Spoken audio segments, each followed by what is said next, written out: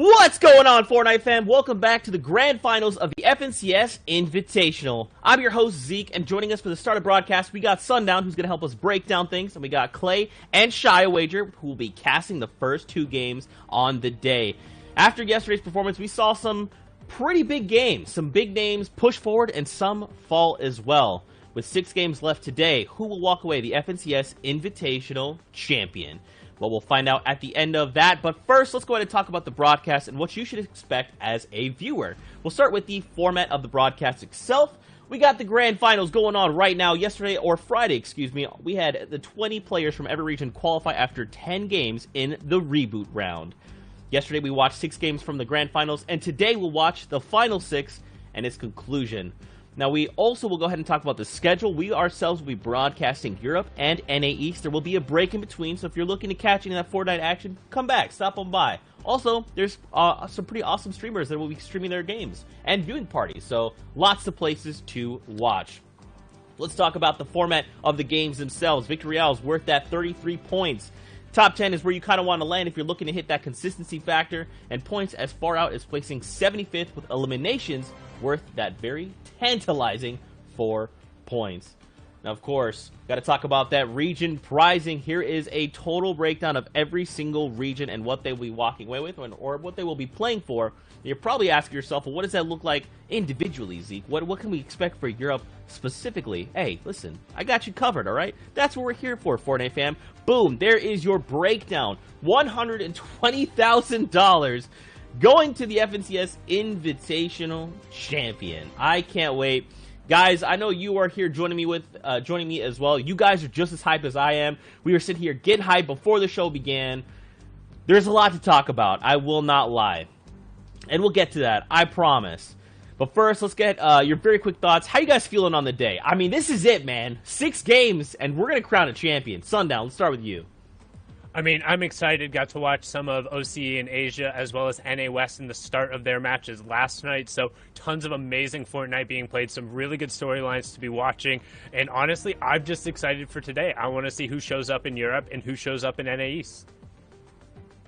I mean, yeah, for me, when it comes to the whole competition all the way throughout to that last game today, it comes down to the final wire, the very last elimination sometimes, because there's some regions who just had a 1-point differential, and Europe and NA East are some of the most stacked that we're going to be watching today.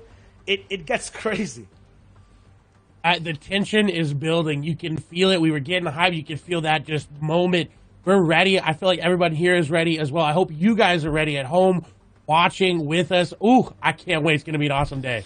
I'm getting hype, boys. Now, of course, we got to remember this is a global competition. There's 7 regions going head-to-head. So let's actually take a peek into the other regions, because we already have some invitational champions. Sundown right there at the top. Jordan holding down that #1 spot with 212 points. We've seen this guy for as long as I can remember, and he's showing the world why he is the champion. Repeat champ #1, first player to repeat as an FNCS champion, doing it in the Invitational here, and his run was absolutely absurd. He managed to score 6 points in every single game, which is an elimination and top 50 in every game. He never had more than 3 elims in a single match, so going through and looking at that, averaging one of the lowest totals, but consistently placing high and high is what Jordan does best, knowing how to make it into the end game. Some more familiar names on here as we flip on over the second page. You got Bola, Sorif, Rel, Carry-On, Speedy, Jinx, Taihu, and Volks rounding out the top 20. But I mean, really, it's just all about how well Jordan was able to play and execute and kind of establish himself among like the top players in OCE. And again, he's one of the few players who can kind of talk about maybe leaving the region and being able to have a major impact.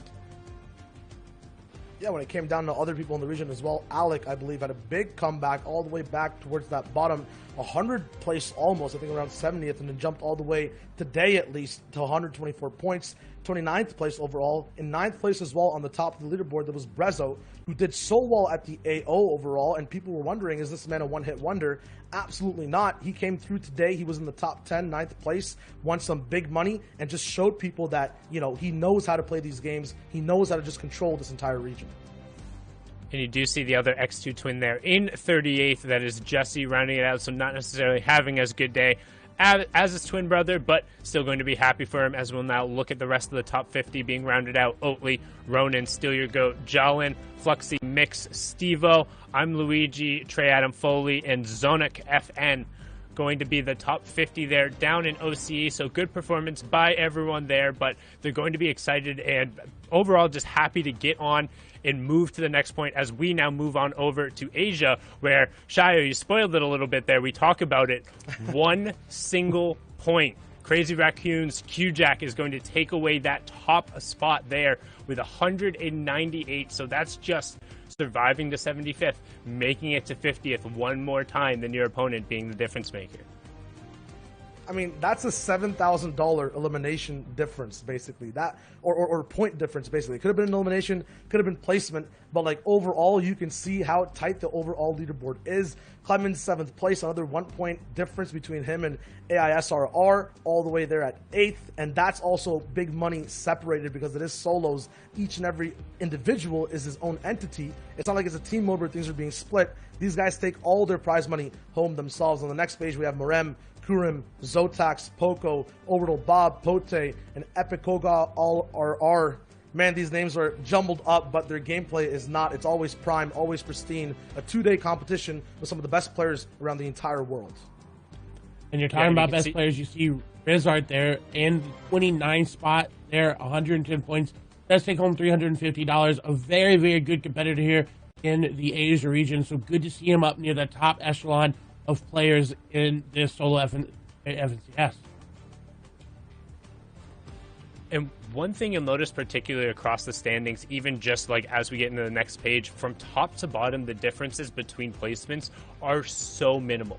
Getting one elimination, getting a top 5, every single game matters across all 12 of these games. And we've seen if you're able to be consistent in every one of them, as Jordan showed, you're able to take it away. As we switch on over here to kind of round out the rest of the Asia results with Macy Fishy, Fortec, Lark, Zanzato, Cassidy, Moffin, Ruri, King Fizz, Small Tub, and then Choco Love in the 50th spot.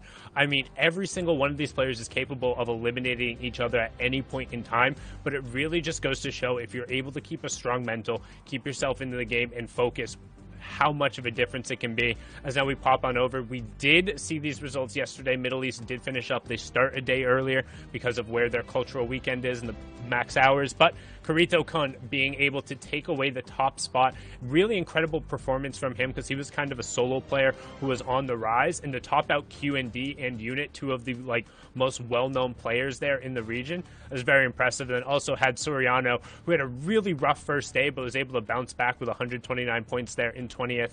Also Sami, Criminal, Abu Fal, Abduella, Scorpion, Gentile, and Virgos rounding out that top 20. So a lot of really impressive players. And again, that's what it's about today, the players and the focus on them and who's going to be able to take away those top spots and who's going to have the incredible plays that we've really seen kind of underscore solos and those final moments.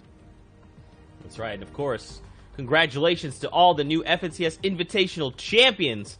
But it's not over yet. The story continues because we still are going to take a look into EU.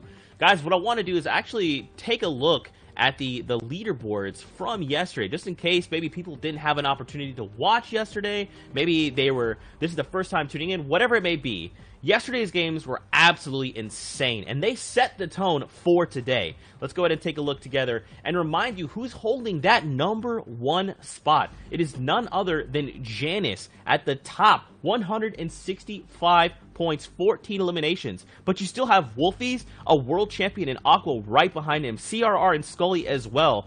There's a lot to talk about here. There is, but the question is, can Janice keep it up? He had such a phenomenal placement-oriented game. He only placed outside the top 10 one single time, and he's up there on top, showing the format working for him. Wolfies, you mentioned, can he keep it up? Can his aggressive playstyle be tamed here? And we'll see if he happens to make second, first. It's all going to come down to the, if we're within a point like we were in Asia, we'll see if it comes down to a point here today.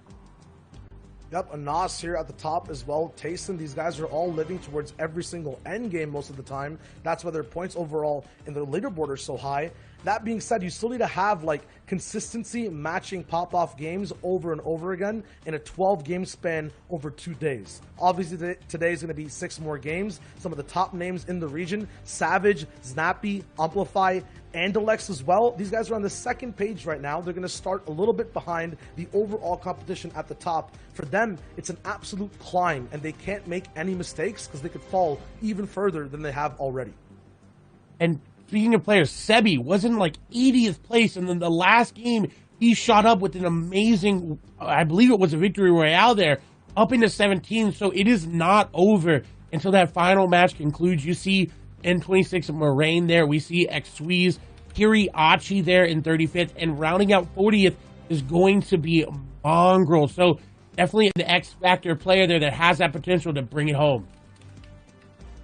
Yeah, I mean, every single one of these players are basically, you know, from the 50th all the way down to the 100th place slot. They're hungry. They've been simmering. They've been watching all these games back last night, trying to fix mistakes, just planning out drop spots. And now, for these final 6 games, it's planning and precision that'll just make the best players stand out from everyone else.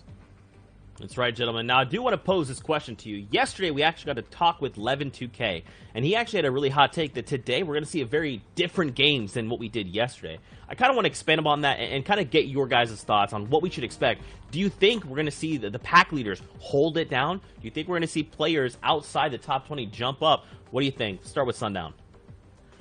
Honestly, I think it'll probably be a mix of the two. It's generally what we've seen the couple of times we have seen kind of these larger format tournaments.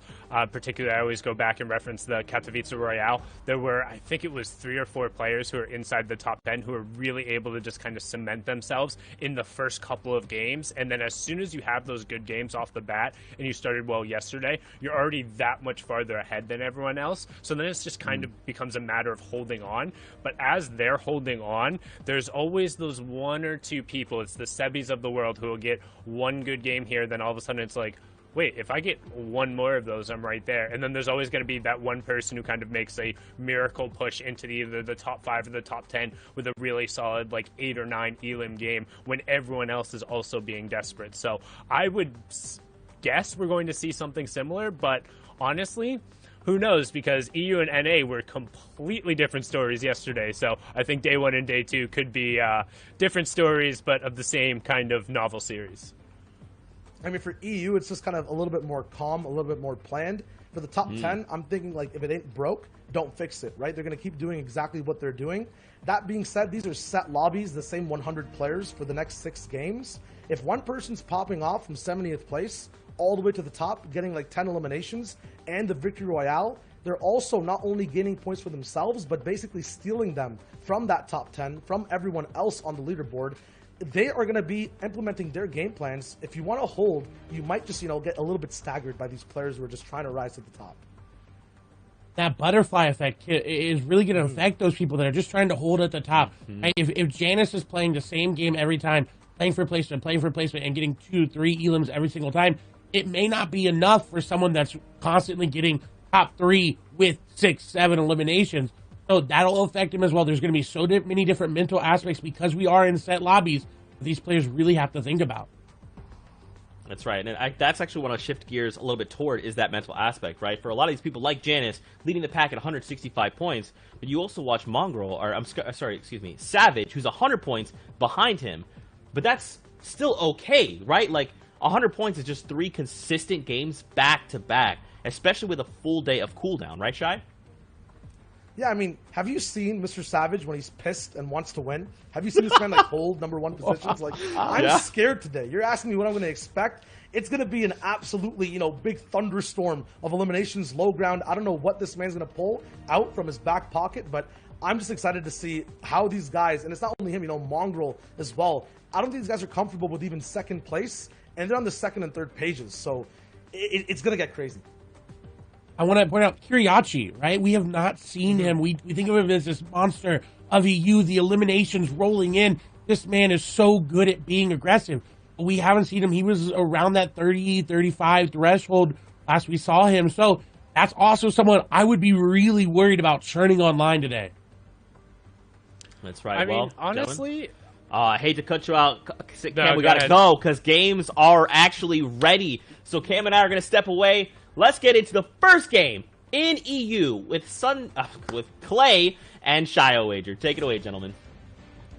It's fine. We all look beautiful, and this region is looking oh so pretty as well. Look at that map. Look at the drops. It's game 1 of Europe overall on the second day. So the 7th game out of the 12th for these players today. But these are the grand finals. These guys are battling for the $120,000 grand prize. So we'll see exactly who is at that top spot right now. It's Janice right now. Frenzy Farm Agency slightly getting a little bit quieter, but Clay, anything can happen, and we're tuning in with the top man himself. It's about to get really sticky in steamy stacks. It is indeed, and Tayson also in that top 10, right? He was there, so both of them dropping in similar areas, able to pull out a really good performance. What is concerning as we hop on board here with our current leader's perspective, he does not have any shields. He's setting up an ambush. You see this right-handed peek here from him. He is waiting. He knows that there's a lot of players around. You see 5 people landing here at Simi. He has to make a play. Does he, though? Because I've seen people, especially we talk about Janice's playstyle, it's very passive, right? He's just very consistent. He lets the game revolve and move past him, and then he plays around those shadows. He just fills the cracks. So I think he'll be fine in Steamy as long as he keeps a low profile. A place that you can't do that, though, is the Yacht. We talked about Savage, the way he tries to rise above leaderboards and hold his position. It's always direct right now. In Yacht, you can't really avoid the fight. It always comes down to an absolute brawl, and he's moving forward. A henchman knocked right in front of him, has C4s, can just explode right off on all these builds and instantly end the fight. It's Red Rush who gets taken out. That was so good, catching him by surprise, turning that fight immediately into his favor. Now going to be able just to loot the rest of the Yacht in peace, something that Savage has struggled with. He got eliminated off spawn a couple different times in the games yesterday, so we'll see if he's going to be able to make it out. If he does, we're going to be scared as we move over to Sebi with a nice shotgun shot onto the player down below. He's putting that pressure down very, very quickly. 52 effective HP. He's trying to get in the box because he's got no material. Shot's going to come through. That's going to be wide, and he gets the other one, but no! He misses. Vortex gets the elimination. That Vortex picks him up, and we talked about the momentum Sebi has and uses and needs. Getting tripped up in game 1. Now he's going to have to wait for that next game to start. You know, just thinking about what he did wrong in that moment in the past 6 games all overall yesterday. Game 8 going to be so important. Game 2 of today, just for Sebi and everyone else who's been taken out. 6 people so far. Clement also got another elimination, but it's Tayson we see here, Clay, moving on the edge of the map, the edge of the world, looking for any type of elimination points. 100 points total overall so far. And he's looking to try to get a little bit aggressive, and this is something that, you know, his play style or not, he's got that potential to get both of these eliminations very, very quickly. You see, trying to surprise Kura. Shot's going to come through. Kura not even able to react as Tayson going to come from behind and get the elimination, and now he's immediately on to the next player. Just looking for the next drop down on height. It's one of the most powerful positions when it comes to fights. The higher you are, the more likely chance you have of landing headshots, the more control you have as well on your enemy and where he moves. So Tayson's position right now is going to be prime, and he can easily just find whatever he wants to do and follow through with it. Right now, choosing to drop down slightly, maybe break into this house, go for those easy shots. When you're on height, you have that element of surprise.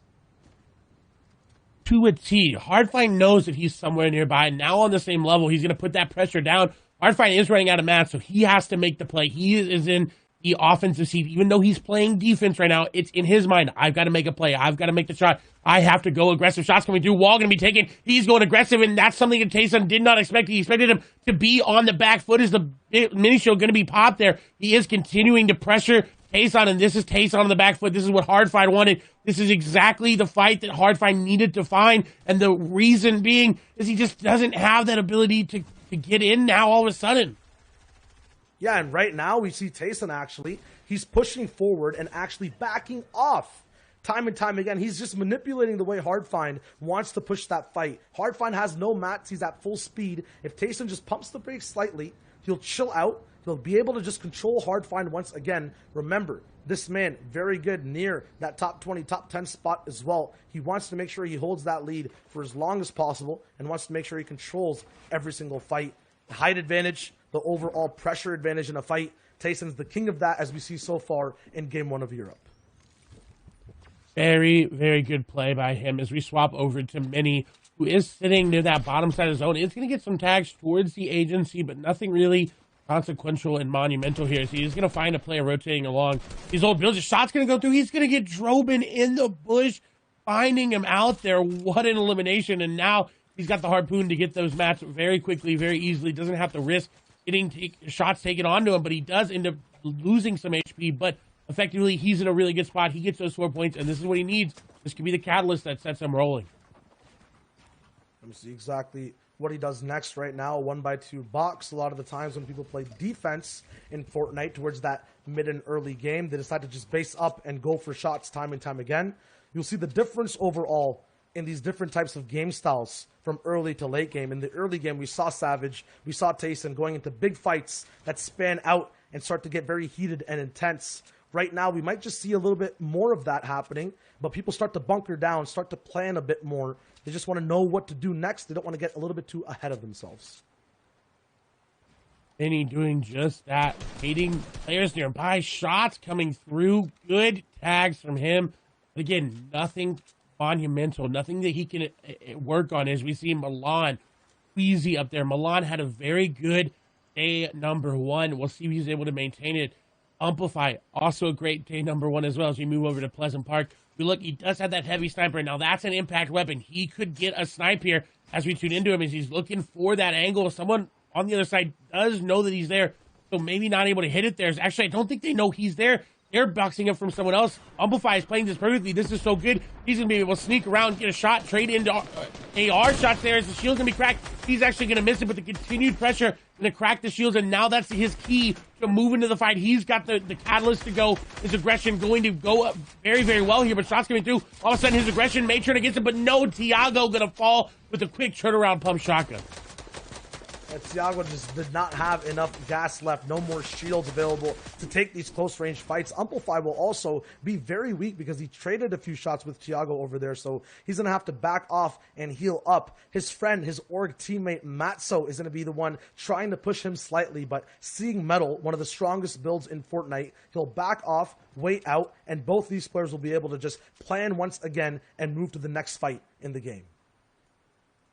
Speaking of the next fight in the game, we've got Airwax versus Lecce brewing up here. Two big names within the European region. Lecce looking to go aggressive, looking to get into the box. He's got the information that he needs. You see edits coming through here from Airwax's perspective. Lecce just trying to get the wall with their SMG. Shots coming through. Airwax makes an edit, and Lecce takes him down. Yeah, this is all about precision when it comes to Lecce, Clay. You're gassing this man up, and rightfully so, because he's so good at ending these fights fast. Just compare what we saw with Lecce to everyone else so far in early game. It was back and forth for him, super decisive, in the box, controlling edits, getting eliminations. Scully as well, top 5 here, Clay. He's in his own fight. You talked about upper echelon. He's going to be fighting all the way for the top spots, has the beams, and gets them down as well. 1 HP, Clay. That was way too close for Scully's comfort. He wants to end that so much more quickly. You talked about it. He said, I'm going to get in this box. I'm going to get that shotgun shot followed with the AR. But the AR spray a little bit shaky. They're able to capitalize on it. But that may be telling for the next fight. And the next fight after that, a 7-tor right above him. He may need to worry about that. As you see another player down below waiting on top of the bridge, Ashley, just to hold him out. As you see, there were a minute left on zone. This could turn into a back-and-forth battle that Scully may not be able to win. He does not have the resources for it as much in terms of shields. Now down to his final mini. Can only ever get to up to 50 HP overall with those items. So we'll see if he is able to find a few more. Right now, another fight breaking out between Blackie and Cartoon, actually getting third-partied or focused on by someone else on the server. So they're going to have to be careful on when they take peeks, when they shoot. They have to stay dynamic. They have to move around. We'll see what Blackie's going to be able to do. 13 builds. He does take a moment just to wait and bait out the edit. That player knows what he's going for. A nice little edit going to cause Cartoon to back up there, putting Blackie on the front foot. No, Mexley is coming in. Snappy is nearby. This is turning into a fourth-party scenario. Everyone in this side has to be aware that if they are not, they're going to get swung up. Mexi going to be able to come behind. Snappy coming behind Mexi. Everybody is coming behind everyone, and the fight is continuing here. But now, all of a sudden, Blackie has realized. He said, okay, I hear this person. I see him now. That's going to give him information he needs to act on. He needs to go aggressive quickly, but he gets taken down pretty low, 51 HP. He does have a flopper, but I don't think he's going to have time to pop. A shot's going to come through. No, he's going to find Cartoon off guard there.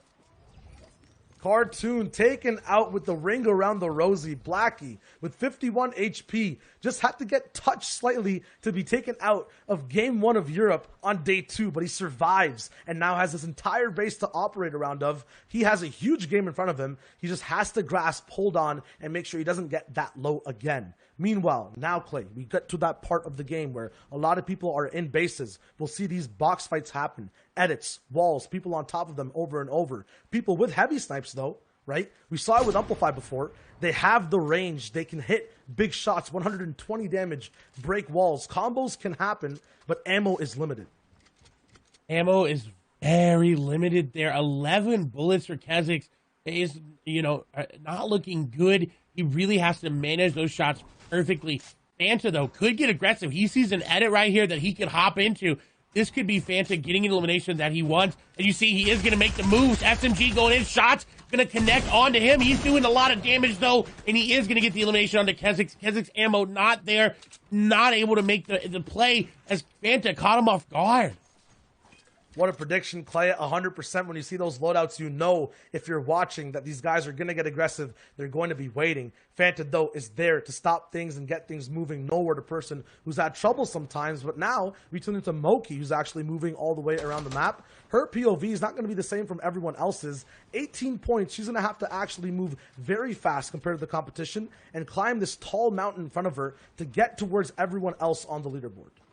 And number 1 just got taken out. Janice is out of this game. That is so big for the standings. Moki getting in a box, shots coming through. She is getting the fight in her favor. Lunif does go down, but number 1 is out right now. Shia, Wolfies could take the lead.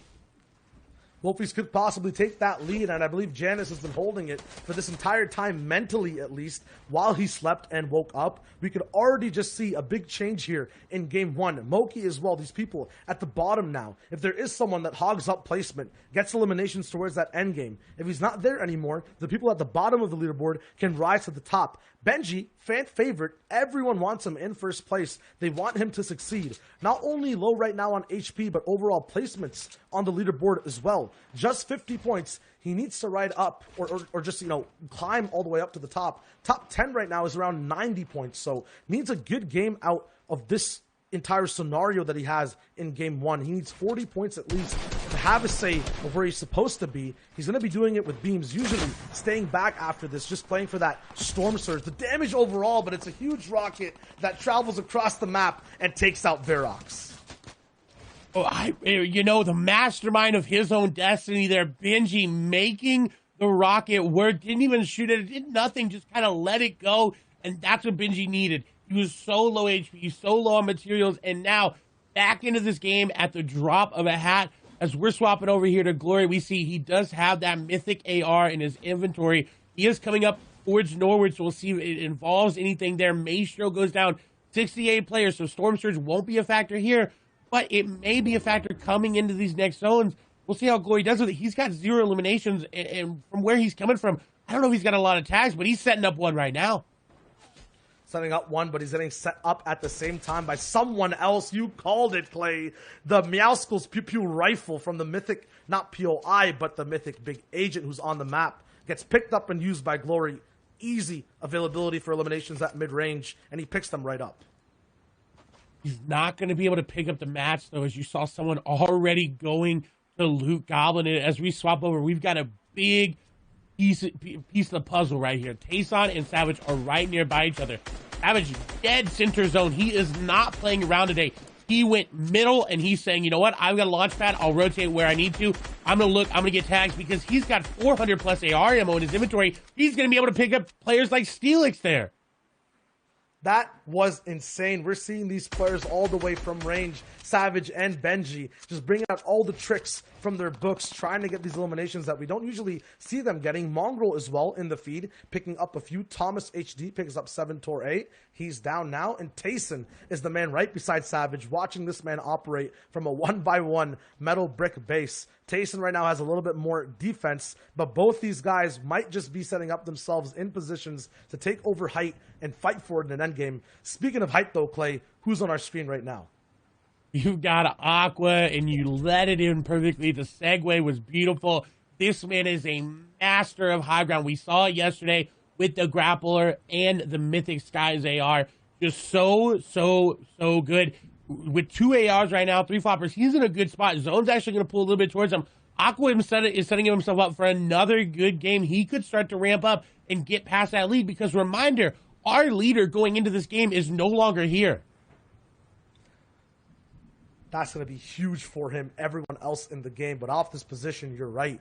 This could be Aqua's game totally. We could call it right now. That being said, though, you cannot forget people moving in, the items they have. Savage is insane, rainbow loadout, so many high-class weapons available for him to use. At the same time, Tayson's positioning just being used once again for his 3rd elimination overall. Does not have the prettiest of loadouts, but he's making it work, has the shields. He can play out this end game. He's at maximum mats right now. He has everything he needs to just take control. But look at who's available in front of him right now. Wakey, Slicks, Milan, Lecce. It'll be difficult. And aLL moving through low ground as well.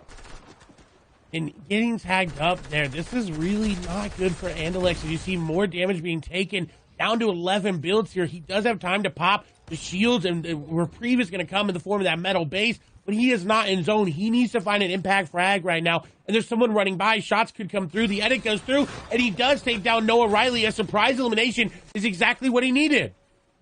And that might just be enough for him to get into the top 10. When he started this game, he was 12th place overall coming into day 2. Now close to that 90-point threshold that I mentioned before, he has a possibility to break in for that star #1 page, but it'll be difficult to break through to the zone. Just look at it, the minimap on the bottom right of your screen. Everyone on that white safe line is going to be just attracted, magnetized to the edge. No one wants to waste more mats and move.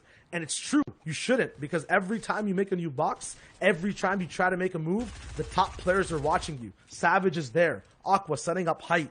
It's literally impossible to even budge or have a type of personality or say on the server. It is, as we see Cash 3 going down there to Enstar. No Storm Surge this zone. Probably going to have it moving. If zone moves to the north, we're going to see a lot of launch pads, a lot of big names going to go down. It's a really hard rotation to make, and it is going to go to the north. Shot's going to come through momentarily, though. And if aLL doesn't have a launch pad here, Clay, to actually move around, is this competition over? What are some of the things he can do to try to get to zone, try to make sure his game lasts a slight bit? What he's doing right there, trying to force that player to drop down or either move up and use a launch pad. Forcing a player to use that launch pad is so critical as you see someone kind of flying on through there, the zone. We'll see, I believe that was Savage, that arrow there. We'll more likely making it on in. We'll see if aLL is going to be able to do the same thing. Forcing that player to rotate early even, just on foot, is going to be so crucial here for him, but he has to do it perfectly. And that's just 2 players that you're mentioning. This type of relationship will go down amongst so many people on the server. As we saw from that big overhead view, there's just about 5 people in zone right now, and everyone else has to move in. aLL is not holding anything back. RPG's being put down. He wants to, if he can, get as many eliminations as possible. If he can't find a way to move, but he finds a launch pad, he pops it up. He's going up in the air now. The one thing you don't want to get beamed, the one thing you don't want to do is get beamed up in the air. You want to find a good base as well to drop down and post up with. He does. aLL is safe for the next portion of this game. And who's not safe is Wolfies and CRR. They both go down. 1, 2, and 3 are out of this game right now. The lead is up for grabs. Aqua, I still believe in this game. This is turning out right there in the middle of your screen. You see Aqua, you see Mitro. A lot of big names that were near the top of the leaderboard. Mitro, not so much, but still able to go anyone's way. Aqua could run with this. Yep, and top 10 Hinyachi's right at the bottom as well. Mitro, though, will be on height. We're talking about how good Aqua is. Now when we see Mitro and his loadout, Sky's loot, the grappler, that mythic AR, it hurts so hard, and you're able to just stay on top and move around as well with the assistance of that grappler. Mitro as well with so many floppers. This man has been saving this loadout, saving this entire moment for the end game, which we're going to be traveling to in just a second. As soon as you see these zones move, that's the hardest portion of the competition for so many of these players. Even if it is Aqua on mid ground, when you're up against the top players at the top, like Mitro Clay, it's impossible, especially when he has this loot. Not yet impossible, because reminder, in the game that Aqua won, he build fought Mitro for high ground, took it from him in the moving zone, and Mitro went down. He got slayed out by Aqua. But this is looking much better here for Mitro, as he's going to get an elimination there onto Kylie, flying through the air, swatted on down. Mitro looking to get another elimination. Shots continuing to go through here for him. He does have to pause or the reload, but Mitro setting himself up for success using the grappler very, very effectively. Yep, now it's all about the ebb and flow, making sure both you take control of the new builds you're building, the new height that Mitro is establishing, and also making sure you use the grappler in tangent with that AR. A balance right now is what Mitro has to hold, and he has the reign on the whole server with it. Maybe slightly too high. He's going to be way far away from getting that big damage down onto some eliminations, but if he has the position, we talked about it early game, how important height is. He can have control. That's another one picked up onto Mage. He gets silenced, taken out of game one so far, and he's looking back in zone. He's playing every single portion of the game. You might be seeing he's slowing down, but a launch pad's there to speed him right back up. Drops down with a Dragoncorn Unicorn glider, and then after that drops down a few more shots over to second height. That could be Aqua. We're not sure. Let's see also popping off. It's a top 12 right now, Clay. Top 12 indeed, and Mitro continuously using the grappler so well. Savage is in here, vibes going down. Savage, Moki in this game, taking out Savage, slaying him there on his run. Lecce in this game as well. And they're going now. It's a top 6 situation. Mitro controls it, but he's losing a lot right now. So many things are happening on the low ground. Low ground is where it's at. That is the chaos that is going to ensue. It's going up this mountain. You see Andalus going down. Mitro taking down Lecce. This could be the run that Mitro needed to get back into the game. Shots coming through. Build battle for high ground. Mitro going to maintain his height. 3 players in this game remaining, and we're not even into ace zone. Mitro, though, looking really good. It's Aqua. Aqua and Rezon. Aqua could run away with the lead if he's able to make something happen. Mitro, though, misplaying just a little bit, dropping down. Aqua getting the shots in. This is reminiscence of yesterday. Aqua going for the high ground is going to take it from him. And now we talked about it. We mentioned it. Aqua on the high ground knows how to win the games, and this should be his to close out.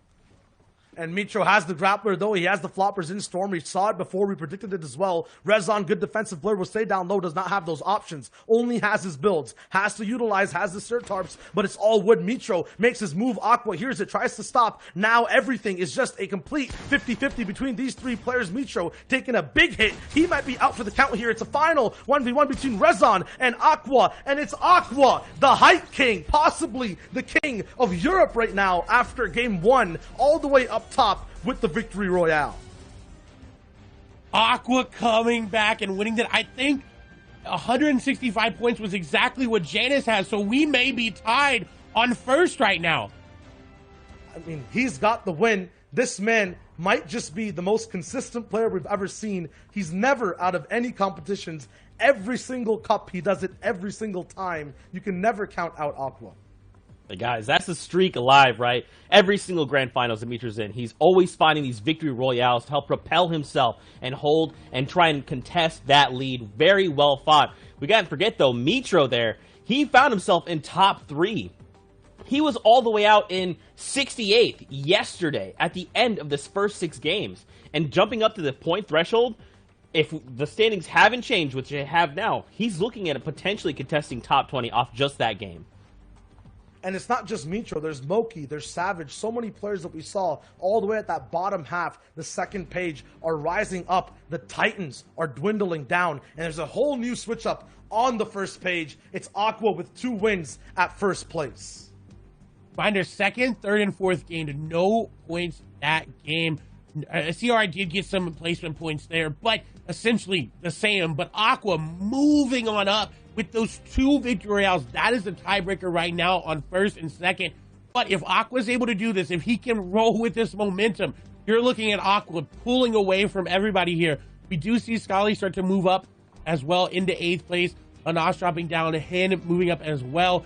A lot of your big names. This is what we expected to see. A Savage moves up all the way to 11th. Savage moves up to 11th. Lecce actually takes, I believe, and Alexa's spot, who actually is a new name now in the top 10 at 7th. Snappy now moves up as well. You'll see the change. Amplify dropping down. Vidil dropping further as well. For every single person that rises, everyone you root for, like Savage, other people must get replaced and pushed down. Styler in 20th. Rezon, after a very good second place right there at the end, taking out Mitro, he's at 16th. On the next page, the man of the hour himself is now in 22nd, Clay. He went from 68th to 22nd place. That is such a huge jump. And like we said in the pre-show, one good game into another good game is going to see him in the top 10 hands down. And once Mitro's in that top 10, his mentality is going to change. He's going to realize that he can continue to dominate. And we may see Mitro top the charts today. I mean, with a performance like that, man, he is absolutely looking for it.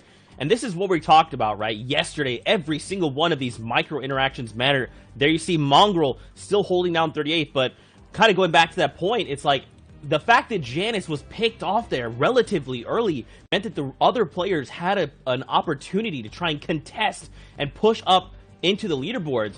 These kind of mistakes cannot be happening, right? The moment that this happens, someone else has a chance. As Shio said, the moment that this happens, someone else has a chance to rise up in the leaderboards, and that's what we saw. Even making top 5 is such a big difference for a lot of these players.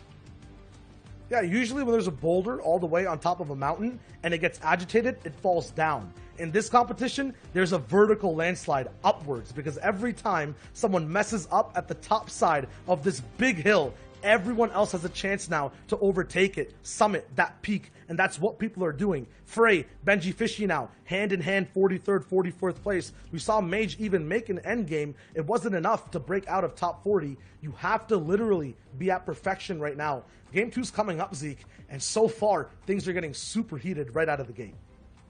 Man, I absolutely love it. Now, guys, we got to talk about it. Is this performance out of Aqua in game number 1 enough momentum, right? He's got that number 1 spot, but Janice is not just going to let that slide, right? CRR, and they're just not going to let that slide. Is there someone else on the outside looking in that could potentially even contest this, or do you think this could be it? Like, Aqua could make that push. I'm thinking about Savage, right? Like, this takes me back to DreamHack, right? Yeah, I mean, I'm thinking about Savage. I'm thinking about Tayson as well. You're talking about people that can contest it. We saw some really good gameplay from him just for a day 2 standard of playing passive, playing for information, and he's hiding out there in the top 10. He's not calling attention to himself. On your point for Aqua, though, I don't even think he's trying or getting started yet. This is just normal Aqua gameplay. We see it almost every single grand finals. I haven't seen much crazy things. I mean, he's an elite player. He's just doing what it does. Another, like, what, Saturday, Sunday for Aqua. And I want to point out, both times were on fights against Mitro. Both his wins, right? Mm-hmm. The first one, he eliminated Mitro and got the grappler and Sky's AR. This time he did not, but he pushed him down. He took high ground from him at a crucial moment, and that is what secured him the victory royale. So if Aqua's able to continuously find Mitro like that, it's looking good for him. I mean, you know how impressive it is to silence someone who has a grappler and a mythic AR from that end game with nothing really, just your builds? We saw it in NA East when I believe it was Stretch versus Neon at one point, and Stretch barely had any builds, couldn't hold on. Aqua, though, just made it look effortless, seamless all the way at the end. Europe, I said, was a more calm region. Every single person has a plan, and when they clash, it's like just looking at a math equation. You can see who's the bigger number, who usually wins, and right now my money is completely on Aqua. Oh, big word, Shy. I love it, dude. 6 games today. It's only 5 left, and this is it, man. This is on the tail end of the competition. Every single decision these players make matters, right? Like, there has to be these, they have to try and minimize that RNG factor we like to talk about, right? Trying to take their destiny into their own hands, especially off the backs of yesterday's games, right? A lot of these players maybe didn't have the best start. How do you guys think they might have, like, run it back? Do you think they just were like, look, today's a new day. I just gotta play me, right? I gotta do me. What do you guys think? I mean, some advice I have for players in grand finals a lot of the time with limited games and set lobbies is that you'll have that one game where you do get the zone. you'll have that game where things are given to you or are in your favor. You must grasp them and make the most out of that game. Try to milk it out, right? If you're on height, maybe playing it safe might not be the play. Maybe that's the only time you'll get to have any type of eliminations. If you go on the leaderboard and just look from game to game, there's a lot of people who just have maybe 1, maybe 2 eliminations. They never even get to break off of 5. So when opportunities are given to you, you cannot miss. You must take them, and you will get the chance. And people that did do that was Moki. She took every opportunity, got 6th place there. After not having a good first day, she said, you know what? Reset the mental. I'm coming out swinging. And look at where she's at now. Pretty high up in the standings. For so many of these players, it just feels like that fire's like been reignited in them, right? Like they're showing that even though they didn't have a great performance yesterday, they're still in this and they're not ready to just kind of roll over. They want to try and not only hit number 1, but even just making it a top 20, right? Top 10. There's still a considerable amount of prize money on the line. Yeah, I'm sure a lot of these people would love to say, look, I've placed first, but still even being able to place top 10 at the level that we're playing with, at the amount of heads and the skill that is clashing right now. For so many of these guys, you gotta just imagine, like, they're giving it their all, and they're literally showing us that, right? Like, it's not over. That's what I love about this, is that no matter what happens, these guys are ready to crack back. They're like, it doesn't matter, Zeke. You gotta believe in us, Zeke. You're right, I do believe in you, and I will continue to believe in you. Guys, we are getting ready. You'll see, though, yeah. Oh, go ahead. Oh, no, I was going to say that, you know, things just get flipped, because right now, everyone that was not confident is boosted up, and everyone else now has to fight back, especially the top 3. Dude, I love it. Well, guys, it is time. Let's take it into game number 2 of EU with Shy and Clay. Take it away, guys. As we hop in, we're going to get a nice big POV of the map. You see Shark heavily contested. Zone's actually going to pull that way there. This is game number 2 of day number 2. There's only 4 more games remaining after this, so the stakes are at an all-time high here for these players. Yep, right now it's all about thinking about how last game went, what to do in this one. We know who had the best one overall. It was Aqua, who's now all the way up in first place, tied and winning the tiebreaker with 2 wins overall. We saw one of them today, the other one yesterday. This is a 2-game competition. Today, we are on day 2, as Clay said, and Aqua's completely uncontested, staying chill, getting those floppers once again, setting up his game plan for the rest of the game. And he dubbed this Aqua Island, right? That's his area. He knows it. That's his domain. You don't want to step in to the top dog's domain right now. Anybody that comes through on rotation, he is just going to steamroll through if he's playing the best of the best gameplay, which he is. You saw it last game as we move over here to Martine, who is near Misty Meadows, looking at a big mountain ahead of him. He's got to get a really good performance coming, as we see Heavy Sniper already in hand. Could go for the snipe here.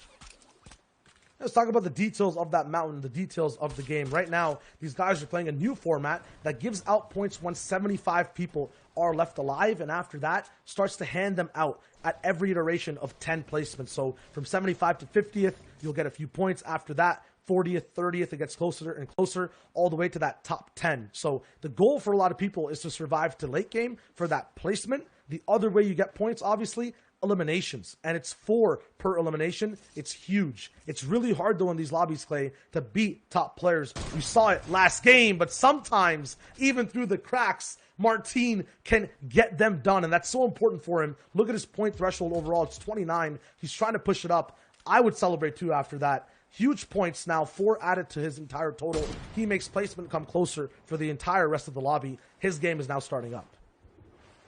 Ramping up indeed. I want to point out Moki also went down early, so we won't be seeing her in the rest of the game. But still, 5 more games to go. 4 more for her, 5 more for everyone else, so she can make something happen. Artur, though, fighting at 7 Tour.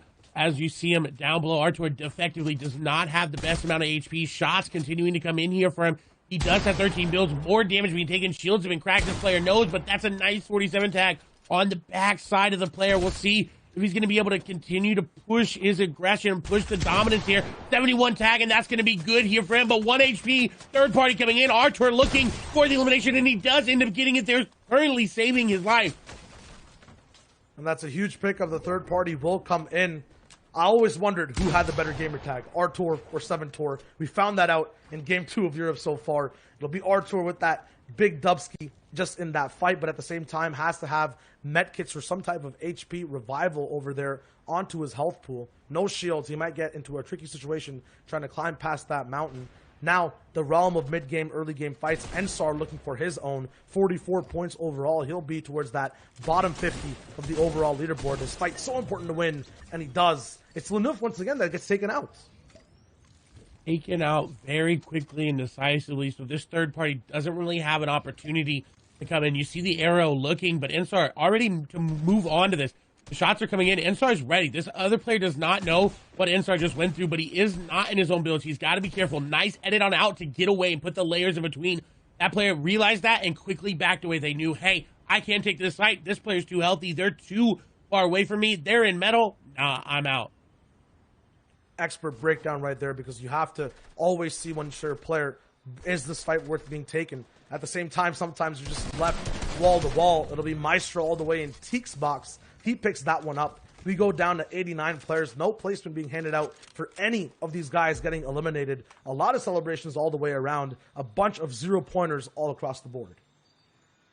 And Maestro trying to add insult to injury there, pouring a little bit of salt there into the game as we move over to our second place player right now. Tied for first, but the Victory Royale is putting Aqua ahead. So Janus really needs to find an elimination or something to get him back in, because he knows where he's sitting on that leaderboard. He can see it in between games, so he knows, hey, I'm tied. I got to do something that's going to make me stand out. And Curly right now, continuing to get tagged up, continuing to use those shields in his inventory, is not doing well for him.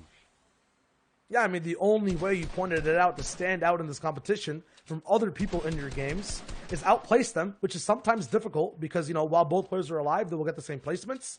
But eliminations are the big thing that you mentioned, Clay. And Janus will try to get those long beams down. We saw in Europe, at least in Game 1, that that was possible. But if he just survives longer than Aqua by a little bit, he might be able to win it out. He is one of the most consistent survivors in the end game. Aqua, though, is one of the most consistent winners right now with 2 wins overall, so we can't actually expect it. Right now, Moraine does expect this one individual to be in a bush. At the same time, does not have the result that he wanted in checking and clearing it for free. 70 damage almost taken overall to his health pool. He'll be able to heal it back up on his wall, though, phasing in a nice ramp flip right there for Moraine to get away, but can he survive here, Clay?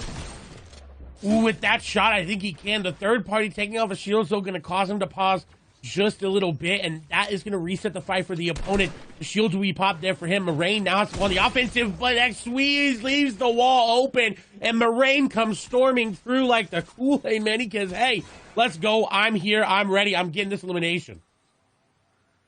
And he's still just vibing through air, walking by, not even understanding what just broke down, the precision in that fight. We go from bush to bush all across the map. Kha'Zix, we saw his passive play last game. The drop now switched up. He's more central towards the map, and he's going to be looking to actually get cheeky maybe on an elimination. There is a box fight going down, and he might just be the third party there. 9 points. He needs a huge performance this game.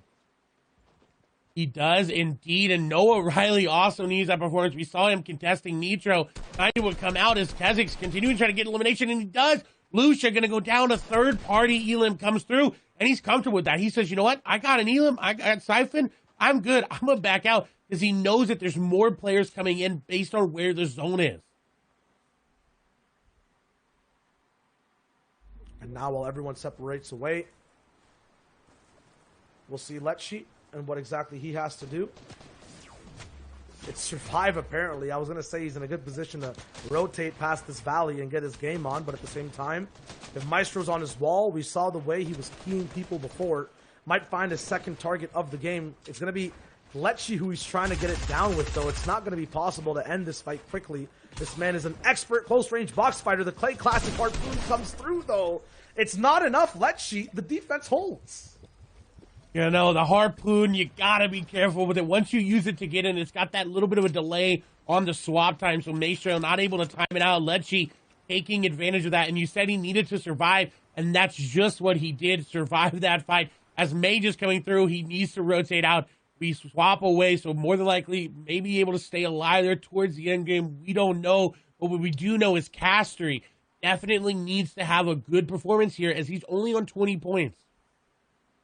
I mean, 83rd place overall. He's trying to climb up. There are big rivals and defenders of it, though, because we just saw Lecce take out Maestro. Maestro was 35th. Lecce up at 12th. Now, obviously, a little bit higher after that, but he's trying to hold people off from climbing up top on the leaderboard, very similarly to what's happening to Castry right now. Not sure who this is above him, but this person just looking out to beam people and move. Seems like he's in a very good spot, not too desperate for eliminations. At the same time, setting up traps. What a good angle up top on a wood ramp. You can usually see through those, but he just plays around the double stack of two bills on top of each other, plays around the shadows, and now Castry is in a lot of trouble. A lot of issues here with this fight. He's on the hard mats. He's running out of it. As soon as he swaps over to that wood, into that brick, the player's going to know. They're going to know, hey, I got this guy in the back foot. He does have 3 floppers, but the lack of shield's going to cause an issue. Edit going to come through, not going to hit the shot, trying to do the stair phase, but not going to be able to do so. Dropping on down. This may be what he needed. There's layers going through. He may be able to turn it around. SMG in hand. Shots coming through. He is going to push out, and Nate going to go down. A very good play by Castry. Man, a lot of these players are playing defense and holding out. You can just see how badly they want to survive. Castry, though, put back on his own back wall as well. On the back wall of the tournament, too. He needs this game. 24 points. It's not enough to just get taken out of the competition here at this moment. He has floppers, no more shields. He can survive a little bit if he gets tagged down to white HP, but that won't be enough to be able to just have too much breathing room. It's Snappy who's right above him, so high up on that leaderboard, towards that 11th to 20th place slot right now. Chapik's moving by as well. Castry is caught between a very, very tough spot between so many top-tier players. As we see Snappy now changing focus here on to Chapik's on the rotate, and they all decided the moment right now, hey, zone is more important. We're going to rotate in. Snappy, though, wanting those beams. He wants to get that pressure. As you do see, Storm Surge is there. It may be an issue as Snappy says, hold on, wait a minute. Y'all are fighting without me. I want to get in. I want to get involved. As you see, trying to sneak his way on through. Shots going through. We know someone's already low. Rezon going to go down. That means Castry's still there in the fight, but he's immediately disengaging, and Snappy coming out victor with third party that he was already privy to. Well, that's what Storm Surge does, Clay. When the server basically forces you to fight because it doesn't want too many people surviving, there's a little bit of aggression that's needed. Everyone needs to rise up and do more damage than how many people there were alive. For the first Storm Surge threshold, really, it's 70 players that need to stay alive. Over there, Snappy becomes one of them, but it causes people to really kind of tunnel vision towards their fights. They really want to deal out that damage. Because of that, you can have third parties get the easiest pickups possible, and that makes waves on the leaderboard if it happens over and over again. You'll see Storm Surge pull up once again once we get towards that later game we were looking at last time, but Skale, all the way up top on the leaderboards, will not be able to see it. This time, Mage has a proper spellcast with that mythic drum gun and finds one elimination before we saw him taken out. Now he'll be powered up, super buffed to see exactly what he does next. He has so much loot to work with. His game is now developing. And that was a fight because of Storm Surge. Scally was not high enough on that totem pole where he needed to be, so he decided to push it. I believe I saw CRR go down as well in that feed, so another big name out of this game as we move over to Vidil, who's continuously putting this pressure down onto this player. Norwood going down, Frenzy going down, Storm Surge taking effect. Vidil is going to come out. I did not think he was. Fremont had him on the ropes there, but Vidil able to make those edits here, and the shotgun shots just connecting in time as Storm Surge turns off. It makes people make interesting plays. And that was pressure on the whole lobby for the longest time. Some pressure relieved here, though. You have to understand, we saw Scally get taken out. This man was in 8th place. Vidil gets an elimination, 19th place. He has a little bit of leeway to now move up in the ranks, possibly pierce top 10 if he has a good game. Anas, though, is up there in that top 10, 116 points, 1 elimination already. 9th place right now. He's holding on, but he can surpass Scally and cement his place on the top spot of the leaderboard. It's early. If you do it right now, you don't have as much pressure compared to games 5 and 6 that we'll see later today out of Europe. He has a very nice loadout when it comes to power in his items, but the utility is not really there. No shields, no launch pads, just a bandage cannon. If he gets damaged right here, Clay, it could be the end for him. It definitely could, but he's being very aggressive because he knows that. He realizes that that's in his head. Realizes that shots going through. 139 takes a big chunk of damage, but he put more back as shots coming through the stair in, and Savage going to go down. A huge elimination there for aNOS. And it's iDrop that goes down at the same time. A poetic, dramatic disaster across both duos who played together before, taken out at similar placement thresholds in the second game. I mean, they might have to talk to each other and see exactly, get the mentality back, because these guys were both trying to climb up. iDrop had such a good game last time. I think he just pumped up towards 35th, 24th place kind of. He was rising. Savage we saw last game too, towards the very end, taken out by Moki. This time, they're frozen now in time. Janus will be able to find shots though. He's just ice cold. We're talking about freezing things in boxes. His shot never misses. He waits for opportunities and he clenches on them. He's in a solo move now towards that loot. He gets the refresh too, Clay. Look at all these items. And all of that on an elimination onto aNOS. So Savage got held out of the top 10 by aNOS. aNOS got held out of the top 3 by Janus. So everyone playing gatekeeper at the top of the leaderboard right now. Janus is coming back. And yeah, Janus, while he's holding people out, moves up. We talked earlier, you mentioned it, Clay. It's eliminations that Janus needs. He finds one. Aqua, so far on the edge of this map when he started off his game. We talked about it. He was on Aqua Island finding floppers. He is not online yet. And Janus will be the one to just take this game by storm. Tiago alive once again. Finally, Mage gets pierced through his builds again. Andalex watches over. He has a chance for that top 10 too. Droban is just trying to climb back. Every single portion of the leaderboard is just activating, glowing right now. Every movement, every shot has an overall effect on points. 62 players left alive. Droban tries to get into the box. Although it's not endgame, it feels as intense. This elimination could be so important. No eliminations just yet. The harpoon is there. One wall separating Mage from certain doom, disaster. Droban tries to find him a huge shot from the green pump, and he has the mythic drum gun now. And the unwavering confidence there from Droban. He did not care that Mage was making all these plays to get up, to get out, to make the right moves. That final decision from Mage was capitalized on by Droban. And you said it may not be endgame, but this is Grand Finals Day 2. Every stake, every elimination, every move you make has so many ripples throughout the pond. As Trulix is going to go down there to Frey, but Mongrel right on the backside. Mongrel going in, shots going through. One pumps Frey, and Mongrel might be starting to come back here into this game. Everyone's rising up. We saw Droban move up across the board from 81st on to 41st. Now Mongrel, who was in 40th so far, is trying to move himself towards the top. Savage, not there in front of him. iDrop, not a competition factor at all in this game for this individual. aNOS taken out. There is room for Mongrel now, but there's other players ahead of him too. Queasy, Milan, they're looking for their spot to take over. And I think everyone can see that. They're tracking that elimination feed on the top left of your screen as well. They want to make sure they get aggressive, get these eliminations. They know that this is their window of opportunity here in game 2. And everyone is box fighting. Look at the mini-map on the left side of this zone of Pleasant Park. No one wants to travel to the center. They want to milk this position for as much as they can for a point so far.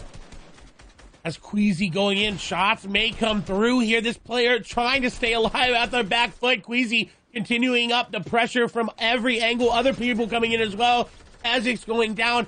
And I want to point out, we have yet to see Janus, Aqua, and Tayson in this lobby go down. So that is so big. The top of the top are here. They are staying alive. They are making it matter most.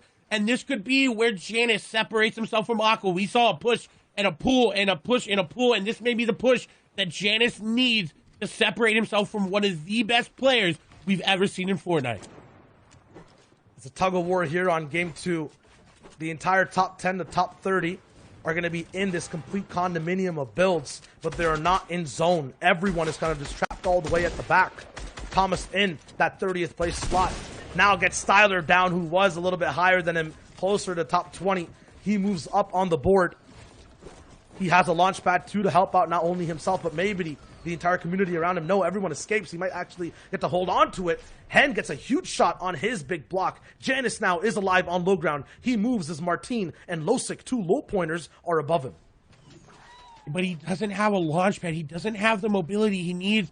Again, he's running through fights. He's moving very eloquently through these builds. As we're panning in to see what Martine can do. You see him barely, more than likely, going to be able to skate in underneath Martine. Janus in a good spot.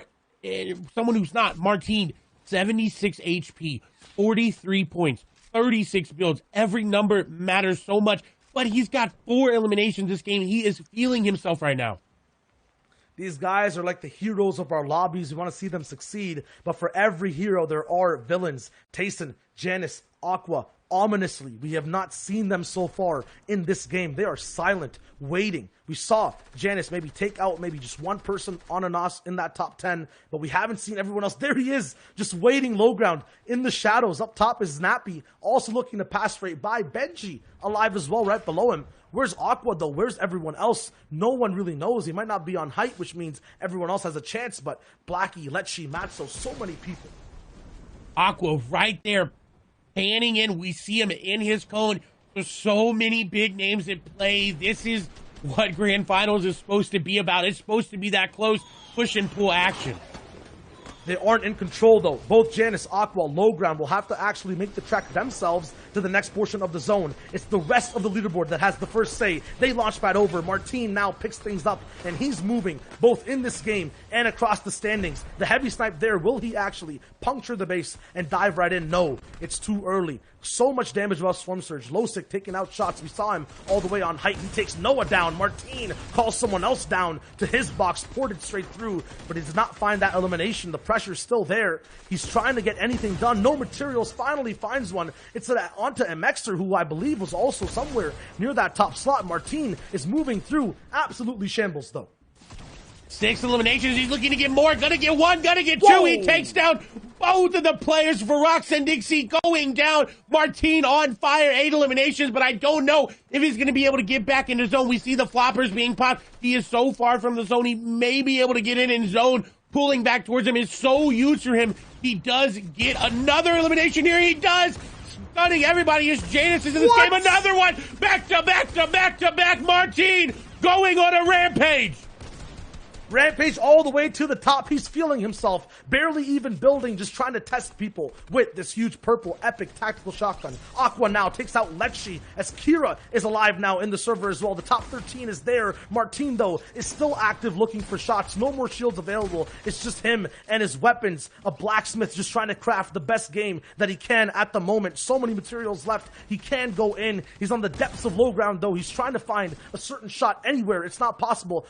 Maybe a little bit of a pit stop. He gets in the box. That's a huge pickup, and it's on to Janus. Janus going down. Aqua went down. Tayson went down. They're all out. They're all out of the running for that top placement threshold. And Martine, though, with 12 eliminations, is looking to bring it home. He's looking to make this game his. This is where he climbs to the top. This is where moments are made in Fortnite. This is where the run starts to cement as one of the best ones if he's able to keep this up. Someone in his box, though. Mythic Drum gun in hand. Shots coming through. Unfortunately going down as Thomas takes down Hardfight, who took down Martine. It's Thomas. It's Cammy. Someone who was around 60 points before we saw him last. Thomas making it work. This could be his run. It may not be as great as Martine's, but he's making it his. He's making the shots count. He has the high ground. Cammy on the low ground. We see running out of Matt Thomas getting another angle. Cammy going to try to make his way up. Edits going through. Build fights happening. Side jumps getting connected there. No shots being taken on either portions here. Thomas, 4 eliminations. He does have little builds remaining. Cammy trying to skirt the edge zone, trying to make something happen here. But I think this is going to go over to Thomas. Thomas now at that 100-point range. He's soaring all the way through both on height and those standings. Cammy is just trying to survive down at low. He does have that grappler, I think I heard in the box, though. This will be a 1v1 drawn out. 1 minute left on this zone. The clock ticks down. Harpoons available. The heavy snipe Cammy needs to use to just make a little bit of breathing room. Thomas, though, still at the top. Cammy, no mats, has the harpoon, trying to get Thomas down. Thomas just trying to survive. I think both players have no materials. It's going to go down to the final punch, the final 50-50. Thomas up top with the AR, tries to find it. He's actually lower than Cammy. The beam is there. It's a final gamble, and it's Thomas who has the beam. Cammy goes down, mispositioned, but aligned true to the top of the leaderboards. Thomas takes the second win in the European region. 2 big runs. Thomas and Martine going off that game. And we will have to see how it impacts the standings, because you know it is going to blow those wide open. Guys, there's so much to talk about after that game. First off, shout out to Obs with the sickest wide shot, highlighting all of the big names. You guys are amazing. Keep it up. All right. First of all, Thomas, there, he doubled his points coming in from that last game. He literally went into that game with 66 and ended 119 points. That's wild. Martine, first off, with the most eliminations in an FNCS Invitational game. What the heck? What the heck? Did he place top 4? Guys, we gotta look at these standings. This is gonna be the biggest shakeup we've seen so far. I talked about it before this last game. A lot of these players on the outside are saying, we are not done. Do not count us out. Right now, though, Janice still holding on for dear life in that number 1 spot. Aqua there behind. Wolfie's taking up that 3rd spot mantle yet again. You could just see the dominant lead these guys put out in day 1. The doors have closed on these guys twice so far. Aqua pulls all the way up. Andelix now from 12th starting out in the day all the way at 5th. The rest of the leaderboard is now catching up. The competition that was ahead by 20 points overall on Europe is now close, side by side. A 1-point game between 4th and 5th. A 2 to 1 point game between 6th to 8th. Everyone's here. Scale is now in 11th. Snappy is moving up. Savage now in 18th, slowly inching forward. But it's Martine, it's Vidil, it's these people who are having insane games, making these top 5s on day 2 that are really making a name for themselves here, Clay. They are indeed, and that was Martine's gateway into this next game. He needs to take that momentum, and he needs to roll with it, because he can go from so far down on the leaderboard to number 1 in just a matter of 2 games, and that was game number 1 that he turned online. Game number 2 coming shortly. Definitely needs to keep that momentum rolling and keep it up. We will see. I definitely think after those eliminations that he got back to back to back to back, he is one player that we have to keep our eyes on. Yeah, and everyone that's having these 2nd place finishes, these 3rd place finishes, are finding themselves very side by side to each other. Rezon, Cammy from game 2, Mitro from game 1. They're now from 21st to 23rd place. If you have a good run, you put yourself up, but you need to have like 6 good runs to be able to break that top 10 who are alive every single game. iDrop falls down to 36th place, but at the same time is still surviving as Mongrel moves all the way up. So many players, though, are getting these one-off eliminations in-game. We saw Artur get one onto 7 Tour. He pulls himself up and breaks a few tiebreakers. It's a game right now, I believe, of 5 points from 31st to 40th. That is so close. That is 1 placement and 1 elimination. The stakes are so high. As we continue to look through, we see Benji there in 50th. I want to point out that if 58 points, right, we saw 188. That's 130 points. That's still doable for someone with the name of Benji Fishy. That man, we all know, is insane. So do not count him out just yet. That's right, guys. Thomas just popped straight through. Like, these games are so close, and every elimination matters. Dude, that was only game 2, guys. We have 4 more games of this. Europe showing us why they are the craziest region out there. You got to love this. Shy, Clay, thank you guys for coming on for the first set of games. If you guys aren't following these 2, you need to do that. Some amazing individuals. Now, Fortnite fam, we are going to go to a break, but don't get too far away, because when we come back, we'll have games 3 and 4 out of Europe in the FNCS Invitational Grand Finals. Stay tuned.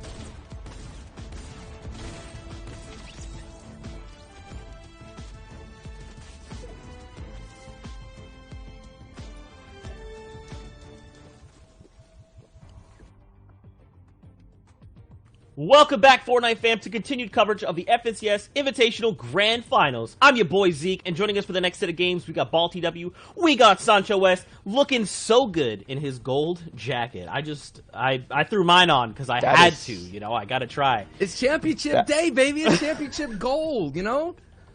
I got you, man. But, you know, we got some special stuff going on right now. I just got to give it to Clay and Shire right there for a great cast. But also these games, man, the stories write themselves. There's so many things happening at the top, Zeke. Like, literally, we can't even keep track. Janice holding on. Aqua's starting to rise. There's just too much, man. It's so good. Well, we're getting ready because it's already time to go to the next set of games, gentlemen. It's time to put the pedal to the metal. Let's get it, Bala. Let's get it, Sancho. Let's get it indeed. It is game 3 here of the final day of the FNCS Grand Finals. Bala, what an unbelievable first set of games. And I have to agree with you, man. Shio and Clay brought the action. And our players here today, Bala, are bringing the action as first zones revealed. That it is, and a lot of different things unfolding along the map that we have to be paying attention to. Obviously, the players up in the lead who are pushing forward. Some other people too, CRR still trying to hold on. He fell a little bit down out of where he was yesterday. Played so well. Actually still holds the most points in a single game with his 10 elim win yesterday. We'll see if he can turn things around. Now, Tiago's actually going to lurk up on him. He did get the shield off, thankfully, so CRR has an edge, at least in the time being. He's going to go to a full fight here. That SMG spray comes down. He easily takes out Tiago. There we go. CRR getting another 4-point there. Going to be able to work his way up. Is one of those ones that we've been seeing what's been happening today. Sundown said it earlier. The mix-up of the top being consistent and someone having a pop-off game. We did see one of the craziest pop-off games on broadcast with Martine. And there he is, the star. And Squeeze is going to come up in Martine and maybe dampen how hot he's been today. But this is what I'm talking about. Sweeze, coming from the reboot stages, has this opportunity to kind of squelch out Martine. He's going to have this ambush opportunity, but Martine susses it out.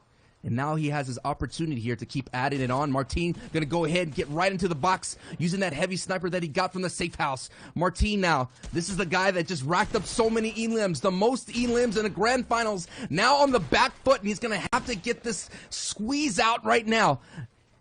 Only one shotgun here, Bala, and he has to fall back a little bit. This is scary. This is dangerous. Now down to 5 HP. It's not looking good for Martine. Martine now on trying to bait out the bandage. Now he just kind of disengages here. He's running for his life. Yeah, but he doesn't really have that many mats to actually contend with this. He's just got to find a brick box to hopefully pop a bandage or two. But now they play right on his wall again. Finally some space, but not enough. As Squeeze is going to be able to react to the edits that Martine tried to push onto him. And that's another one for Squeeze. You mentioned it, the way that he has been playing through the reboot round. And yesterday, too, he has been able to contend with some of the best players in the game. Yesterday, you remember that fight iconically at Retail Row against Benji Fishy where he took him out. So stopping players who are on fire, in a sense, in their tracks. Artur on the side of the map starts things off strong. Already going to be able to get in the box, but no, well played from 7tor on the other side to get right back down the mountain and into a box of his own. This third party now is going to slow things down, but no, actually, Artur keeps the gas up and finishes the fights. Has plenty of time now to really assess the situation. Kind of reminds me of the battle of the tours here. We have like a little mini show within the show action. Reminds me of the good old-fashioned Tilted Towers battle between Aiden and Nick Merckx. And we got the tour battle. It's a nice little check-in with a tour coming in with 29th place. Hen started off the day around the top 10. One of the favorites. A lot of people picked him as the dark horse. And I think he has that ability to kind of boost himself up into the upper levels of the leaderboard. We talk about gateways, talk about getting in through. Hen has that opportunity here, Bala. And Dark Horse is exactly how I'd put him, because throughout the weeks leading up to this grand finals, in week 2, he had 2 wins to start things off. Definitely turned some heads and still performing pretty well. I drop, not going to expect this at all. And yes, a big 1 pump from that legendary pump shotgun will easily drop. I drop former Mr. Savage duo partner now, trying to make his path by himself, something that he was harping on And I'm not sure exactly where he... Actually, no, I do. Thanks to Zeke in the back, dropping me the knowledge. 36th place where I dropped yesterday. He's at 70 points, so Hen not too far ahead of them. That's one of those interactions that you have to wonder if that's going to put Hen, really solidify his spot at 15th right now. We're looking at aNOS, who took out Mr. Savage in the last game. This fight that's been unfolding throughout all of the games. Every single 6 game yesterday happened, and aNOS came out on top of Frenzy. He's going to do it again. This guy does not stop. Every single time this early game fight happens, he's there. But this time, it's different because there's a third party in the mix, which was not happening yesterday. And aNOS now down low. He's going to have to reload everything. The player up above not really joining in, not joining the fray at all. And he's going to back up. That's Verox up on the hill. So he's fine for now, but if Verox decides he wants to stay, that could be a problem. aNOS now going to hopefully sneak away. Yes, I think it's going to be a disengagement from both sides. And it's going to be A-OK for now because aNOS all the way down south, there's actually plenty of room for him to work with in that first zone. A lot of space to build outs down in the south of the map and around the corner. It's going to be really nice. Alpha now moving out of Frenzy Farm as well.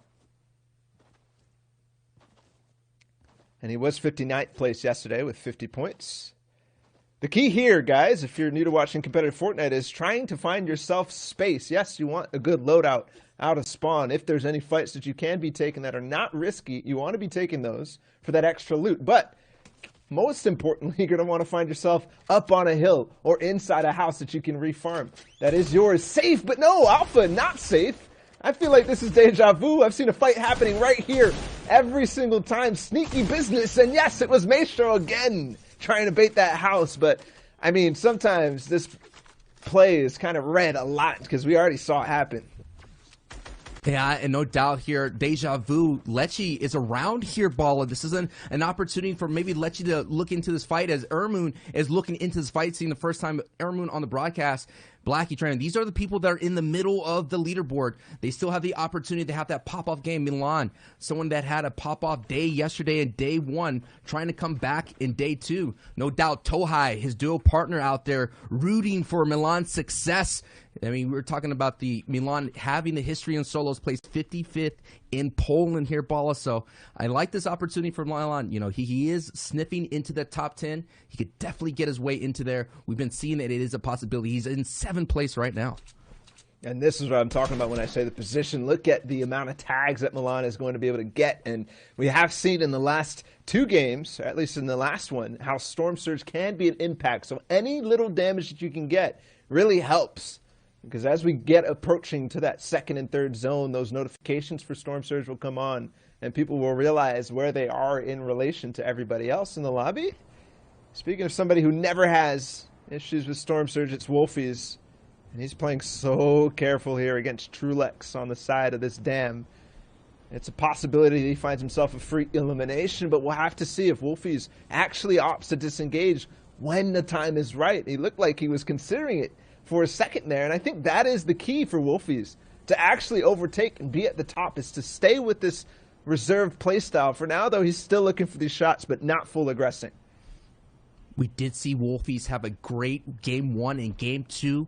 About at this time, he was turned up the heat a little bit as Wolfie is trying to get this elim on the board right now. He's going to go ahead and use that heavy to get right inside the box, and the aggression from Wolfie pays off with a big major bite on Trulex right there, Balla. But this is what we've been seeing from Wolfies. He starts off very hot, and hopefully he stays hot for the rest of this run. He's still a dangerous player in the lobby as Rezon, who had a great showing just a little bit earlier, now has CRR knocking on his door, and CRR is going to keep up the pressure. He's going to do all that he can to get inside of this box. Now he's going to go ahead and change the angles. This is what they do in the pro scene. You're going to see them attack from so many different ways, trying to find weakness inside this defense. And CRR is going to look from the bottom side, gets right in there, pushes right on through. And nice aggression with that weapon placement there, Balla. Taking advantage of the mistake there from Rezon, just barely underneath the stairs. Unfortunately, that's going to solidify his elimination there from CRR. But there we go. 2 back-to-back of the controller players on top of the EU region right now. Wolfie's playing very smart in that last engagement, and then CRR doing the same as well. Another sneak attack for Strokey on the Mongrel. This could be huge for Mongrel's continued presence in the grand finals. And he is going to take some big beams, already down to no shield in this engagement. For Strokey is going to come really fast on top of this build. Strokey had a great time in the qualifiers. He got himself into this. Not looking for that start. No doubt adding Mongrel to that list of elims will get you there. Has a great kit, and he has Mongrel on the back foot here in that bandage bazooka. It's that sign that that I am in trouble, but FaZe Mongrel has the skill to fight back, and that is what we're doing. They're about even in the life lead. Bandage bazooka goes out, gives us a moment to breathe. The tac shotguns are coming down, raining down on Mongrel. Mongrel, one of those people who coined the term of 1 HP, trying to stay away from that 1 HP vibe here, Bala. And he will go down, and you have to wonder there, that is definitely not a fight that Mongrel wanted to engage in at all. Strokey had all of the momentum going into that, all the decision-making. Mongrel, if he wanted to, if he saw Strokey, he definitely would have not even shot, even if the back would have given him the opportunity. So he dives on that, he makes it work. A couple other Storm fights. Mitro, the king of these types of fights, he is going to disengage from Putrick on the backside. These are people who've been engaging against each other outside the Shark and at the Freya Islands throughout this entire grand finals. Mitro, though, has been trying to kind of get away from that W key playstyle. Same thing with Wolfies. I think that's the key for him. Yes, he takes smart engagements for the most part. But if he gets too caught up in this sort of style, if he gets too caught up in waiting for players like this, he ends up falling before the placement really starts to get divvied out. And that's unfortunately going to be what happens. Thankfully, this time it works out. And this is the genius of Mitro. When he plays this aggressive style, he always is starting with an advantage. MMB still represented here. Mitro doing the best out of Mongrel and Benji. Mitro had a great pop-off game here earlier on the broadcast. We all know what he is capable of. We're just waiting for him to do it at the higher levels of their leaderboard. And no doubt we're going to keep an eye on Mitro the rest of the ride here. And now we have a nice little battle here. It's going to be one of those ones that, the confidence boost. We talk about the confidence elims, the confidence things that could kind of catapult you and jumpstart your journey. And that's what Maj is doing right here, part of Solari. Getting in, trying to look at that confidence elim. There it is. He gets it right there on Mage. Mage goes down, and he's feeling it. That's what I'm talking about. Especially with the Midas drum gun there, Bala. That could be a great start to the rest of this journey. That's really well done for Maggle. Will solidify himself a good position.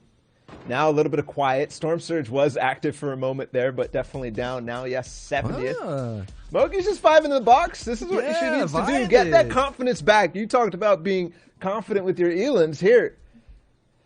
Sure, position does need to rotate a little bit, but also trying to decide what other people are going to be doing, also assessing the situation while trying to build up a little bit of happiness in this one.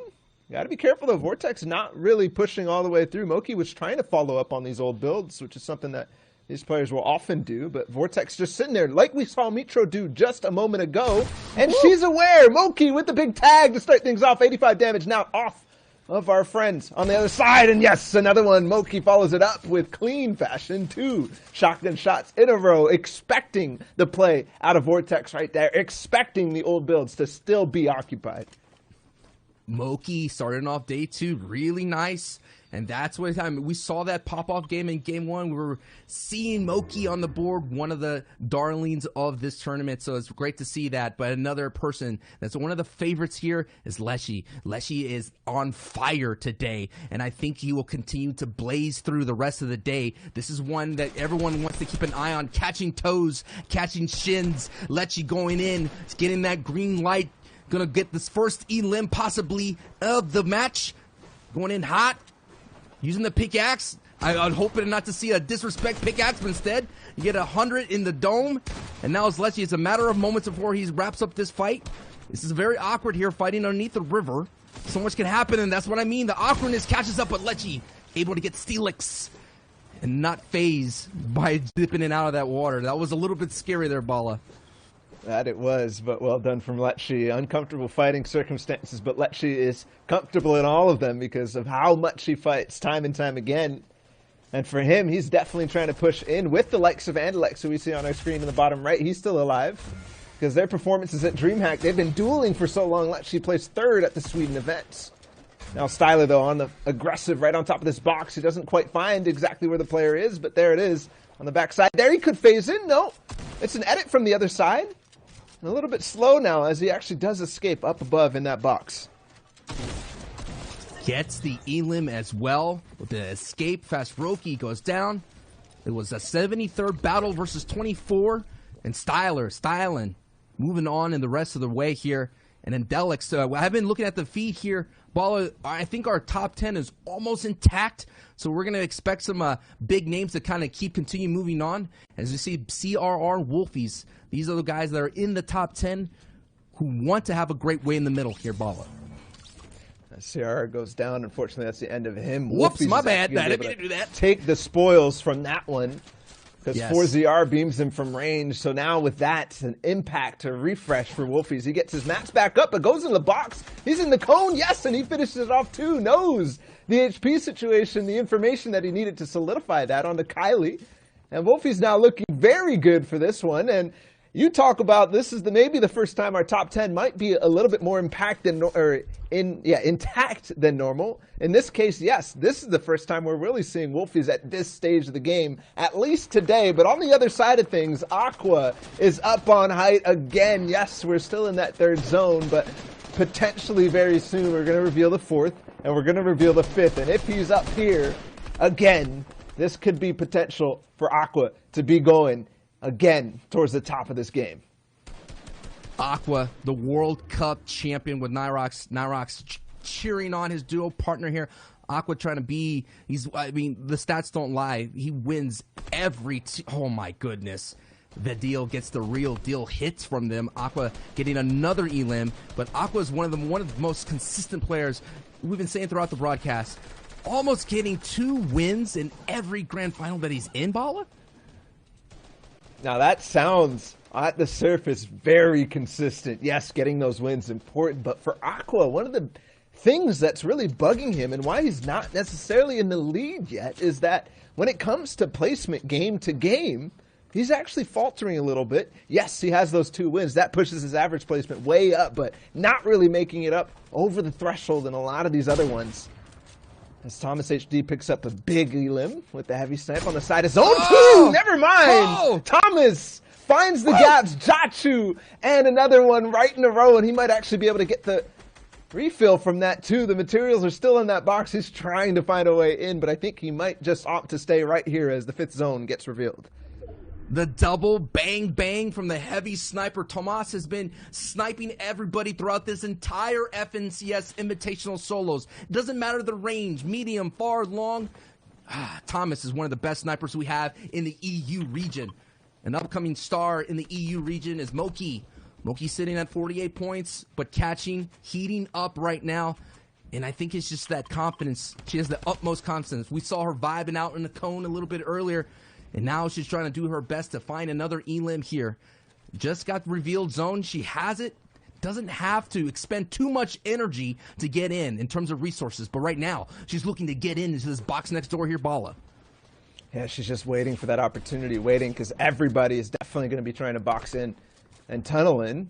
She's not in like you pointed out, but with the time that she has on her side, she can not only wait for this player to go in at the same time, but if they mistakenly go right on top of her, that's an easy pickup with that cone edit.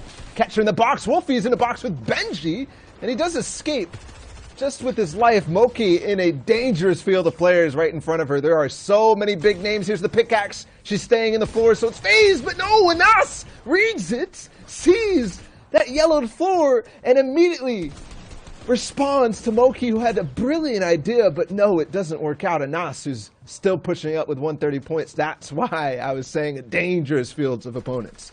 So dangerous, and Thomas picks up another elim. Aqua picks up another elim. The top 10 are fragging out here in this lobby. More points are being thrown on the board. Anas in 8th place. Aqua, where is he? On the high. No doubt, has a big dominant position. The power position here, Bala, as we see, as things are going to progress here. Wolfies is going to be very dangerous here, looking for more bites. And this is it. Wolfies was playing such a good placement game yesterday. Game after game, he had some of the best average placements over everybody, really, except for Janice. And actually, Airwalks, he did fall a little bit once he started getting the W key going, but he's back here in the end game. We're in 6th zone, and there's plenty of people that he's got to mow through and actually play for this end game, so we'll see.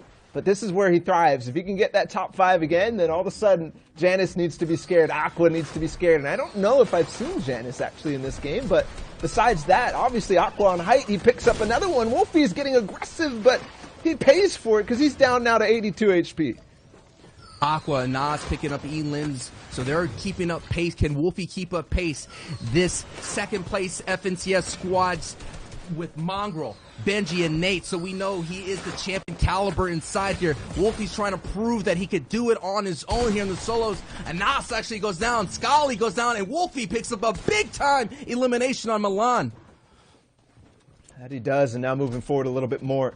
He's got the room, but not really the materials. Only in 6th zone right now, and with only 20 builds, this is definitely going to be a tough rotation, but he can make it in the 6th zone. It's just a matter of finding one more elimination. That's why he's hunting so much. Andalex goes down as well. Here it is. Heavy step in the box, and he makes it work. Yes.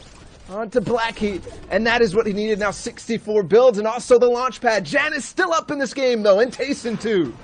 And Savage is in this game as well, as the lobby is now making a way down this elevation here. Janice sitting on the low ground. Nord up there as well. Droben in a good situation to take advantage here if he has the flops. Vibin trying to vibe as he pushes in. Taking a look at the feed. Hen goes down. The Dark Horse has been eliminated. Vibes looking in hot. Has the opportunity to get this elimination here if he wants. He goes for the edit. Peanut butter and jelly. Gets the elimination on Lucia. Now Vibes right now sitting really solid, but he needs that impact. He needs some loot here. He's very low on mats, and that's it. He's all done, so this is going to be an opportunity just to sneak into the box, and he does. Gets Lysen right there, and he has the grappler there, Bala. He gets the grapple of the AR too, but a mistake just for a moment. He is going to grapple up towards height. I'm wondering who's up there, because Vibes right now has the opportunity to really do something in this one, but only 7 builds. He can't really contest too much if he did go up, so opts to drop down, but the RPG too, there it is, Mr. Savage goes down in 8th place to the hands of Vibe. A harpoon from high ground too, that could be huge for whoever that is up on there to grab a couple more materials from that impact. All eyes are on Vibes right now with the rocket launcher, but all eyes as well should be on Aqua. Where is this man doing? He is on fire with the power position here, Bala. That he is, but Janice takes it from him. He yoinks the high ground with a nice retake on that one, and we could be setting up for a 1 versus 1. No, Janice actually gets him. He falls to the zone, so we're seeing Janice possibly now overtaking, possibly going to get his first win too. Cammy takes another one. It's a top 3 situation, possibly even setting up a 1 versus 1 between the former duo partners of Janice and Tayson. This is a big time. We got 1st place, 4th place in the fight. Cammy is in here as well. This is going to be a high time here. Victory Royale intimate here. Top 3 situation. Cammy with the defense on Tayson. Now it's a 1v1 Bala. 1 versus 1, here it is. This is going to slow down a little bit because the old builds in the mountain, Janice is going to take advantage of that. So plenty of time to breathe for Janice, but I want to see his materials. I want to see how much he actually has left in the tank. Same with Cammy. Obviously, he just got that elimination down low. So it all is right now, Janice trying to open up these sightlines, trying to get a little bit of damage onto Cammy. But there's floppers and slurpfish for Janice, so this is what he's playing for right now. This is all it takes. If you get in these situations, if you go into it with a setup as grand as this, there's almost no way you can lose this, but you never know where this zone takes you. It is Cammy who's coming from 22nd place, going against 1st place. No doubt this is a monster game for Cammy, as doing all that he can to get Janice at the high ground. The flops were a key factor, as Janice predicts with a big-time hit against Cammy.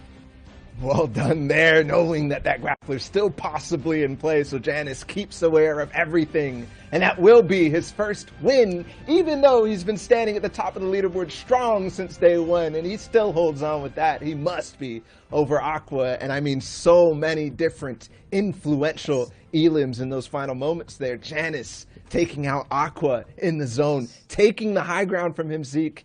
That was insane. Let's not forget, Wolfies was in there, and all three of your top 1, 2, and 3 players just made it to top 5 in that game. So they are still looking to hold their placement points there at the top. Gentlemen, we have to take a look at the standings. Game number 3 did not disappoint. Things are shifting. Players are making moves right now. No one is safe. There's players like Savage as well that made their up there. Guys, this is... I knew this was going to be hype. I did not foresee this, okay? But let's go ahead. Let's take a look at the standings together. Let's see what has unfolded. Janice there with the victory royale, holding that number 1 spot, 229 points. He's pulled out ahead of Aqua. But look, the top 3 have not changed based on their top 5 placement, Vala. And Janice, though, is doing exactly what he needs to do. He was placing very consistently in the top 5 yesterday out of 5 out of 6 of those games were top 5. But what he wasn't doing was really following it up with eliminations. So now, not necessarily always getting those top 5s. Obviously, he just got the win, but also backing it up with eliminations. That's key. He's actually caught up with the likes of Aqua, with the likes of Wolfies, who slayed out yesterday. And so that's why he's at the top. He's doing exactly what he needs to do to hold on against the onslaught of other players. And a lot of people are doing what they need to do. Tayson still holding on to 4th place, and Nas going up from 8th to 5th. CRR coming up from 8th. So many people are doing that, and Mr. Savage is lurking in the distance as well. So all these players are doing exactly what they need to do to make sure they secure the bag. Yeah, Mr. Savage coming back up. He actually, in the first game, went up to 11th and then fell back to 18th and now back up to 11th again. So swinging back and forth, but still there's potential. And again, I said that was basically the turning point, and this is exactly what they need to do there. Lecce also boosting up. We're seeing a lot of different people starting to middle a little bit more, but still there's potential. Martine 23rd. Remember his pop-off performance in the last game. He's rising up. Rezon 2, who came 2nd in game 1. There's a lot of players still trying to come into the mix, and we still got 3 games to go, so still more potential. But at this point, we're really looking at that top 3, that top 5 area starting to solidify themselves. Yeah, and then it's rather big that Janice does pick up the victory royale just in case Aqua kind of gets up there a little bit higher and it goes down to tiebreaker. You know, Aqua already having a 2-1 lead in the victory royale category, so it's going to be very interesting how that unfolds. And we're taking a look at the rest of the board, and a lot of you out there rooting for these people to be successful, and they, trust me, they have that opportunity. They can. Do not falter on your favorites. They could have that pop-up game like Mongrel. Mongrel got caught a little bit early in the early game. Sebi had that opportunity, popped off in the day before. Moraine, a former champion. You know, all else can happen. Anything can happen, and everything's on the line here. Bala. And you're right. I mean, it really can. A good game is 50 points. Right now, top 10 is basically 120 points. So even down to this, with the 70 points for iDrop Mage and other players like this, with one good game, it will push them into that top 10 area. Obviously, the top 10 also going to start accruing points too, so they need to push the pace, but still, potential, still room to actually play for 3 games. Again, I can't stress that enough because we're coming down to it, Zeke. There is still room to play. There is, man. 3 whole games. And I mean, just to talk more about that top 5, Janice, Aqua, Wolfies, and Tayson have been holding that down for several games in a row now. But when we look at Anas in 5th place, the difference between 5th and 1st is literally 90 points.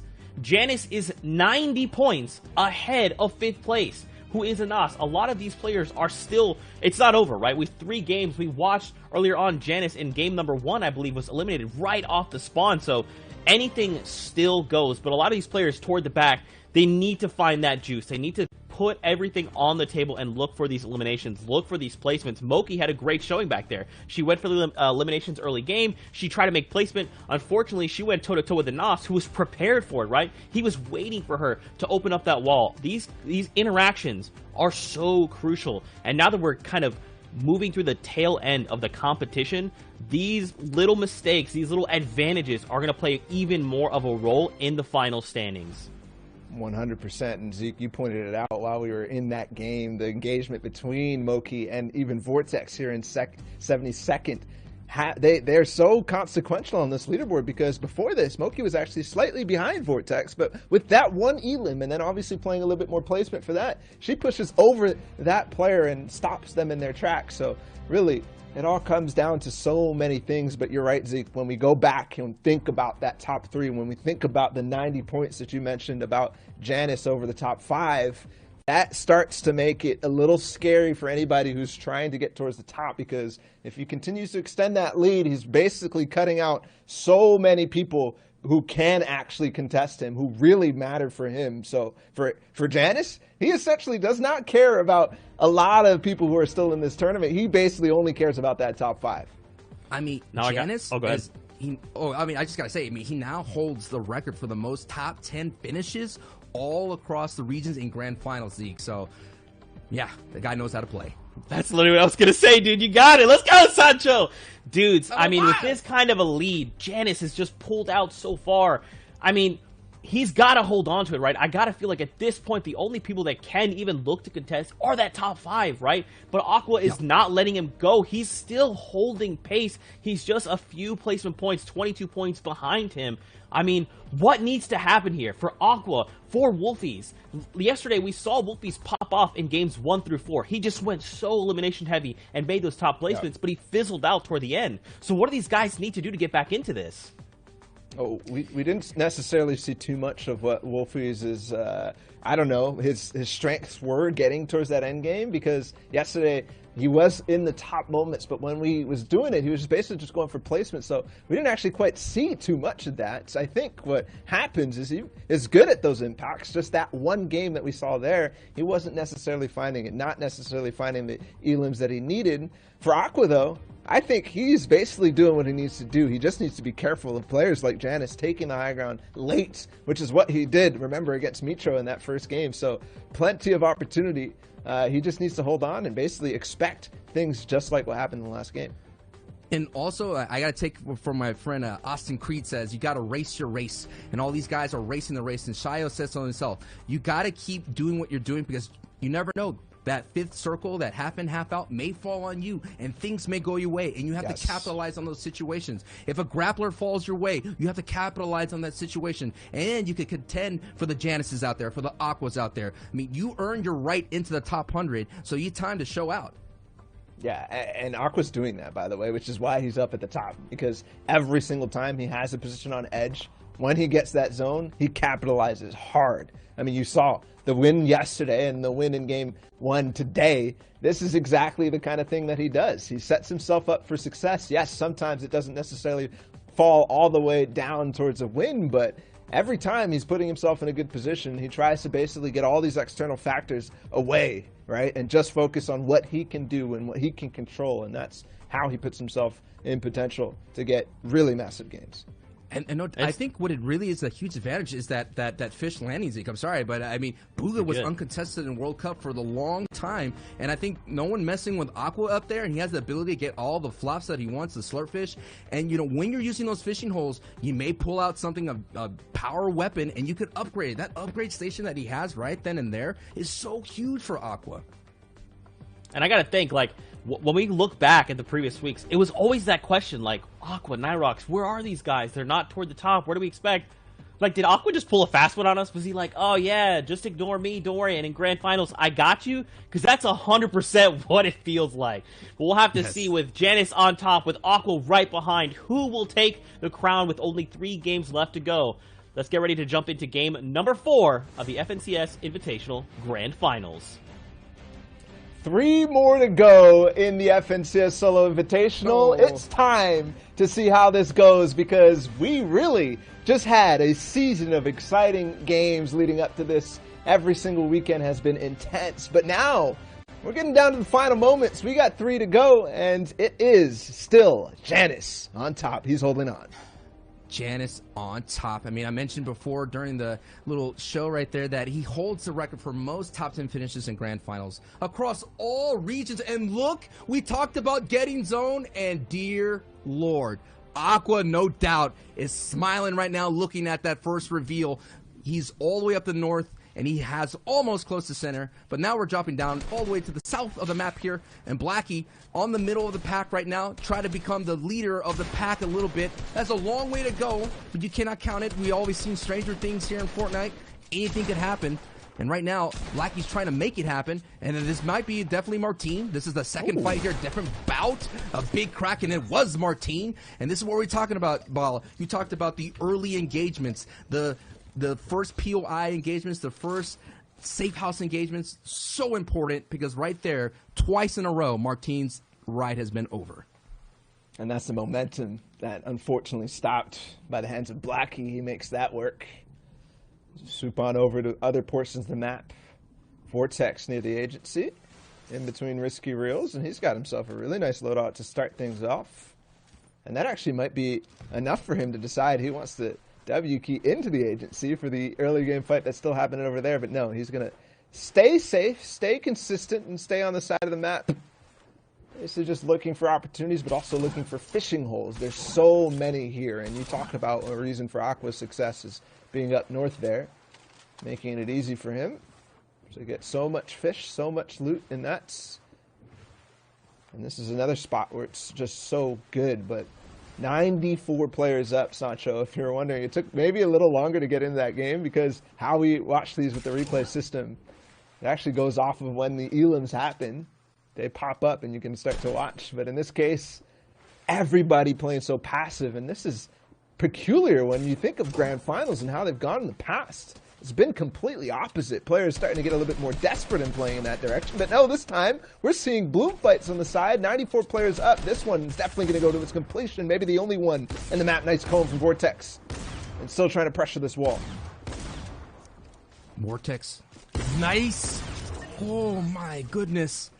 A little like a flip of the stairs right there, Bala, and gets that E-limb. Vortex sitting on the upper side of the bracket now. He's making his way up, up, and up. As we see Wolfie's, this is a, Wolfie's, I don't know, he's always felt like he has almost a free drop here. Riggs is almost split. Now he has an engagement. We did see Martine go down. Could Wolfie's go down here early here, Bala? Yeah, he could, especially with that heavy snipe in the box. It's eye drop, by the way, which I don't believe was dropping here on day one. I think it was only Kaiser in this case. So Wolfie's having to deal with a little bit of a switch up, no materials now. He has to work with this. He has to make this happen, and no, he doesn't. Eye drop will definitely make that work, and now Wolfie's is going to be sitting in the lobby for quite some time, wondering how he can make sure that this fight at the rig is going to go slightly different, or maybe switch things up, because he's only got 2 games left. I talk about 3 games left. Wolfie's is out, and he can't even close the gap between Janice or Aqua in this game. And this is the continuation here of those early engagements. Now it's Anas here who's on the back foot. Wolfie went down. Anas, number 5 here on the leaderboard, could go down early. So we're going to see a shakeup. And there it is. The shakeup has begun here, Bala. Frenzy finally beating Anas here. And what a bad opportunity for Anas to go down to Frenzy. That was literally in 2 fights. We see the 3rd place and the 5th place go down. And this is something that you talk about when the community is talking about, getting a spot on contested. This is the risk you run, because now you don't have this opportunity in this entire game to earn any points. Frenzy Fishy has lost that fight against Anas most of the time they've engaged. I mean, we've seen it on this broadcast at least 5 or 6 times over the games that we've watched, and every single time Anas has come out on top. This time, though, one time, that could be the most consequential time. Yes. Anas falls. And now he has to wait, just like Wolfie's in the lobby, to see what Janice, Tayson, Aqua are going to do to continue to rise that gap. Yeah, I mean, the last game, the top 4 stayed alive almost to the end of the ride here. As Savage is riding out, vibing out with the Travis Scott. Gets a couple of hits right there. The 125, you've been kind of flip-flopping from 11th place to 18th place, back to 11th place, as Drop picks up another elim. Drop may be catching fire here in a moment here, as Savage is moving up the natural high ground, sees this opportunity. These are the opportune times. You never know, that could result in a 4-point right there. And the reason why we say it's a freebie is because not a lot of resources are being used besides the ammo. So Savage is looking really great with the kit, has the harpoon, and now he's sneaking up here looking for a third-party opportunity. Gets a couple of white tags. I don't think he'll pad in here, but he might. Ooh, he almost got that elim, and he got yoinked from him, and now Savage is going to draw some attention here from that low ground on the right side there, Bala. Look how the actual momentum has shifted in terms of aggressive plays. Right. From the early game, it was a lot more passive. It was players making sure that they get their drop, you know, and not really going to one chest or another. No way. And that was the player who was actually fighting him at the yacht yesterday and throughout week 2. This time, Red Rush had a different spot. Mr. Savage, unfortunately, falls in the same path, and a heavy snipe from that Craggy Cliffs Research Center will make Mr. Savage pay, and another player falls who is really trying to push their way up. The ripples of these elims are coming tsunamis on the leaderboard as Leshy picks up another one on Fanta. Fanta going down to Leshy. Leshy's might get a 2-piece here. This is Leshy's opportunity to move up on the board. He is at 12th place right before this match. So now Leshy looking in hot, gonna get the opportunity, get the high. Right now, gonna poke right on in, just almost gets right in. Now he's going to go ahead and move around here. He has a great time. He has all the resources in the world to hold on to. But the third party here, Bala, is sniffing right now. Lechy, is he going to go down like the others did in early game? We already saw Anas go down. We already saw Wolfies go down. And it's Benji here contesting this fight. Oh my goodness. So many big names. And Lechy immediately, as the third party comes in, tries to back off, but Benji doesn't let go because Lechy building in this wood, that's a sign of weakness for Benji to drop right in. And for somebody like Lechy, who we just saw Mr. Savage go down, they were right next to each other on the leaderboard, so he has the opportunity to actually overtake in that case. Thankfully, now that Lechy has that brick base, the metal base, Benji will opt to back off and try to just farm up on that bridge. But the rest of the lobby a little bit more quiet. Airwax in the distance. Vortex, who we saw earlier, have that epic tac shotgun right next to Mage. It definitely could be a box dive in the making. Ensar continues to get early eliminations, but I don't quite see him yet pushing up into that top 20. So he has to capitalize on those and really make it either a lot of elims or push up into those placement points. Milan in the distance. All quiet right now. And this is very, very much. Yep. Exactly what we tend to see in these later games. And Vortex is actually going to get on top of Mage in the cone right next to him. And I think Vortex knows. Yes, he pickaxed it just to get that visibility, and he's going to dive on it. This is Mage with the drum gun. Got to be so careful with your Vortex. Nice shot through the stairs. He does box out. He still has control of this wall. Yes! Now that is what I talk about when I say piece control. Trapping Mage in the box on the backside. Grabbing every extra wall when it breaks. Well done there from Mage. And I think I just heard the grappler come nearby him or right around him. I'm definitely worried now if that grappler shows his position. The lobby tends to drop right on top of it.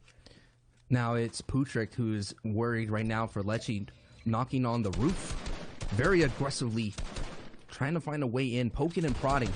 It's the footsies games of Fortnite. And that is a big-time strike, 140. It's a matter of time here as Lechy now is going to be uber aggressive here, going Ultra Instinct now, trying to get inside of this box. Bang! Big hits right there on Putrick, and down he goes. Actually, that's Swaggy. Swaggy goes down by Lechy. So Lechy does solidify the gap over Mr. Savage with that one elim. They were tied before that, so now Lechy takes the lead.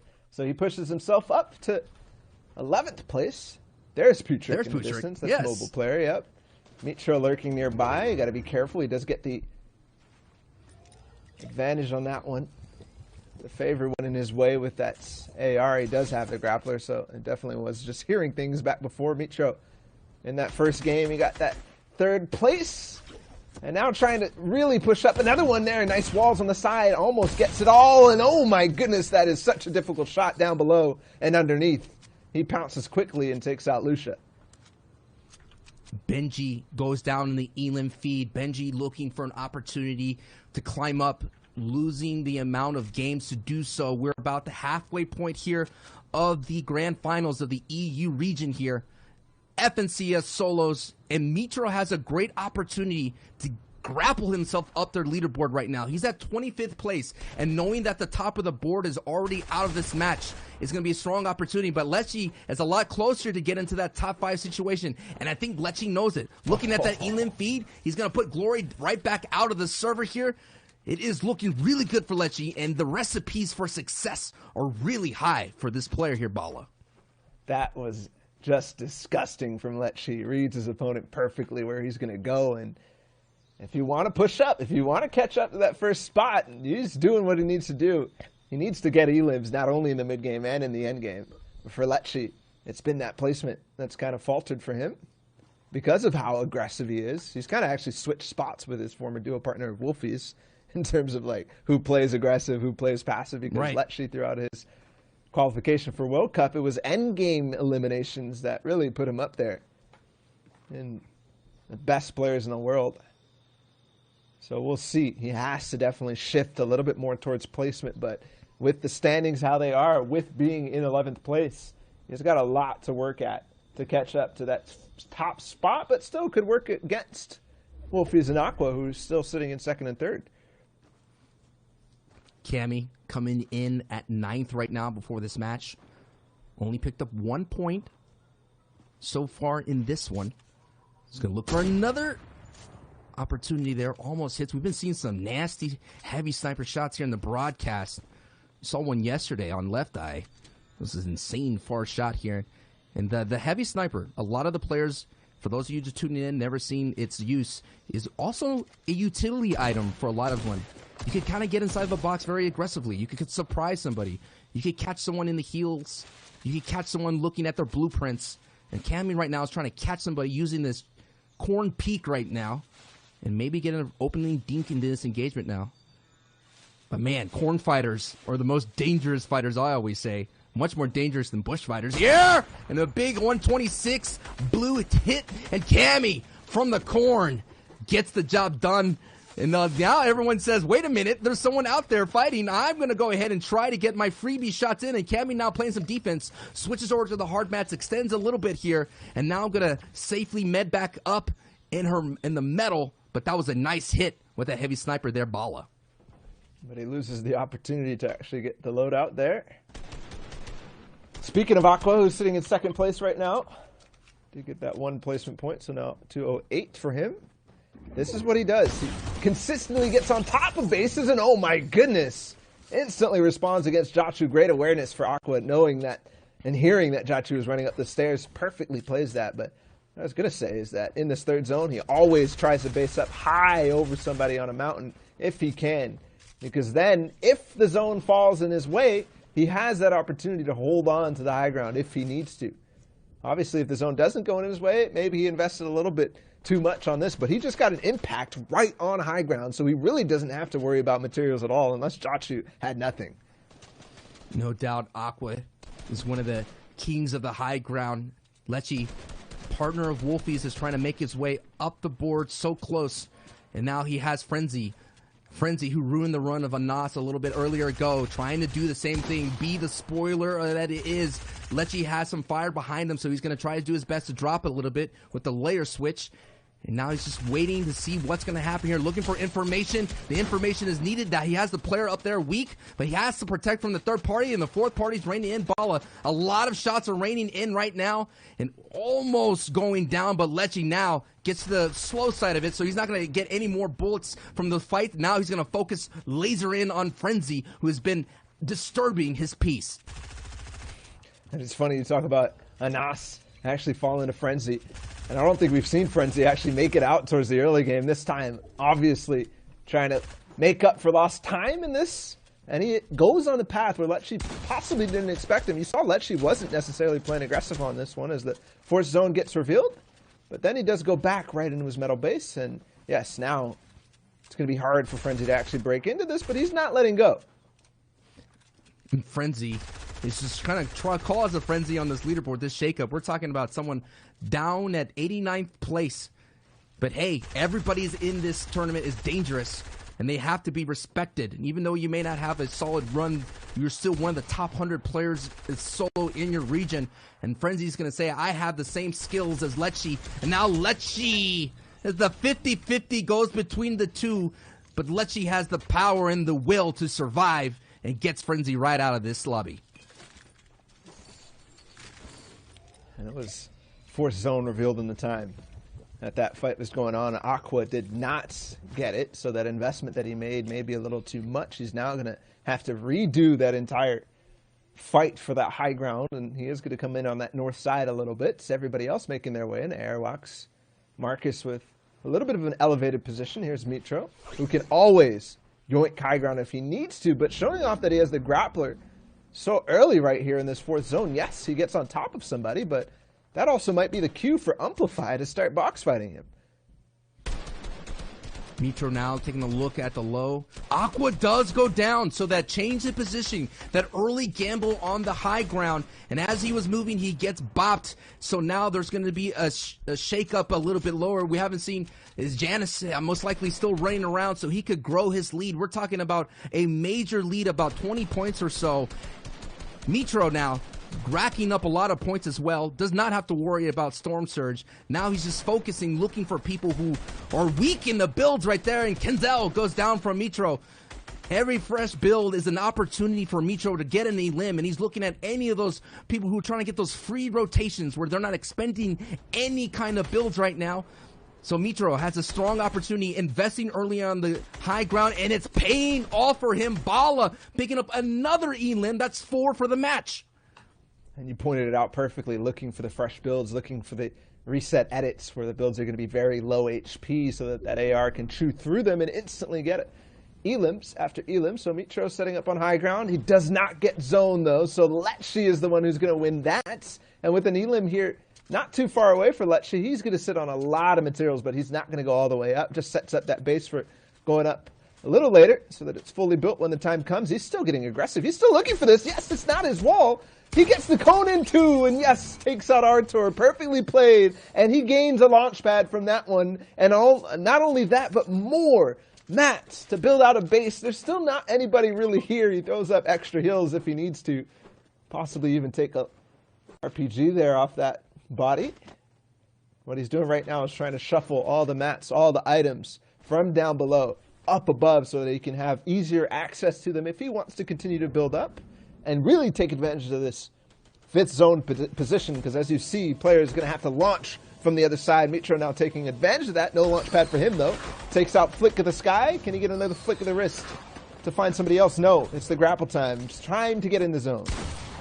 Trying to get in the zone. He has to be careful. Usually if you're using the grapple out here out in the open, it makes everybody look up and you could get beamed out of the air. As you can see, you are vulnerable, but a nice connection for Mitro, and he's at height, and he's going to turn around, look into the back of the circle here, and get a couple of shots in as the storm is pushing people towards him. Fresh builds is the green light, and beams are coming out from Mitro. Mitro has a great kit here as well, Bala. Doesn't have a lot of builds, so no doubt looking for that refresh, but he does have the RPG rocket launcher to shoot down anybody if they're going to contest this height, but no doubt that grappler is that kind of that X factor, the problem solver for a lot of these situations, and in the hands of Mitro is going to be very easy, as we see that Airwax got eliminated at 49th. He's got it. So a lot of shakeups on the board here, and Mitro, I think he has a prime opportunity to take advantage of that shakeup. Yeah, Mitro has this. He's got the height really well structured here, and with the grappler, this is so easy to hold on. He also pulls the 6th zone right behind him as Lecce picks up another one down below in another box fight. Lecce is not stopping with the 6 elims he has, and again, getting a player coming into his box, inviting him and accepting him.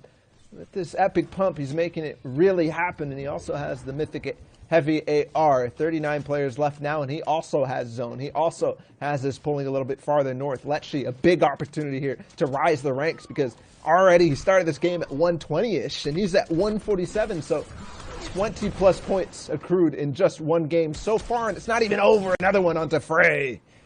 Another one, Lecce. We're talking about the 32nd place of the World Cup solos. 3rd place at DreamHack. This is a guy that's been heating up, and as time goes on, and he finished 4th place at the qualifiers here, Bala. Janice still up in this game too, and obviously Mitro still holding on to height, but Janice trying to push up, and Tayson actually lands right next to him as well. He does have to fall because he gets pumped hard, but I believe from Tayson, so it's going to be Tayson almost on high ground. Mitro, where is he at? I think still grappling above these players. Janus going to try to pop the med kit. That's huge. Top 28 right now. If he gets his health back, that's a lot more time that he has to work around zone plays. And aLL picking up another one too, trying to work his way up. There's a launch pad way down. He takes the risk to go for it. Yes, another pad, another ride towards more placement.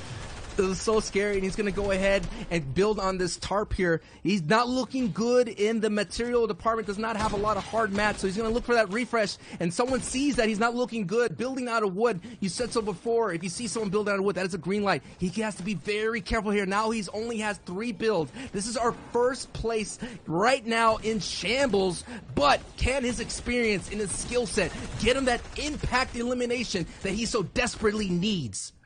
That he does. Only 3 builds. There's a player in this box. Yes, he gets one, and that's Tayson, his dual partner. Takes him right out and does get a couple extra mats, but now has to work through brick and metal. Can he actually pickaxe through all that med kit that he just took? Saved his life right there. That 70 health had so many ticks, now down to 10. He still has shield, but no, goes down to Droban. I saw Mitro still in the game. Possibly Lecce too. I'm also seeing aLL popping up a couple times. There it is. Lecce down on mid ground. Vortex is the one on height, but Mitro is going to contest with the grappler.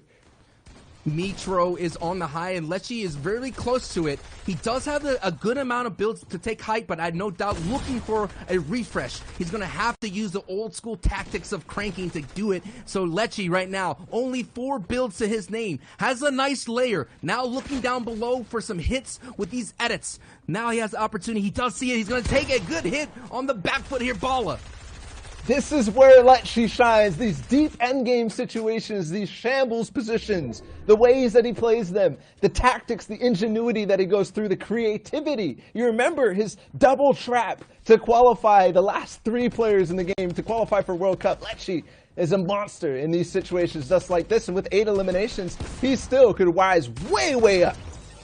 He is looking for it, hunting for it. Lecce is going to have to do this like a low ground warrior, just jumping between other enemy builds, so he has to keep his head on a swivel. As the grapple goes off, he knows that that's what he wants right now, considering he doesn't have any builds. Cartoon goes down to Lecce. It's a top 3 situation. Grappler still... Oh, actually, Lecce picks up the grappler. So Mitro did go down. Now it's Lecce's world. It doesn't matter that he doesn't have that many builds. He has to just navigate and grapple his way up. Batman to height, and he gets bopped right there by Skagen, who plays the Joker to his ride. And now who's the last player? Skagen with 3 eliminations. It's ForZR who's in this one. We've seen him a couple times in towards the end game. And now a 1 versus 1 for this one in game number 4. To make their stake known, to make it so that they have a chance. And he's got the drum gun against the grappler up on height. ForZR trying to rise up. And it is going to be this final 1v1. Blocks out a little bit, but then the piece control, he gets the edit, gets the wall, also the cone. He still has mats to build fight this, and he gets on top. But no heals here, so it's not necessarily a full heal off. No! What just happened? ForZR runs out of materials at the final second. I don't know if he just forgot to place the cone or what happened, but all of a sudden the blunder, and he falls, loses the 1 versus 1 against Skagen. I could tell you that Skagen going all the way from 93rd, getting themselves a victory royale and the highlight on the main show. Man, I don't know what happened there for ForZR. It looked like he did have materials when he did land, so maybe, Ball, you're right. Maybe he did just misplace that floor. You know, he even had the drum gun. He had everything he needed. Just a slight misplay there, unfortunately for him. So again, congratulations to Skagen, as you kind of pointed out, coming out from 93rd place. So again, it's still anyone's game. Everyone's looking to put up these massive performances. Let's take a look at the standings.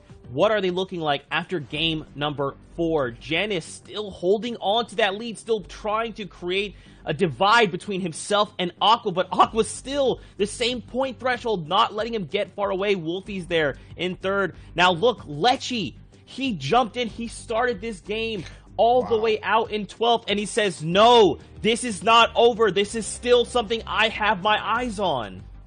Absolutely 12th to 4th place. Tayson kind of slipping a little bit. aLL still in the running. Anas, you've seen the penalty that it is. You go down early. You went down 5th to 8th. And as well, Thomas is kind of sniffing around the top 10. Rounding out is CRR. But we talked about it, Bala. Early engagements. The ripples could kind of tsunami and sunk your journey here the rest of the way. Mitro with a nice performance here. Now outside the top 10. Looking for a way in. And Savage. Now at least he didn't drop drop as low as 18, he still has that opportunity to get into the top 10 there, Bala. Yeah, but with 2 games to go, I don't know if there's really too much he can say on Dude, that a lot spot, happened which in we these know 2 he games. likes.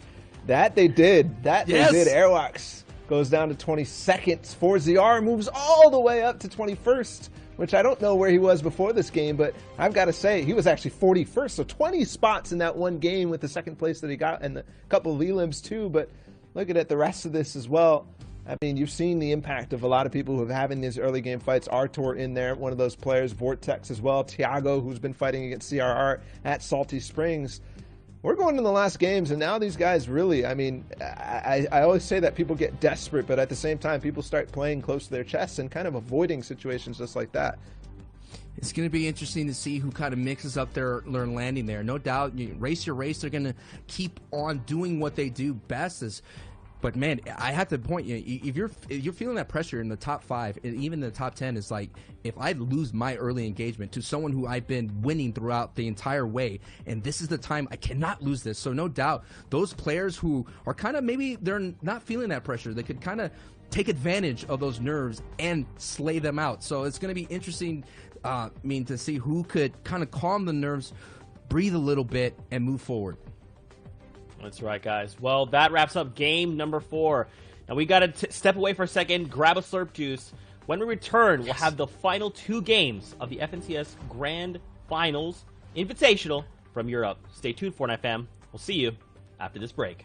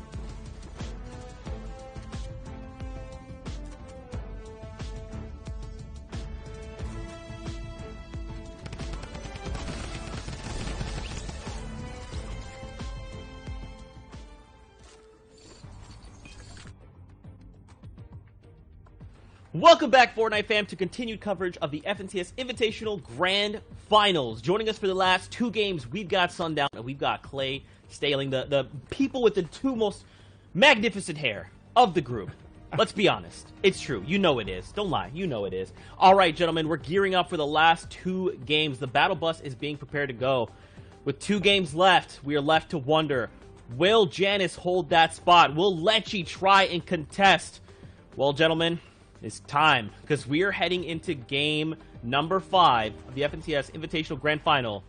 Take us in, Sundown. Take us in, Clay. Thank you so much, Zeke, and I'm excited to be here. The final 2 games out of EU, $120,000 on the line for that first place spot. We've seen Janice be the almost wire-to-wire leader, and with 2 games remaining, will his 30-point lead currently on the Duos World Champion Cooler Aqua hold up? or will Lecce and Wolfies be able to put together 2 heroic games in order to catch it? I mean, those are the 4 we're really going to be watching. Tayson also has an outside chance, but immediately hopping on board over at the Shark with Liquid's Mitro.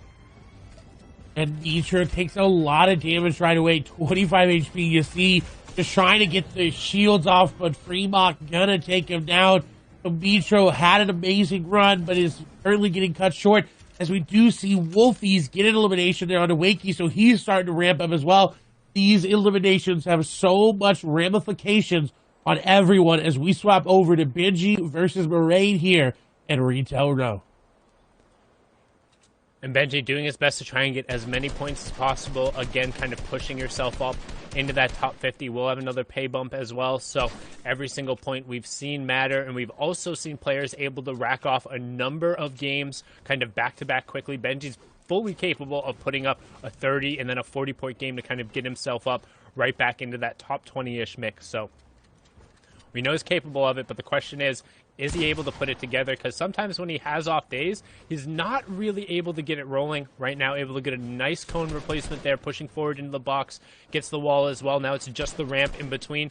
This player doing a good job to constantly disengage, but you're only going to be able to run away from Benji for so long. And that's not someone you want to be running away from. While not having the best performance today, he is still one of the best players in the European region. Heck, I'd say even the world at Fortnite. He is so good as we see a lot of eliminations come through. Moraine continuing to try to hold these builds. Is Benji finally going to get the code there? The pressure now could continue to come. Builds going over into Benji's favor. Moraine trying to hold that angle. You see Benji just carefully piece controlling every little aspect of the site. You see edits coming through. Benji not going in just quite yet. This is a push and pull fight back and forth. And you see Benji does hear Moraine make his way over to Old Bill. The shot's going to come through Moraine, trying to make something happen, but Benji going in and he gets eliminated. Honestly, it looks like he either ran out of bullets there in the SMG or kind of panicked and opted to swap over to the pump when he realized he wasn't breaking through Moraine's shields there. But the big pump coming out from Moraine, ending Benji's run there. Game 5 going down. He'll have one more game to try and pull himself together, but it's effectively going to end any shot of really pushing himself forward up here as we now swing on over to Dirty Ducks. We got Marcus just outside trying to lay an ambush for Lazen, I believe, who's on the other side, the Grizzy player. We'll see if he's going to be able to do it, though. If the surprise element is there, and it is, Marcus going to be able to get the shot, and he does. 110 to this player. Shots coming on through. Marcus going to get another big damage, 79. This player is one shot. Marcus, all he's got to do is get that damage off. RPG shotgun coming on through. Lazen getting caught out. The ambush working. Marcus set it up beautifully, and he got the elimination. And get another pickup from Marcus there, making sure, again, we've talked about kind of those almost Bugs Bunny-X moments where you're just waiting around the corner, trying to, like, wait, stalk the prey, get the perfect moment, the 110 into the immediate cone, to then follow it up with the 79 tag. Could have hit him with anything. A pickaxe would have done it there, but uses the RPG to explode the build and then lock right on with that tac shotgun. So good little follow-up there, as now we swing on over. Again, this is the second-place player, Cooler Aqua, way out over on the islands, but playing again kind of that fishing-esque strategy, relying heavily on floppers to kind of get himself into the mid and the late game, give him a little more wiggle room to kind of work around the storm and work with his placements, which I think is what's enabled to see him so often on the high ground. I mean, if you go back through the VODs, I'd want to say probably every one of his good games has resulted from him having either 6th or 7th ground high ground control, which you don't get without setting it up right now, without getting yourself the floppers, without getting yourself enough materials, without getting a rotational path and the stuff you need to contest and take away high ground. Aqua knows how to do this and knows how to set himself up for success. There's a reason that he's in second place right now. As we swap over to Sweaty Sands, we see big names, Kiriachi, Mongrel, Lunif here, all names that are staple of the European region. We'll see if Mongrel, as we pan in towards him, is going to be able to make a dream run happen. He would need the biggest possible run ever, as he's at 72 points, so not that far away. It is doable, but it is probably the hardest thing he will ever have to do in Fortnite, as he's looking to go aggressive here on this player above him. The statistical probability of it very, very, very low, but if anybody could do it, I have faith that Mongrel could do it. as we see Noah Riley going down there to himself. We see Mongol now trying to find an edit onto this player. 2 players above him as well. This could be a fight that he wants to get involved in, but it could quickly turn sour as he's on that ultimate low ground. But someone's actually going to come into his box. The shots coming through. They fell into Mongol's area, and Lunif going down. This got to be Kiriachi above him, though. And Mongo desperately needs these eliminations. He knows he needs as many points, and more importantly, he needs the confidence. Another player who kind of really plays on his emotions and needs to get rolling, needs to feel like he's better than the opponents when he's going forward. We've kind of talked about that before, and needing to have the momentum going. When that doesn't happen, you end up kind of in these situations where it's what is effectively game 11 of a 12-game tournament, and you're sitting on still double-digit points. Like, yes, it is. Actually, I don't think it's mathematically possible even for Mongo to win if he got pretty much every single elim going through. Like, yes, it would get him there, but at this point, he's 160 points off of Janice's pace. He's just trying to get as much as he can and kind of get whatever practice in these stack lobbies and climb up into the next kind of tier of placements. As now we check on over with Wolfies. 3rd place right now, 188 points. The young player from the UK was 3rd place in the World Cup duos, or 2nd place, excuse me. Yes, and I want to point out, Janice did go down. He has been eliminated from this game, so number 1 out. This is Aqua. This is Wolfie's chance. We saw this in that very first game. Janice went down early. He was not able to make any more points towards it. Did not get any placement this game. I don't believe picked up any eliminations as well. So this game, a 0-point game here for him. Aqua and Wolfies have free reign over this game. If they can make it to endgame and they can get those upper echelon of placement points where all those elimination points come in as well, this is their game to run. But Wolfies being aggressive upon here, all of a sudden loses a lot of HP. Someone was out waiting in the woods for him. Shots coming through. Wall going to be lost. Wolfies with a nice side jump there. Does maintain high ground here. Able to grab it back from the opponent, but the continued pressure from them is going to cause him not to be able to heal. As you see the big pot in the inventory, he really wants this. But both players boxing on up now. Going to give him that little bit of reprieve that he needs. And you see him. He knows what's on the line. He knows what's at stake. Instantly launch pads away. Yeah, he's like, get me out of here. A very intelligent decision coming out from Wolfies, particularly because he knows that player's going to want to follow him, has the ability to beam him completely out of the sky, but he's also over at Slurpy Swamps, which means that the player, as we see now, does go north and away from him. The loss of kind of that white HP isn't a huge bonus, does have a med kit down there, but can also just hang out in the swamp. So a really good play from him there. And the key thing you talked about, you called it when we kind of looked over at that retail fight right away, as Lecce picks up another elim onto Noka. So now that Janice has gone down, this has only happened in 2 of the other games, right? There have only been 2 opportunities in this entire, three opportunities, excuse me, in the entire tournament where Janice hasn't placed top 15. So him going down here is massive for the 4 players who are kind of behind him and in a very realistic striking range to get and potentially pass him, not only this game, but then to put the pressure on him in the next game. And all of a sudden, when you've gone from being top 15 every single game over and over, in a game where you only really need like maybe an elimination and a top 50 to kind of secure yourself the number 1 spot, you're one of the first 5 players to go down.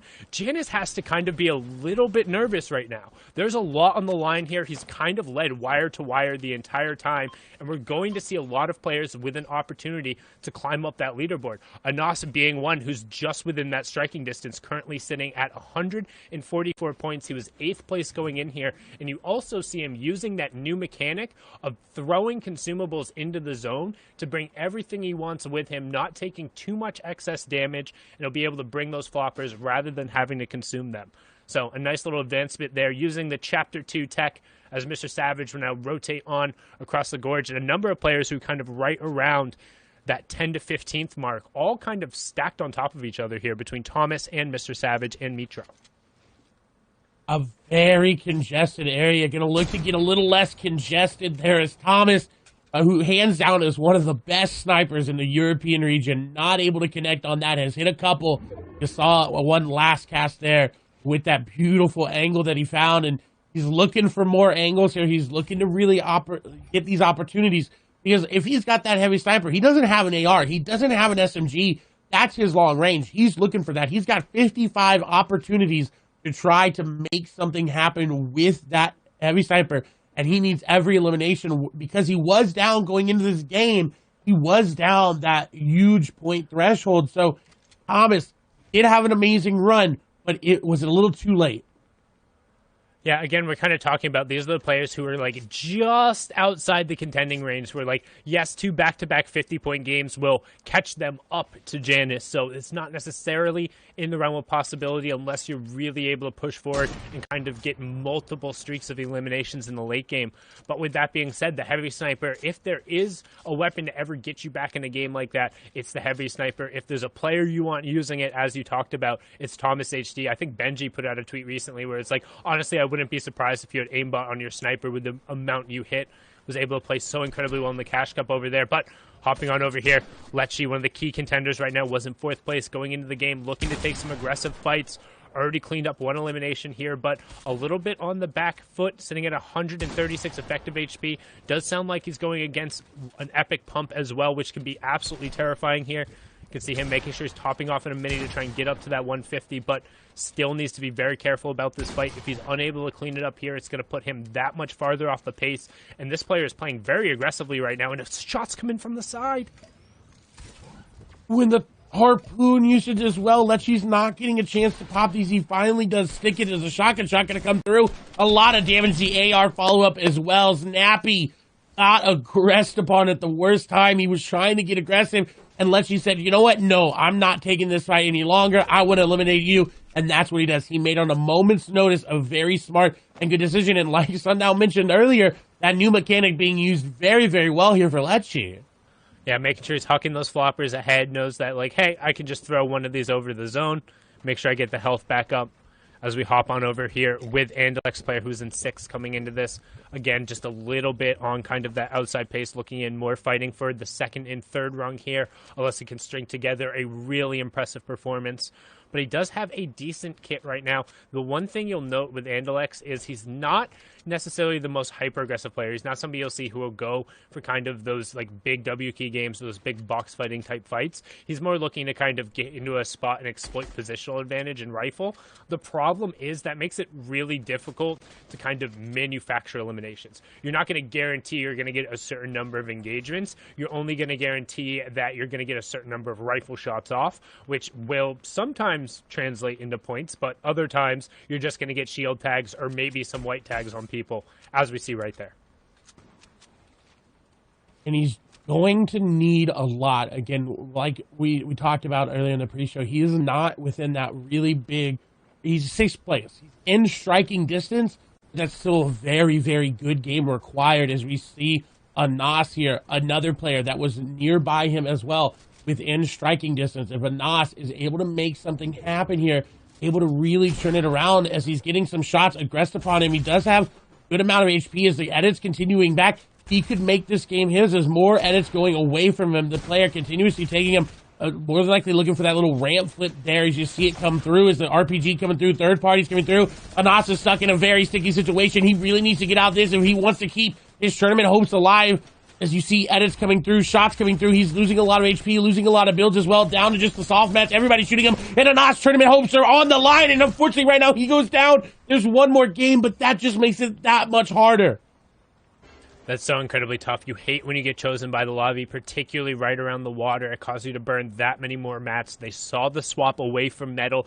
Honestly, the second you see that happening, it only makes people kind of focus you in harder, knowing you're running low on resources. Thomas up there pulling a little Zate Classic, making everyone take the L. Styler taking it right back, but everyone just kind of hanging out right now. You can see 59 players still remaining, about to hit Circle 3, so the real story right now is, where is Aqua? What is he going to be able to do? And can he catch up and close the ground onto Janice?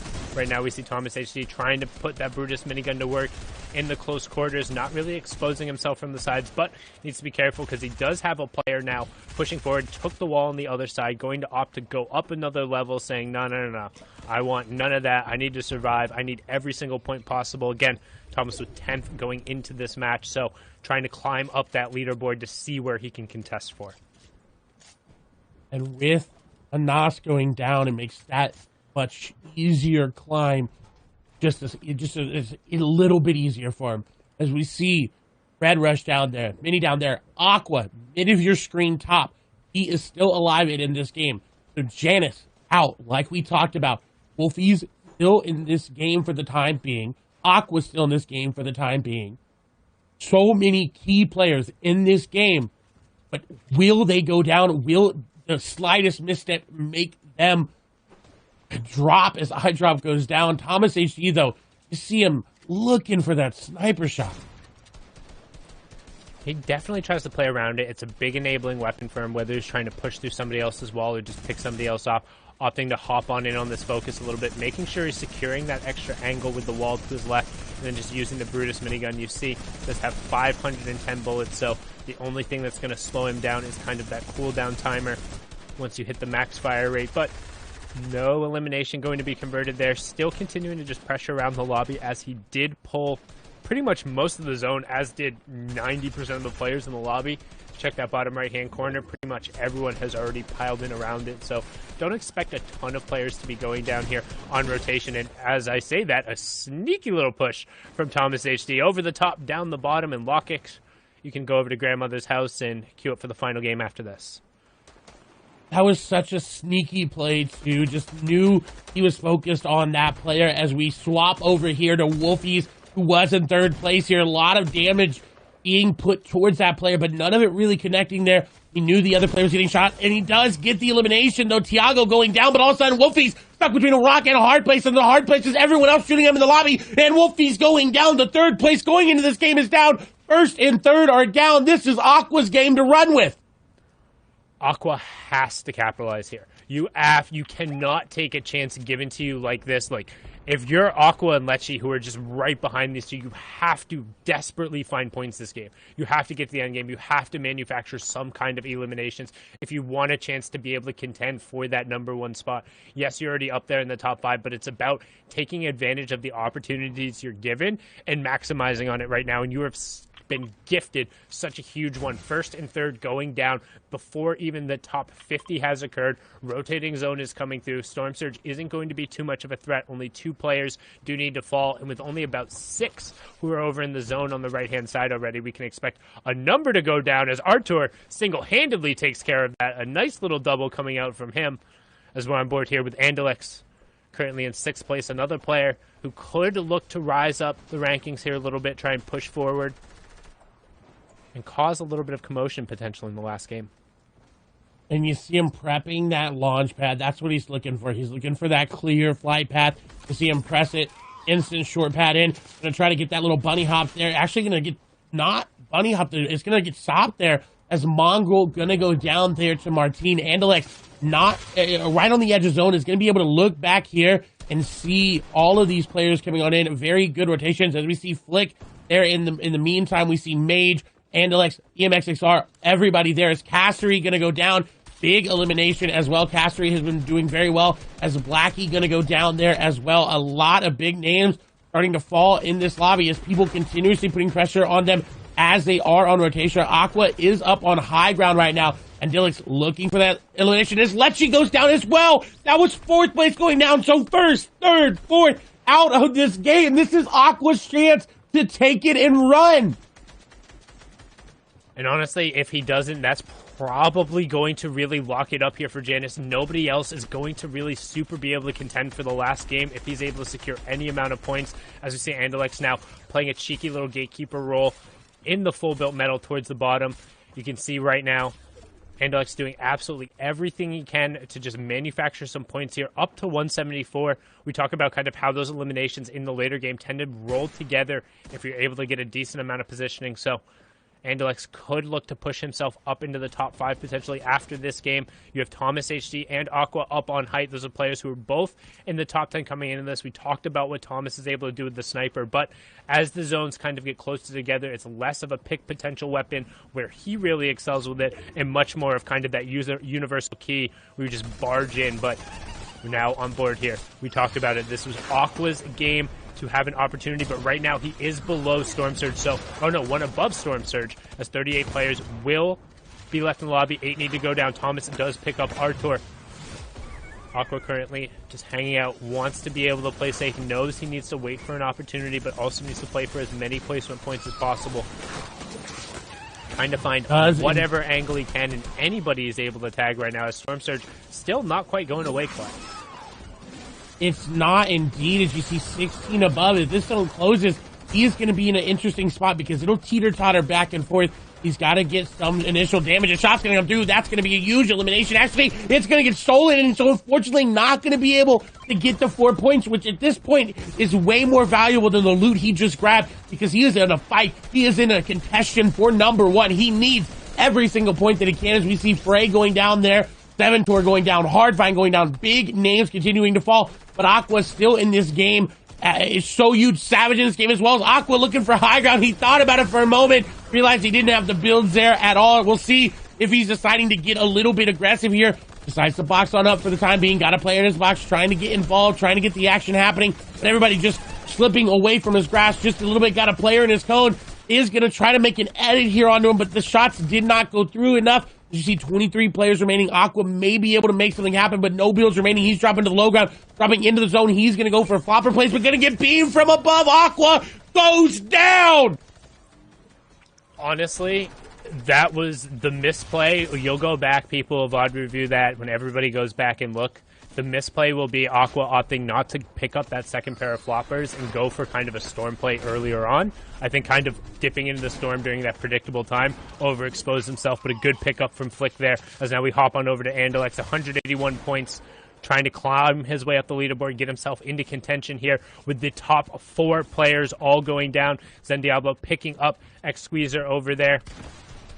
Right now, aLL in a pretty good position on the low ground. However, he is hurting on builds down to just 11. And then the big shot in his back is going to hurt him a lot more because doesn't have any excess shields, no excess white heals. And that's Mr. Savage of 100 Thieves making a push up in there. We do have Thomas HD still hanging around with the Brutus minigun. But again, we talk about it. The weapon becomes less effective in the late game scenarios where everyone's right on top of you. And he gets pushed back. No white heals for him either. And only the 15 wooden mats. This is going to be really difficult for him. Really difficult indeed, but he's using the Brutus minigun so well, shooting out high ground from the edge of zone was so smart. Unfortunately, he doesn't have the mats to contest it. You see 5 players remaining, excluding him here. He's going to have to make a play. Drops down coming through, is going to get the elimination there onto Nate. Teat going down as well. Savage goes down to Queasy. Big names have fallen, and Thomas is reigning supreme among them. And this could be his push. This could be the catapult into first, into third, maybe. First is a little bit farther than what he is at now, but this elimination that could come through, these placement points that could come through are so valuable here for Thomas. 4 already on this game. He's running out of space, though, as the zone starts to constrict. He really needs to find something. Player right above him. This could be a drop-down elimination for him. He does have that heavy sniper. He can make it possible. It's going to be King there on the low ground. We do see Queasy start to actually drop down. Queasy has given up high ground. That's going to be so huge. Thomas looking to make something happen here on the low ground. Still shots going through. Edit's not going to connect. He doesn't get up. Nice edit on the backside. Going back into zone. Trying to shake and bake the player. Is going to get the elimination there. Onto King Boca as shots go through from the high ground here. The players trying to make this happen. Edits coming through. Shots coming through. Thomas is going to be right on top of him. He does hit the 100, but he goes down. Queasy takes the victory royale. Second victory royale of the weekend for Queasy, going over there with the 4 eliminations. Tough pump shots there from Thomas. Think if he had stuck with the tack, he might have been able to close that out with the HP advantage, but still a good second place performance from him. Going to continue pushing him up kind of towards almost, I think, into the top 5 threshold. It's going to be very, very, very close, but we're starting to see now that even when given an opportunity, nobody else has really been able to grasp it. Janice going down absurdly early, 0 points going through, and then just like flies, all of the other contenders pick up 1 or 2 eliminations here, 1 or 2 eliminations there, but no big runs into the late game. And honestly, now it's going to take a monumental effort for anybody to unseat Janice. He does have quite the lead already built up. Of course, guys, we're going to take a look at the standings here in just a moment, but that's actually what I want to talk about is these guys at the top. It's like they just can't seem to get the ball rolling. They keep getting picked off before they can get anything really going to hold down the placement points. As we take a look at the standings right now, Janice is stagnant, right? 242. He was eliminated basically 80th in that last game. Aqua, we saw make a run, but a misplay there kind of halted that progress. The same with Wolfie's Lechi. You could tell he's going for eliminations, trying to balance the placements, but it's not working out for these guys. So I think the real big thing to consider here right now is you look at the spread. I think it makes sense that Aqua and Janice have been a little bit more consistent in terms of their efforts there. Wolfies and Lechi's definitely playing a little bit more in terms of the aggressive, playing for the 4 points, going for the eliminations a lot more than the placement. You can see that just in the percentages of their points. But with that being said, you're taking more engagements than going through. That's why when Janice is able to get in the late game, his scores are very consistent. That being said, I mean, it is paying off for them, but realistically now, it's going to take an effort from pretty much any player in the top 5 would need a 60-point game, and him to flop again to even unseat him, as now we flip on over to the second page. That is so close. 1, 2, 3, and 4 did not change positions. We did see 5th and 4th change there as well, as we're seeing a lot of different changes here. CRR continuing to fall down to 15th, Mitro and 16th, Scully and 18th, Amplify there, Snappy, 4ZR. Everyone knows these names. If you know European Fortnite, these are big names here for you. Martine there had that amazing pop-off game, moved into 28th place as well.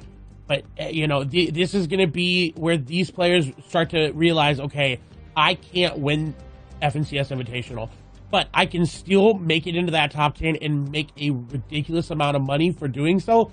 And that's going to be their motivation. That's going to be their drive for doing so.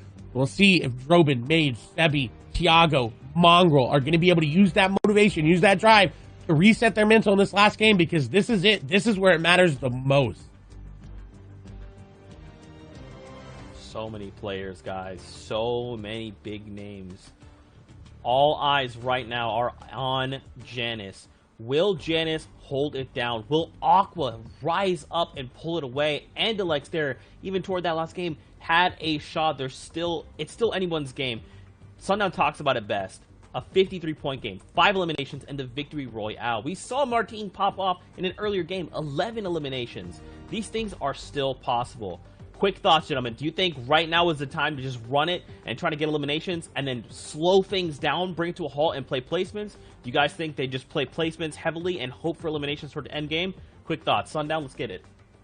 I think you stick to your game plan right now. Like you've seen with Wolfies and Lechi, the only way they're going to win is if they're able to run it with eliminations there and get to the late game. Like, they're going to have to put the two together, but it's not like they're trying to avoid the late game. It's just the fact that they need to get the streak of winning kind of those 50-50 in the box fight trades, which is really difficult. But if you're Janice and Aqua, I say stay away from absolutely everyone else. It's the last game on the map. Everyone else is going to be looking to just be psychotic, get whatever eliminations, whatever points they can, and you don't want any of that. You want every single point possible. If you're Janice and you get 2 points this game, that's a 27-point lead. I'll take that.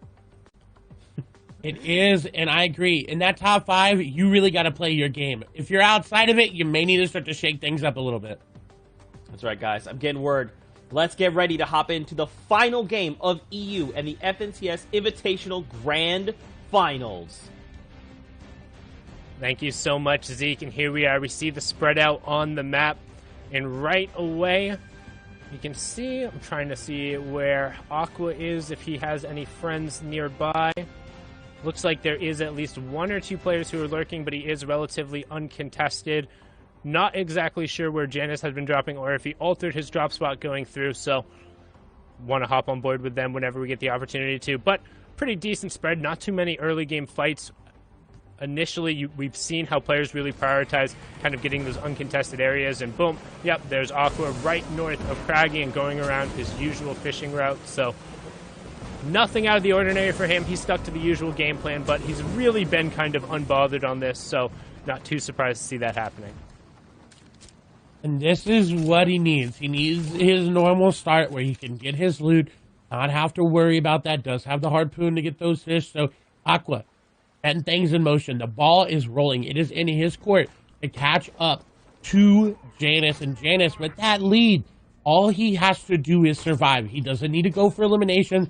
He doesn't need to play aggressive at any point in this game, except for in that end game, in the minute and end game, right? That's when he needs it. That's when he needs to start making the moves to secure the victory, because if he's too passive, Aqua could overtake him.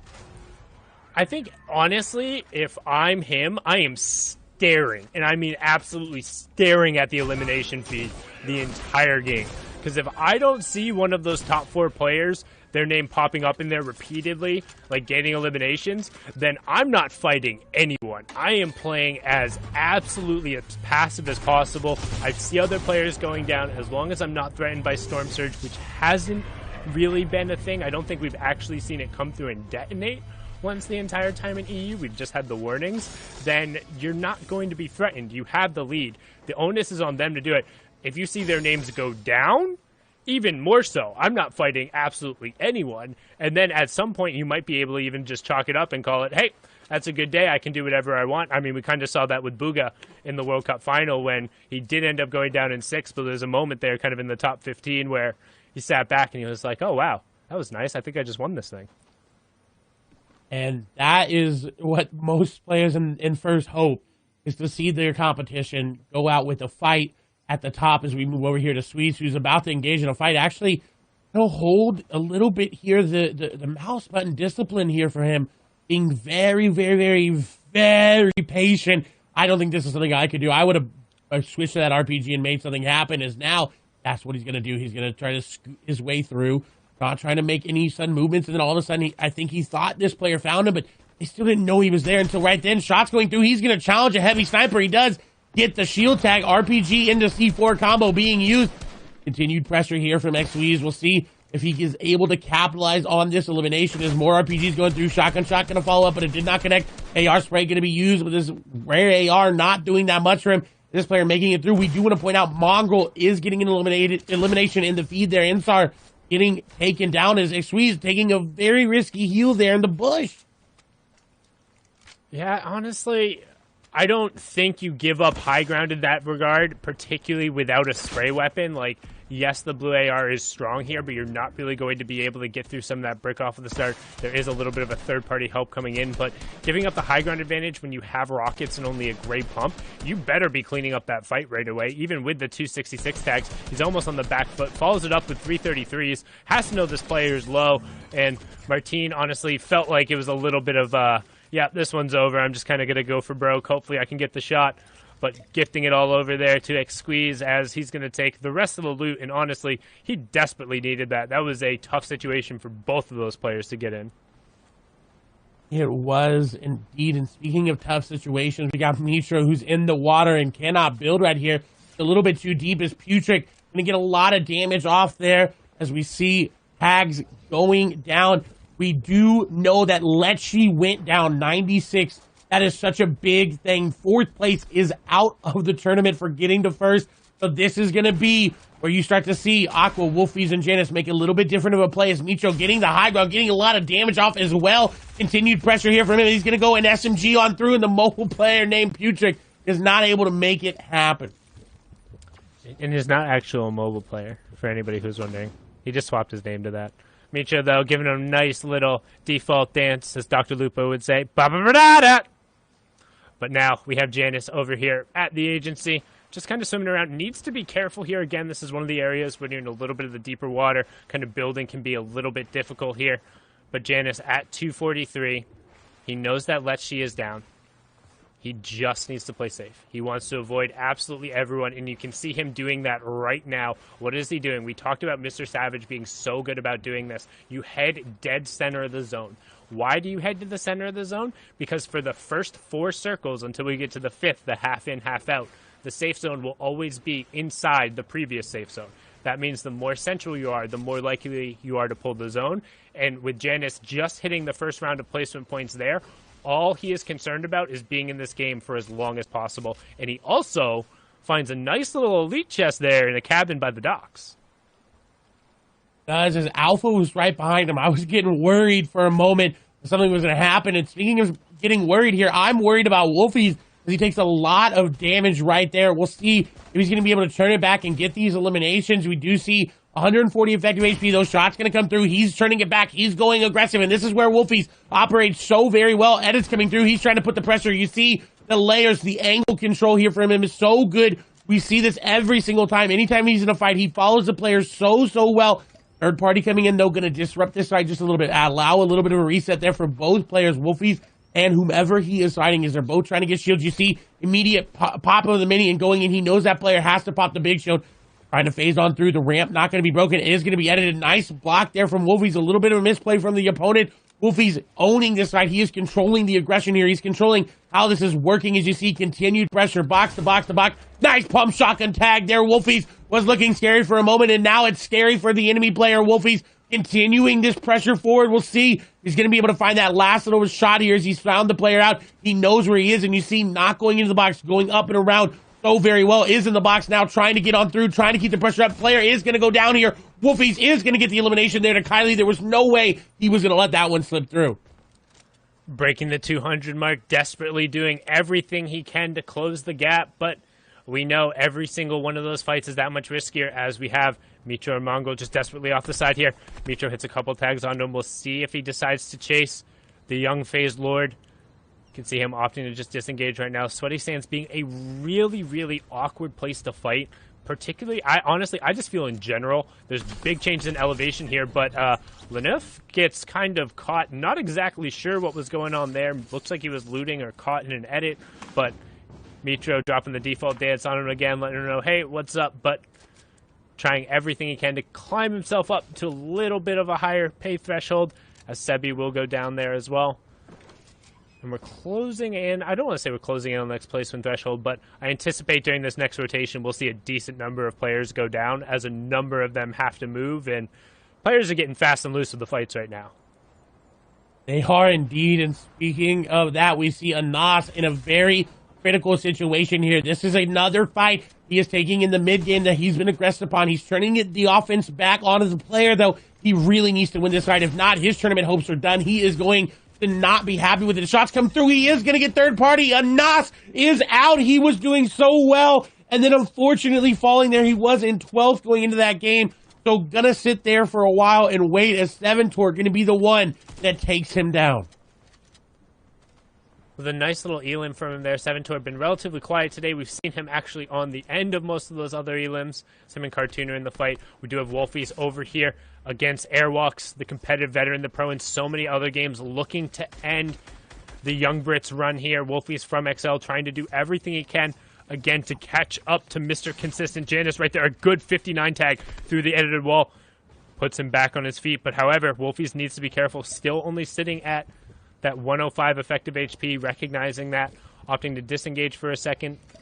Not sure if he recognizes his airwalks here, but one thing I'm starting to recognize a little bit about Wolfies too, that's honestly making me less confident in his ability to catch up. He's not resolving any of these box fights quickly. He's not really just getting in and kind of having them, and as we get later on in the game, the slower you are to resolve a fight, the more likely somebody else is going to come in and do something to alter your ability to win it.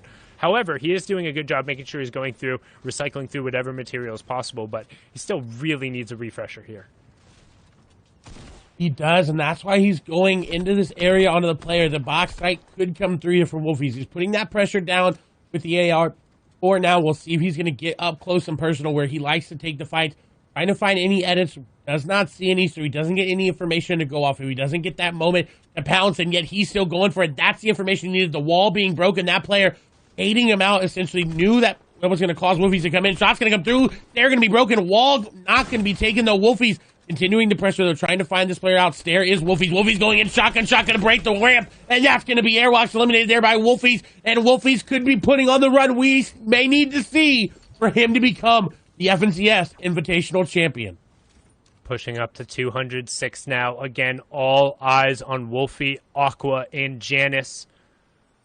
Those are the top three right now. Again, Janus has been the wire-to-wire winner. Andelix currently sitting in fourth. We saw Lecce end up going down. His run and day are completely over. Thomas HD in sixth, just on the outside looking in, but haven't really seen him pop off. Did see a nice little stat come up on the timeline that 60-plus point games in Europe have occurred in 0.36% of the games. So rooting for anyone who really isn't Aqua to be able to overtake is going to be incredibly difficult, if not a statistical anomaly. However, we've seen in the final moments that statistical anomalies happen all the time in Fortnite, and Thomas HD could end up being a part of that. Does have a decent enabling kit. Again, we talk about him prioritizing that heavy sniper and it really being an enabling factor for his game.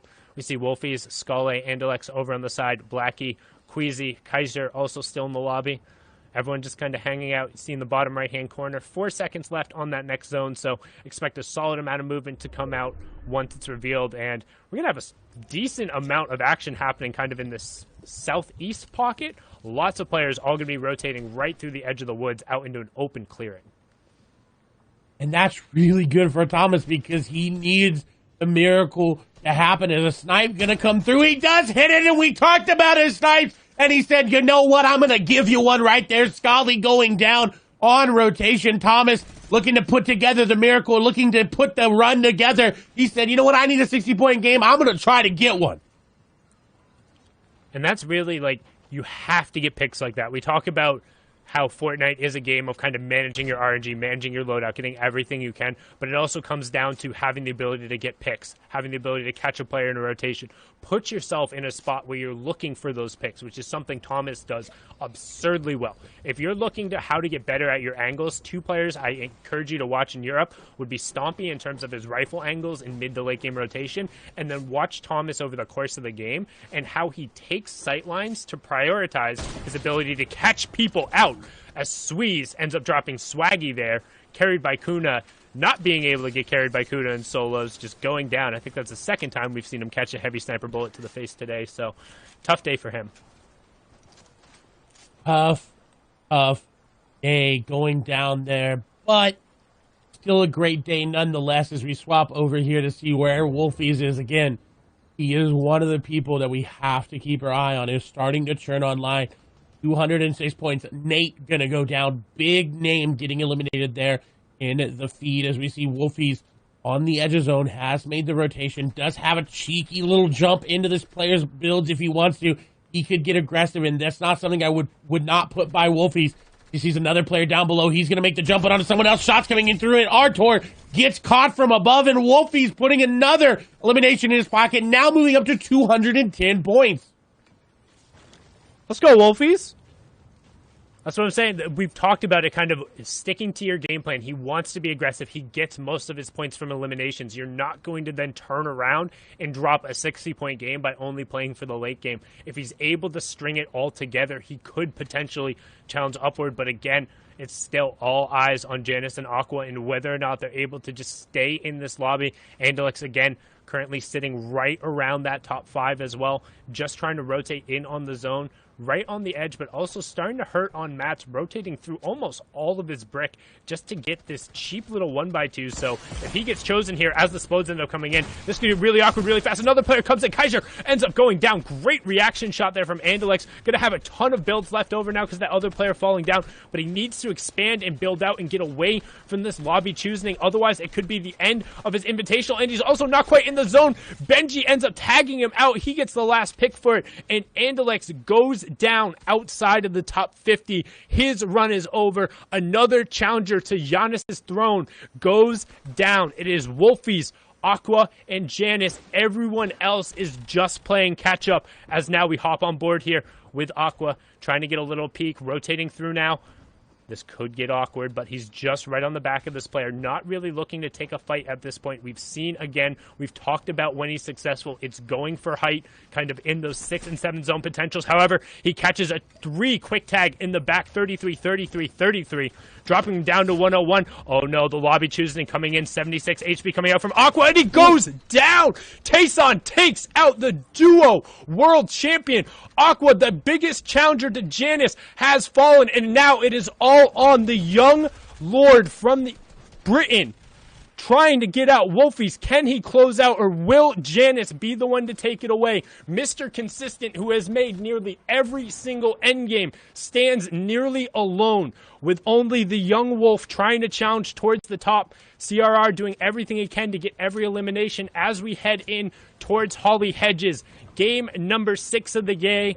Game number 12 overall. The EU FNCS Invitational Grand Finals are coming down to this and whether or not Janice can hold off the charge from Wolfies. And in a 100-player lobby, this is a 2-man individual race right here. It is Janice. It is Wolfies. They are vying for elimination points, placement points, so every second that Janice stays alive, every opportunity that he has to stay alive, like CR not letting that player do as he's going aggressive into the box. Skylar going down. But back to Janus and Wolfies. That is the point. They are in this game together. If Wolfies surpasses him in placement, surpasses him in eliminations, it could be his. But right now, Janus has a very, very big lead that Wolfies is going to need to play out of his mind to overcome, to surpass him. As we get a nice look at the lobby, we'll see, you see big names there. Cammy there as well. Moki getting elimination.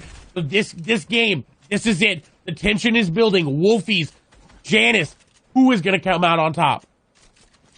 And right now here on board with Cammy on the low ground, watching this entire stack side of Holly Hedge, the next 50-50 zone. Not a single player is pulled in that zone. Every single player has to rotate in. One player does have a nice little hop and skip, but everyone else is going to be sprinting into that open space across. We're going to see a number of players go down here in the rotation, and make sure you're keeping an eye in that top left corner. If Wolfies goes down, that is it. But if he starts racking up the eliminations, Janus could start to sweat. Again, it all comes down to this. This is the final game in EU. It's all on the line here. Who walks away with the $120,000 grand prize, and who walks away saying they are the best solo player?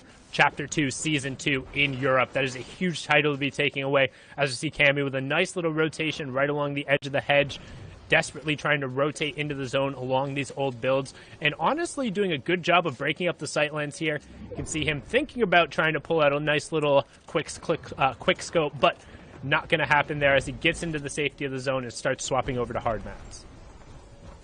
And you'll see him now start to look back towards players to try to get any eliminations that he can. 39 players, just dropping pretty quickly. 2 more players going down. Left Eye getting elimination. Rezon getting an elimination there.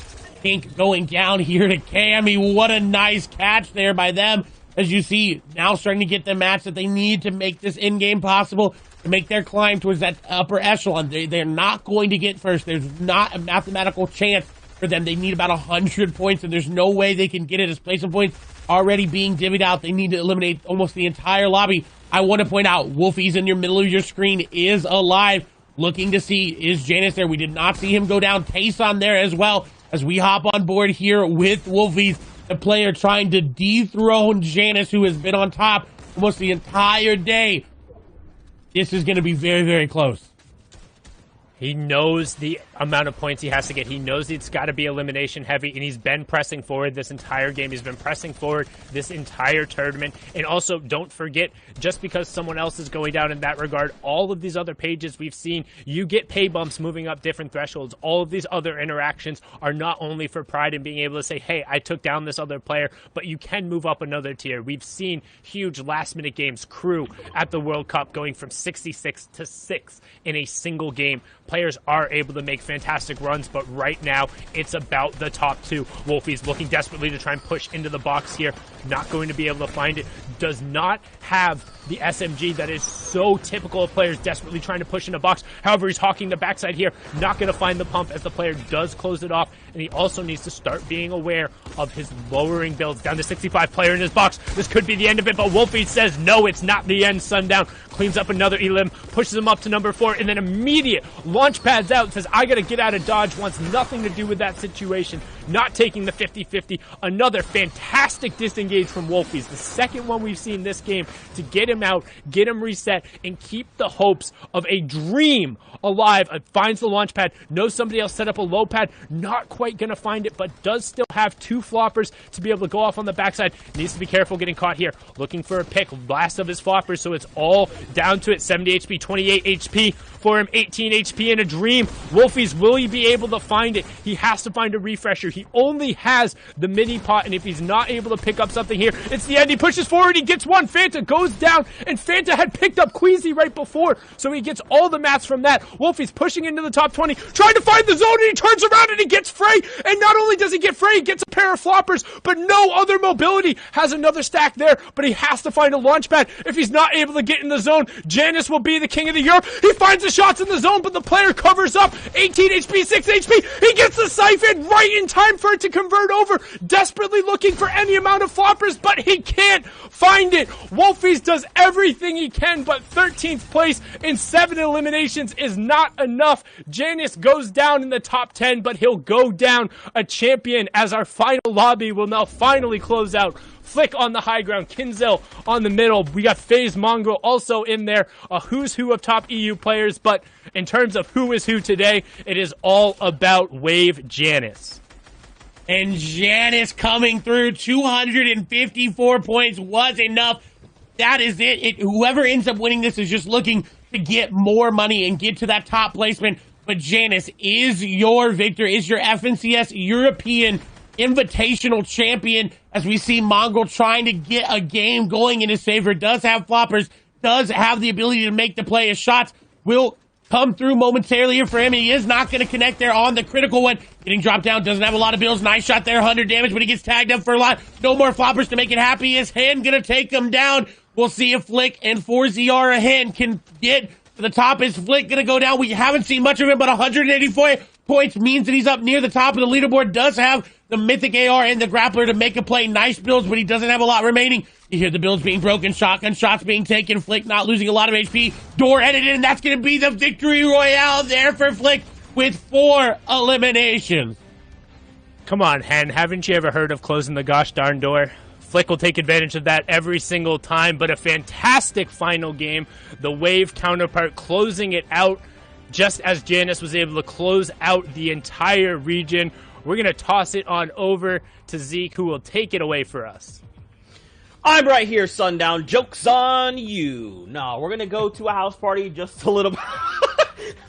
Guys, that was a great game there. Final game out of EU. Now, of course, what we want to do is we need to take a look at the standings, right? There was a lot of stories unfolding there. We know that Aqua headed into that game with 217 points in second place. Did he hold on to that first place? Did Janice hold on to first? Let's take a look at the standings together. In your number 1 spot, Janice held it down, 254 points. Your FNCS Invitational champion.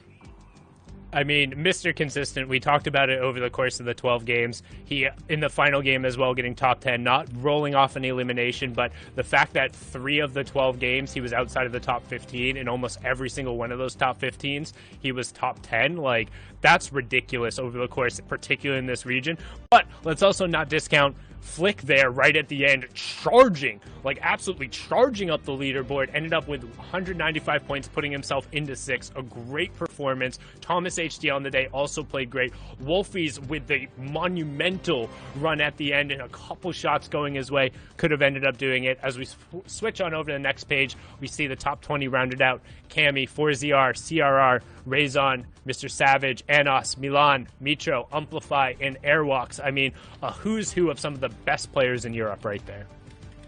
As we move over, we'll see another big page, 26 being Mongrel there. You see Slick, Snappy, Dolly there as well. All these players getting a good amount of money for just making it here to the finals and placing in that top tier of players. We see Chapix, we see Moraine, we see Maestro, we see Drobin. A lot of big plays happen throughout the day. And again, if you just tuned in for some odd reason, Janice did take home the victory, the overall victory of Europe. First place there for him. Absolutely insane. As we move over to the next page, you'll see iDrop, Sebi, Blazin, Frey, Tiago, and Norwood there in 49th.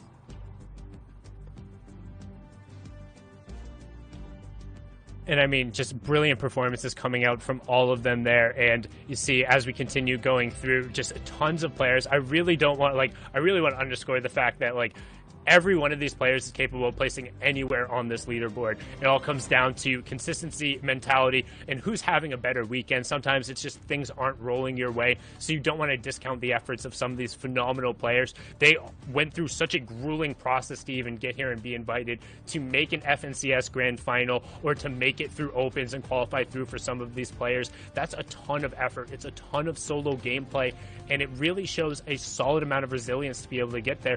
But also, at the end of the day, you have to applaud the level of consistency coming out of Janice and coming out of the players who are able to place in the top. And also, again, I know I kind of, like, I didn't want to undersell it, but we were definitely celebrating Janice at the end there. Flick, essentially, that last game was a $38,000 game from him.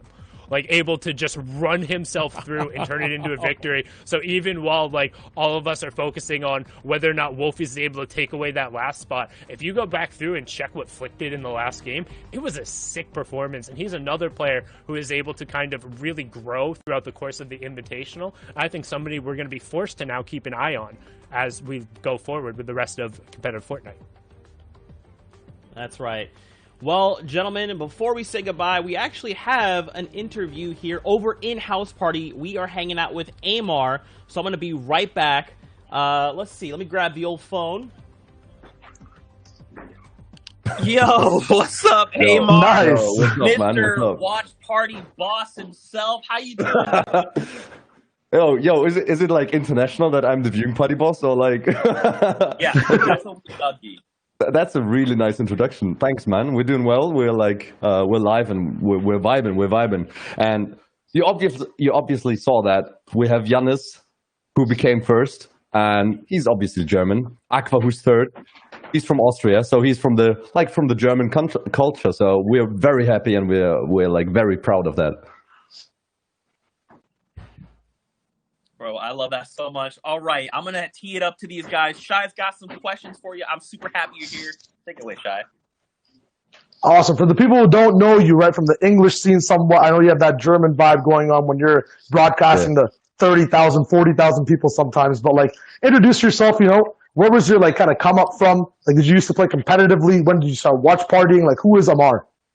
Who's Amar? That's a good question. Like, I was starting like in the back of the days where like wages we did like one-on-ones on, and you know we were doing the kill races and all this kind of stuff, and then I went to summer skirmish, and this was the point where like a lot of people knew me after that, because I became first with my duo mate before, like back in the days with Aimsons, and it was great in that time. It was great, you know. I was screaming. My whole house was shaking. My whole house was shaking, and yeah, this was it. And then I was trying to go pro, but like this year and the middle of last year, I was like, I don't want this anymore. I'm too old for that. I'm too old for that. Yeah. I'm 26 now. And everyone's going to be like, no, he looks like 40 or something. But yeah, but I'm 26 right now, and I want to be like entertaining. I want to get people on my journey, and I want to show them like what is it like to watch Fortnite together and look at the greatest pros out there and highlight everything with our own kind of juice, you know? No, absolutely, man. Yeah, you got props, you got the memes, you got the dances. What's one of the most popular things you do on your stream in terms of, you know, entertaining the crowd? What's like the end game factor of Amar? The end game factor of Amar is like the Rasenmäher. The Rasenmäher. Okay, every one of you pronounce it Rasenmäher. Rasenmäher. Yeah, awesome. That's great. That's good. That's really good. The Rasenmäher is something what we invented to have the greatest late game experience, and you know, not shoutcasting it, but like just going totally into it with music in our ears, and you know, we do the Rasenmäher. It's a lawnmower. You know, it's a lawnmower. and you know, I see the emails from the chat right now. Yeah, no, I feel that, man. Yeah. Why are you laughing, bro? Yo, you need That's to take awesome, me serious. You need to take me serious. No, there's the meme side, right? Man. Keep going, baby. Keep going. We have the meme side of it. We've got the serious side too, but there's a wholesome side of the watch party, right? This season for the solo FNCS, other than the winners, is there anyone else you saw who was like really dope to watch, especially, you know, you being so in tangent with the EU scene? Is there anyone else you want to like, you know, compliment, call out? There's a lot of people. Like obviously it's Yannis. I remember like back in the days, Yannis was playing my tournaments. You know, I hosted them, and then he was playing my tournaments. Became first. The second one, he became first, and that was the first time he played with Tyson. And Tyson was really performing well today as well. And obviously, I'm into the German scene, and Aqua as well. He became world champ last year, and today he became again third. And this is like an accomplishment as itself. And other player, like for example, Thomas HD, in my opinion, is like TSM commandant from America.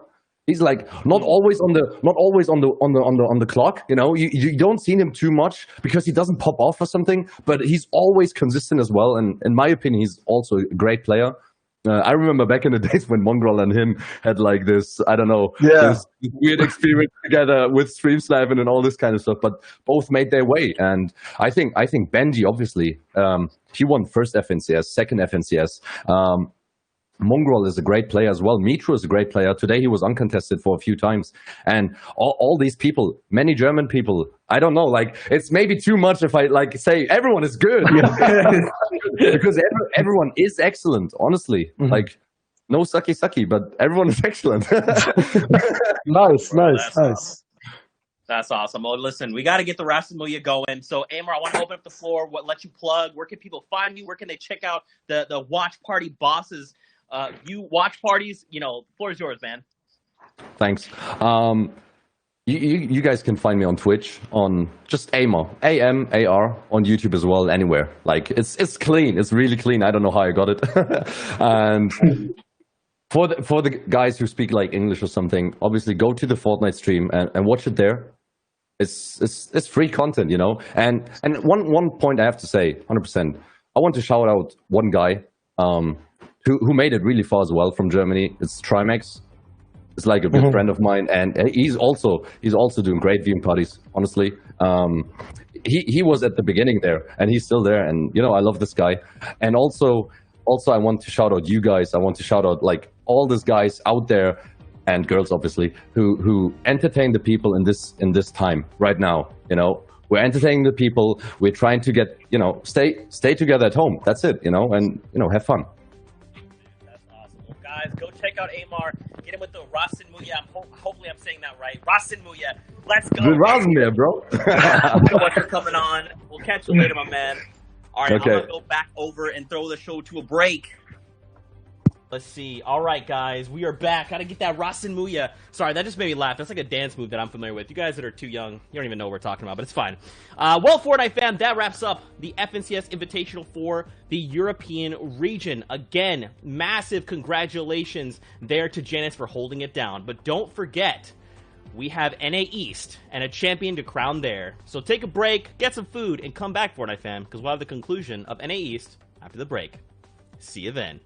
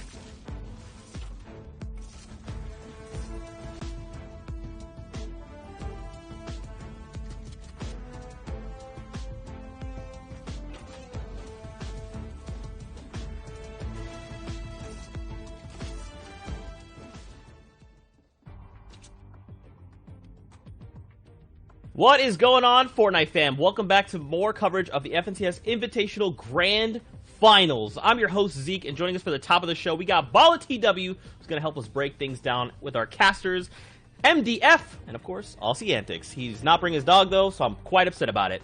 If you guys were watching EU's games earlier, you know no one was safe in those leaderboards. Games were had, players were dethroned, and Janice stood above the rest as the Invitational Champion. After 6 games tonight, we'll claim and raise another champion in NA East. With that being said, let's go ahead and talk about the show itself and what you should expect as a viewer watching these games. We're going to be going for 6 games total, so we'll have casters rotating out every 2. And of course, we'll go ahead and talk about what led us to this very moment. We had 2 weeks of 1 week of an open qualifier, 2 weeks of competition, and after week 280 qualified for grand finals. Friday, we actually had a reboot round where 20 players in every region were able to push through to the grand finals after 10 games. Of course, you're probably asking yourself, well, how many regions we got, Zeke? Well, let me help you out here. We got 7 regions all competing throughout the day. Us ourselves, we will only be covering Europe and NA East. If you've been watching, you've been keeping up, you know these games have been absolutely insane. The journey here has been out of this world with some truly amazing content, games, and players kind of shining. Now, of course, we should talk about the format itself. How are players racking up the points, and how are they pushing up and down the leaderboard? Starting with the Victory Royale, we got 33 points for that. Second is 26 points. Third is 22. Fourth is 19. And fifth is 17. All the way up to 75th with a single point. And all these eliminations have been pretty crucial and pivotal in the game, and they're worth 4 points each. Now, of course, there is prizing on the line here for the grand finals across all 7 regions. We'll take a look at that breakdown right here on your screen. Now, what's great as well is we can actually dive a little bit deeper in on this, and you can actually break down what each player and what placement is earning at the end of these 6 games, the cumulative 12. We'll go ahead and take a look at that. There it is on your screen. Now, with that being said, $100,000, gentlemen, not that bad for a few hours, a few weeks of Fortnite. Can't complain. Janice, of course, is one of those people that is feeling probably pretty good about all things considered. Now, guys, how are you guys feeling as we get ready to start NA East? Very quick feels. Bala, let's hit it. Dude, I feel so good because, like, looking at the games yesterday, ignoring all the craziness that is going on, these games are intense. There's so many good moments, and I can't wait to see more because there's players at the top of the list like Bizzle and Neon fighting for first, and they're playing hard. That's right. Now, actually, I'm getting word. We actually have something truly special. The FNCS Invitational Champion is hanging out in House Party. Janice, the 15-year-old lord, and he's hanging out with Sundown. So why don't we head on over there and hear from him?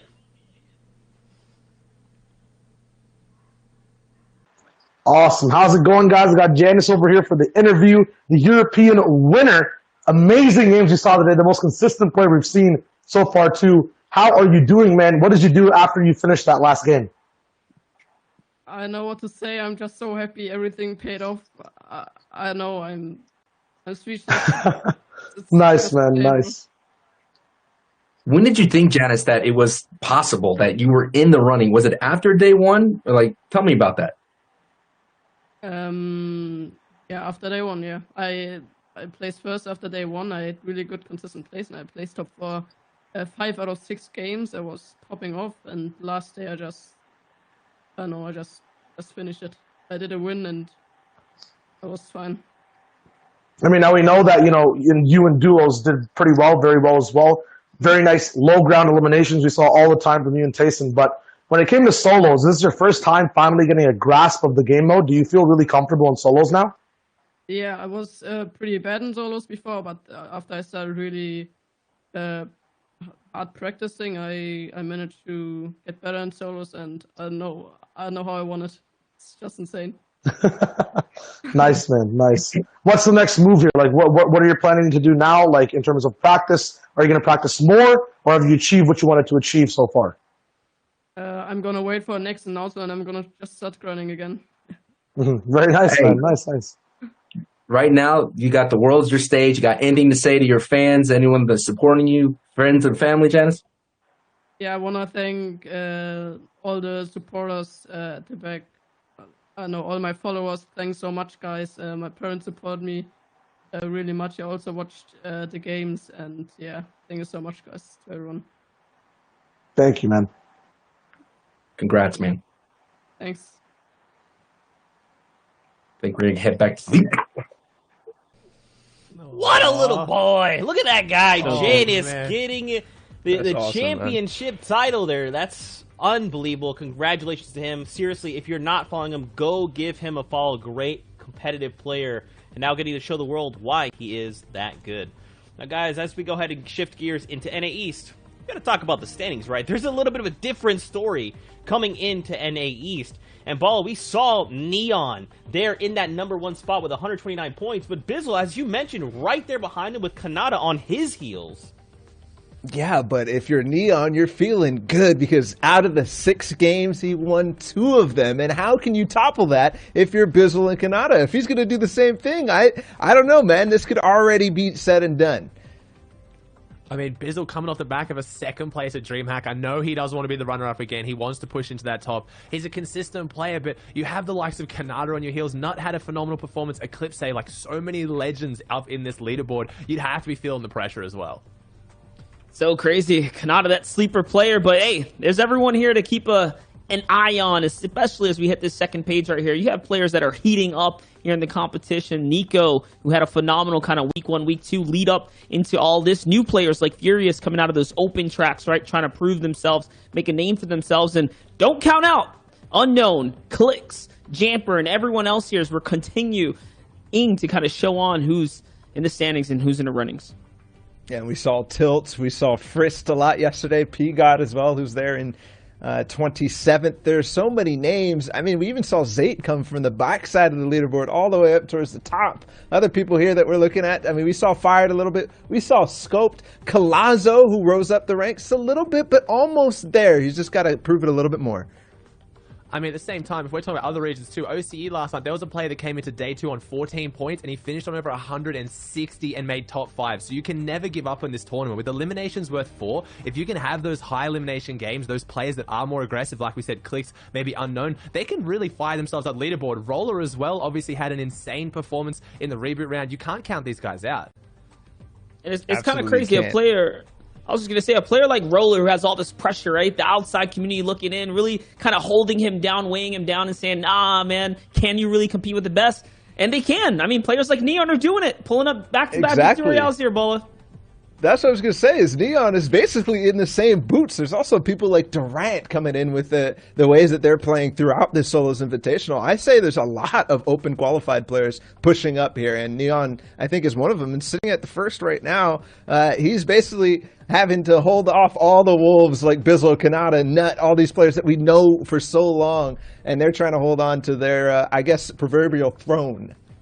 And I was just going to say, yesterday was an indicator of how you're going to play today. Players like Scoped are going to have to swap it up. He actually reverted back to the grotto. We're not seeing the success. Aqua was playing those northern islands outside of Steamy Stacks, and that was where Scoped, in the lead up to this event, he was playing those areas. That was his kind of gear shifter, his landing pace shifter. He was doing really well from there. I mean, he was the top dog, kind of like how Benji Fishy was the top dog coming into EU, kind of flopped in the grand finals. Scoped is on the same boat. He was the top dog coming into this, and then he switched things up. He went back to his old roots, his grotto ways, and it's not quite, all clicking right now. So this day 2 right now is a big kind of day for all the players, and to see who's going to kind of manipulate their playstyles. We saw, though, at the same time, obviously we have EU, another region to compare to NA, has this massive player pool of insane players, and it came down to consistency. I mean, that was insane consistency, though, coming top 4 in every 5 of your 6 games on day 1, but we talk about elims, but it ended up being in this format on EU, consistency won. Well, we'll see if these players can bring it back with consistency, or if someone else will look to dethrone players in the top. Ball and I are going to step away as we get ready to head into the first game of NA East with Monster D-Face and Aussie Antics. Take it away, boys. All right, ladies and gentlemen, here it is. The culmination of weekend after weekend. It's the NA East Grand Finals. The Invitational is all happening right now. We got Aussie Antics, Monster D-Face on the horn here. And we're looking at the map, Aussie. Let's get right into it. Yeah, let's get right into it. I mean, first thing to note, it's looking the same as yesterday. Like, obviously, there's going to be some people who maybe changed up their game plans a little bit, but I'm not seeing anything too insanely different. I'm seeing a couple people at Island. It looks like 2 people at Shark. I'm seeing 3 at Grotto. Everything yesterday is kind of standard, so we're going to have to see. But man, Misty Metals has a large player pool of players down there. I mean, I'm seeing arrows left and right, so we already know that is going to be a highly contested location. Here is a look at cheater Neon. Once again, Neon coming into this competition so strong. The best performance of a day one that you can ask for. 2 out of 6 game victory royales. I mean, let's just talk a little bit about OCE. That's your kind of region of choice. I don't think the X2 Jordan had any victories, right, coming in? No, he had no victories. It was all just major consistency. Same things we saw out of EU. It was just having those top 5, top 10 finishes very, very consistently right through to the end. You saw other players like Repulse God, who ended up coming second, who did have those massive pop-off elimination games. I touched on the fact that going into it, Alex was actually, I think it was like 50th in the leaderboard on 14 points and ended top 10. That was with a huge win and a bunch of other eliminations. So it was the story of consistency won, but it's more the fact that, again, we focus on the win, but there's a lot of prize money on the line. $500,000. A lot of these guys who are outside that, like maybe top 50 even, can still jump up into those big number money. And I see Scope catching an early elim on ICV right there, which means that he is back at the grotto. So Scope not switching things up. That was a question that I had. That was a question I threw out there to you guys, the audience watching him from home. So now you know Scope's playing his game plan. A lot of these pros also opting to like just focus all in on the game mode. So we know we're in for the best quality of game possible throughout the course of the day here. Bizzle, once again, is kind of being lurked around right now. You see Tabs sitting behind the tree stump there. He's looking at Bizzle right now, trying to see if he can ambush him. Yeah, it looks like he got a couple of shots off as we pan away. I don't think it's going to turn into an overall fight, though. I think Bizzle might just keep making his rotate. We saw Storm Surge not really being too much of a factor yesterday. It was kind of always those indicators there. And again, if you're watching from home, you're not too sure what Storm Surge is. Just very simply put, it's basically just a way of punishing someone who is trying to avoid those interactions. You have to deal a certain amount of damage to make sure that you're not the team or the player that's done the least amount of damage at the bottom. So people are going to take shots, going to take tags. It doesn't necessarily mean they're going to push a full fight. They're just looking for those easy Storm Surge tags. But yeah, Scopes back at the Grotto is going to be a big name. He had a really rough game 1. He was one of the first people to go down. This might be a push. We see those smacks hitting white tags. If you hit a player for white, you know they have no shield. You're going to aggressively push in, especially if you have that minigun in tow to really just shred through the builds. Only has 76 ammo, so needs to be careful how he uses it, but he's pushing straight forward for this fight. This could be a good way to get smacked back up there on the leaderboard. Someone we're not used to seeing this low on the leaderboard right now. Is usually a very consistent competitive player, but trying to get his first 4 points on the board here today in game 1. Gone up a little bit. There's not too many eyes on this fight from a distance, so he could take his time with this one and really make sure he closes it out. Not taking his time too much here, though. Trying to get in the box. Takes the stair with the tack shot. Beautiful piece control. The stair gets rotated in the wrong direction. Storms wins FNCS. I don't think so, mate. Maybe not. You're going to have a really good final 5 games if you want to win this one. Big elimination right there for Schmack, who's just outside that bubble of top 20 now. All of a sudden, really finding his footing here on the game number 7, right, of the total competition of the 12 games. The first one we're hopping in with. Here's Hapt, who is playing the kind of north of the farms right now. You see a couple of arrows already looking in his area here just because of the few pop shots he was trying to make, but he's letting his guard down. Little does he know, he is crossing paths quite directly with the player right in front of him. Ooh. And there, the attention has been made. Haps now going for height here. He's trying to see what he can do in this battle. Good little side jump here, Ozzy. It's looking good. Ooh. Great side peeks. Yeah, nice little low ground peak there with that green pump. Only hit for 23, but again, it's those little damage shots that make the big difference in the end. He's going to try and build up. Keeps doing that same double ramp and then the cone on the top to get that full extension. Gets in with the wall and the stairs. Rotates the stair, jumps over the top and gets some beautiful shots. Hapt only took a little bit of damage in that entire fight, and for that, he used a bit of mats, but he's got still plenty of time to farm. But upgrades to that epic rocket launcher, which we saw in some of those end games be crucial to picking up those wins.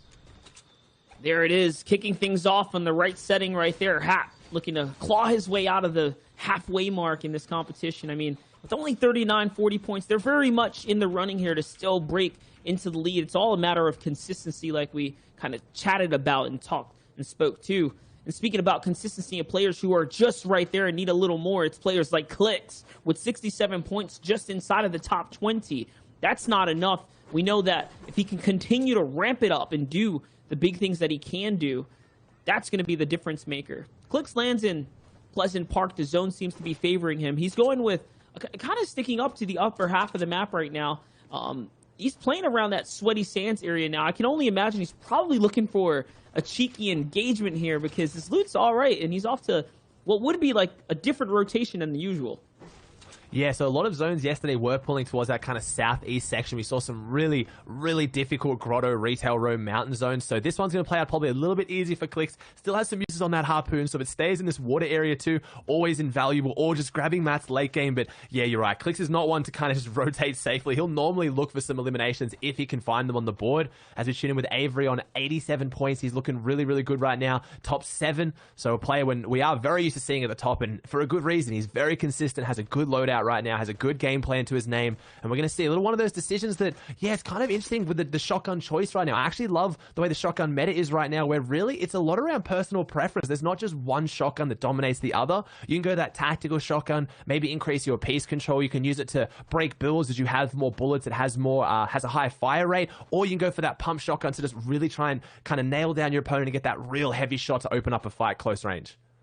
That's right, guys. Avery is in 7th place currently in the standings right now. Most of his points accrued through placement points, so I don't quite expect him to get into any crazy engagements. He's probably going to just be looking to park up, find a little spot here. And yeah, even with the player right below him, I could only imagine that he is definitely playing for placement. I mean, he only averaged 1.5 eliminations coming into this. The third lowest of all the other players in the top 10. Everyone else kind of heavy on the elim side of things, upwards towards those kind of two elimination average mark. Here's Commandment, someone who can definitely get the bulldozer rolling, right? Get that big momentum going when it's in his favor.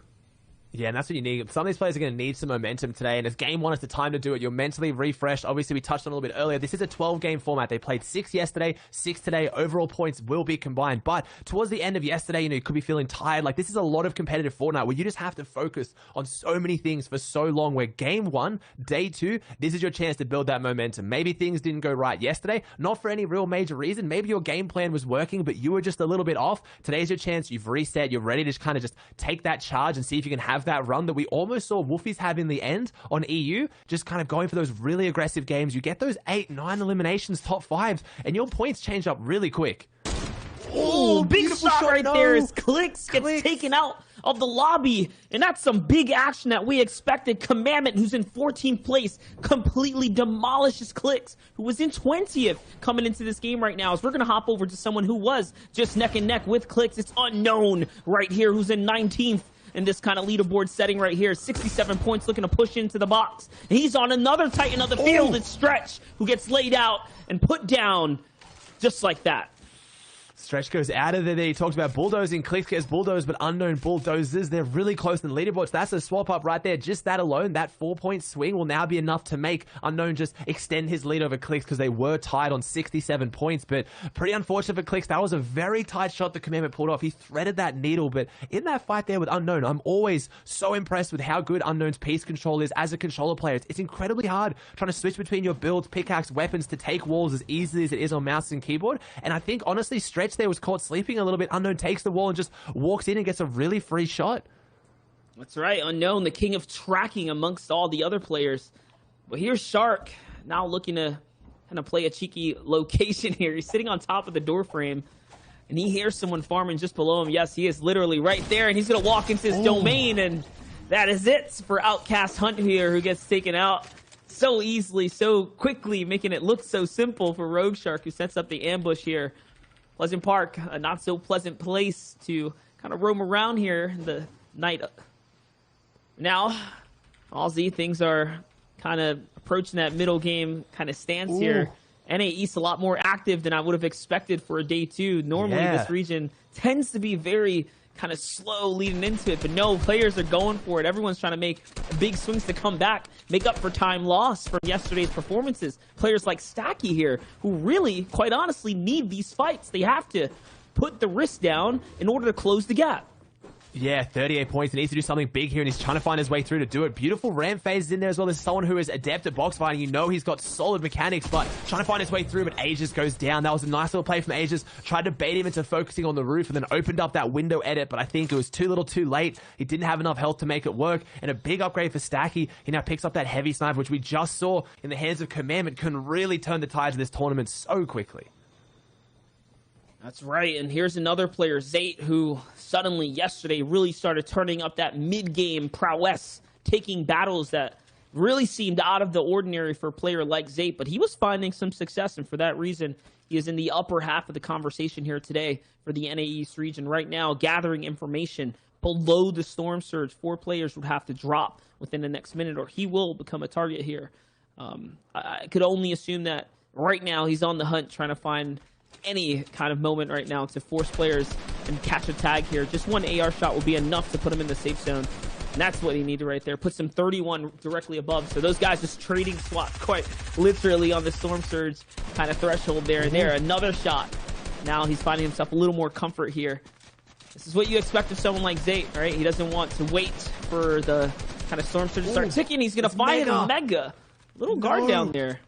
That is a massive turning point for the tournament. Zate taking down Mega. These 2 players are heralded as the most consistent players in Fortnite competitive history, and that's not based on personal opinion. That is based on statistics. These 2 players have qualified for every major tournament in competitive Fortnite history, and Zate taking down Mega. That is a huge interaction on the map. We're going to have to see how that one plays out. Mega was in a really good spot yesterday. I think he peaked at around top 6, top 7. He's now slipping off the pace a little bit. He was top 10 coming into this game, and you have to imagine after going down here 74th, there's going to be a few more players who will be able to push back up into that area. That's right. 2 admirable legends within the Fortnite community right there. As Ozzy said, every tournament they have ever entered into that had opens, they qualified all the way through. No easy feat. Something only a prestigious few can say that they have done and accomplished within the Fortnite community. Here's Nut, though, who's currently sitting at 4th within a standing. If any of these players make it through to endgame with how they're already over that 100-point threshold, this is how we're going to see players start to take that gap, take that lead, and suddenly break out and never look back, similar to how Janus kind of had his run, Tayson, and so many others making it such a close competition throughout the course of the day. Avery, though, we're following the biggest names, the ones that we really want to know and how they perform. Avery's under pressure here. He's also on the southern part of the map, which means that the biggest congestion is going to be landing here. Yes, he is recognizing the terrible spot that he's in right now and trying to desperately get away, even if it means that it's going to cost him a little bit, but it might have been too much, and Avery's going to fall now as he moved too little, too soon. His 7th place is now put in halt. He goes down to Tabs, and this Salty Springs area is very, very congested. Tabs doing a great job to close that one out quickly. He needed to end that very, very fast. If that turned into a long kind of box fight, roundabout engagement, they were both going to get focused pretty hard by Eclipse, Zate, Rote, Perplexity, Doxyfishy. Look how many eyes are on this area. Timbers P, which is P-God up there. There's a lot of eyes on this edge, and I'm looking at people who kind of maybe had that more northern zone, maybe people like Arab who's been dropping at the islands to have a really good game here because hopefully they're going to avoid most of this congestion. They didn't have to come through this way, but players like Unknown we saw earlier dropping around Slopey Swamps, he is going to have to somehow make his way through this southern edge. Definitely is. Again, now we're tuned in with Frist here. Frist, 29th, kind of coming into today, already seeming to have some issues here with the Storm Surge. All right, things are going to kind of happen for him here. It looks like an elimination folded over. It might have been from the zone there, if I had to guess. It's all right. This is kind of becoming a centralized zone right now. You see the rotation here. And no, he gets tagged the first few times. You would think maybe he'd switch up, pause, and build. But the angle that the opponent had is going to cost him a lot. And, this player has a grappler. So he's all over the walls now, Ozzy. Yeah, I was questioning. I thought maybe he was getting short launched on. I was very confused, but it's the grappler play here right up on his wall now. Frisk needs to try and pull off something perfect here. He's only got the big pot left to try and top himself up, and I don't think he's going to have time to get it off. That means this player also has that Sky's AR. You can hear this very fast fire rate coming out, but 78 tag traded back. Frisk is not going down quietly. Gives him time to get his big pot off. This other player is going to go for the minis now. Let's see how we go. If he's going to try and maybe go out the wall, is he going to try and still keep pushing forward and see if this player wants to keep following him? Or is he just going to sit here and try and go toe-to-toe again? I think that was enough. That was that 78 shotgun tag. Looks like it was enough to make that player kind of back off and rethink this push. At least I think so, yeah. Looks like they're going to both set up now. They're in zone. It was a decent fight to push until Frist got a really nice shot back. No, I mean, I think he still wants a little more. He's going to come down and go for the box fight here, trying to set things up to see if he can catch him into his favor, and he is. He's going to take the cone first, and the edit's already made. Now looking to phase in. All he has to do is kind of set it up. Big 76 is going to trade back right now. The shots are piercing through. He's going to find another one through the crack right there, and all of a sudden, that's 140 damage within 2 shots. This could be his fight, and it is. It's Roat who falls. And I'm not sure how Roat acquired the loot from the Mythic POI, the shark up in the corner, but it's all his right now. We'll keep an eye on Roat now, see if he's contesting for the sharks. Yeah, big upgrade as well. Gets the launch pad. I think he has 2 launch pads now as well, so has all the mobility in the game, has the legendary grappler and 2 launch pads. It's exactly what you want from that pickup, so he's very happy for that aggressive push. Used a bit of minis. We see Unknown has now made his way up from Slurpee. He's sitting here nice and pretty with 6 fish. He's sitting very pretty. This is not a player you want behind you when you're trying to rotate in. Unknown known to be very aggressive on his rotates here, still trying to put some pressure down. He's got a launch pad, but he's trying to save it. Looks like he maybe doesn't want to have to use it if he doesn't have to, or we've seen as the story unfolds across these games over the last couple days, sometimes those launch pads aren't as safe as what you'd like. If you don't pick the right angle, if you go too high, you get beamed up out of the sky very, very quickly. That is true. So Unknown opting to just go ahead and go with the ground foot rotate here. I mean, I don't blame him. That half in, half out is only coming up next, so you do want to play to your strengths here and try to save that, hold on to it for as long as possible, as everyone is doing the same thing here. And this is why he's ghosting behind enemy tracking here. But he's going to catch Class off guard, out in the open. All the shots are going to connect, and this is some of his loot here as he gives the rest to another enemy nearby. That's just going to be a little kind of payments, a little drop in the bucket there, as he just wants to focus on getting to the zone right now. It's going to get paused up here, though. 3 elims already. This is so scary. Unknown, who's like really able to focus up on his gameplay right now. From my understanding, he's literally just playing in this competition. Probably the first that he hasn't streamed in a long time. So I think we're in for a very scary Unknown army today.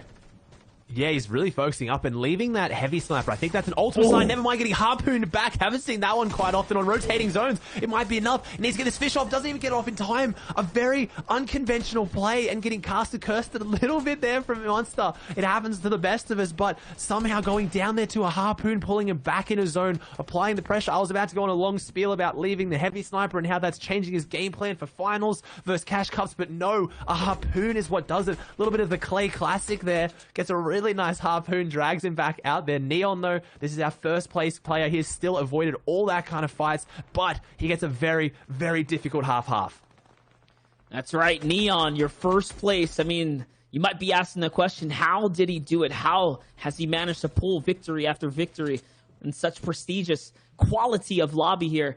Neon knows there's a launch pad up above him, and look, he's just taking his time right now. These are the little things you guys are going to have to dissect and figure out. 20 damage above the threshold right now, so that's not going to be too much of a factor for him. It's make or break right now, as he's got the scariest cross, honestly, of any player here, and someone's just gargoyling the launch pad right now. Yeah, I know, he's going to try and find that launch pad. If he wants it, there it is. He sees it. Even gets that little animation beneath the ground, so he sees that kind of like the air whoosh, and he's going to straight go for it. See if he can maybe make a good rotate. And with these launch pads, you really want to make sure you're not the only one in the sky. Tragic's landing early and trying to kind of go around that edge, and Neon looks like he threaded that line perfectly, as we see Bizzle, who's in second place, so we still have first and second alive, and unless I'm mistaken, Kanata probably still in this one too, so this is looking pretty crazy. I know Eclipse is in there, saw him in the feed, so we've got at least 4 of the top 5 in this game still, and this is going to be heated when this one closes out. We're going to see the leaderboard change up 100%.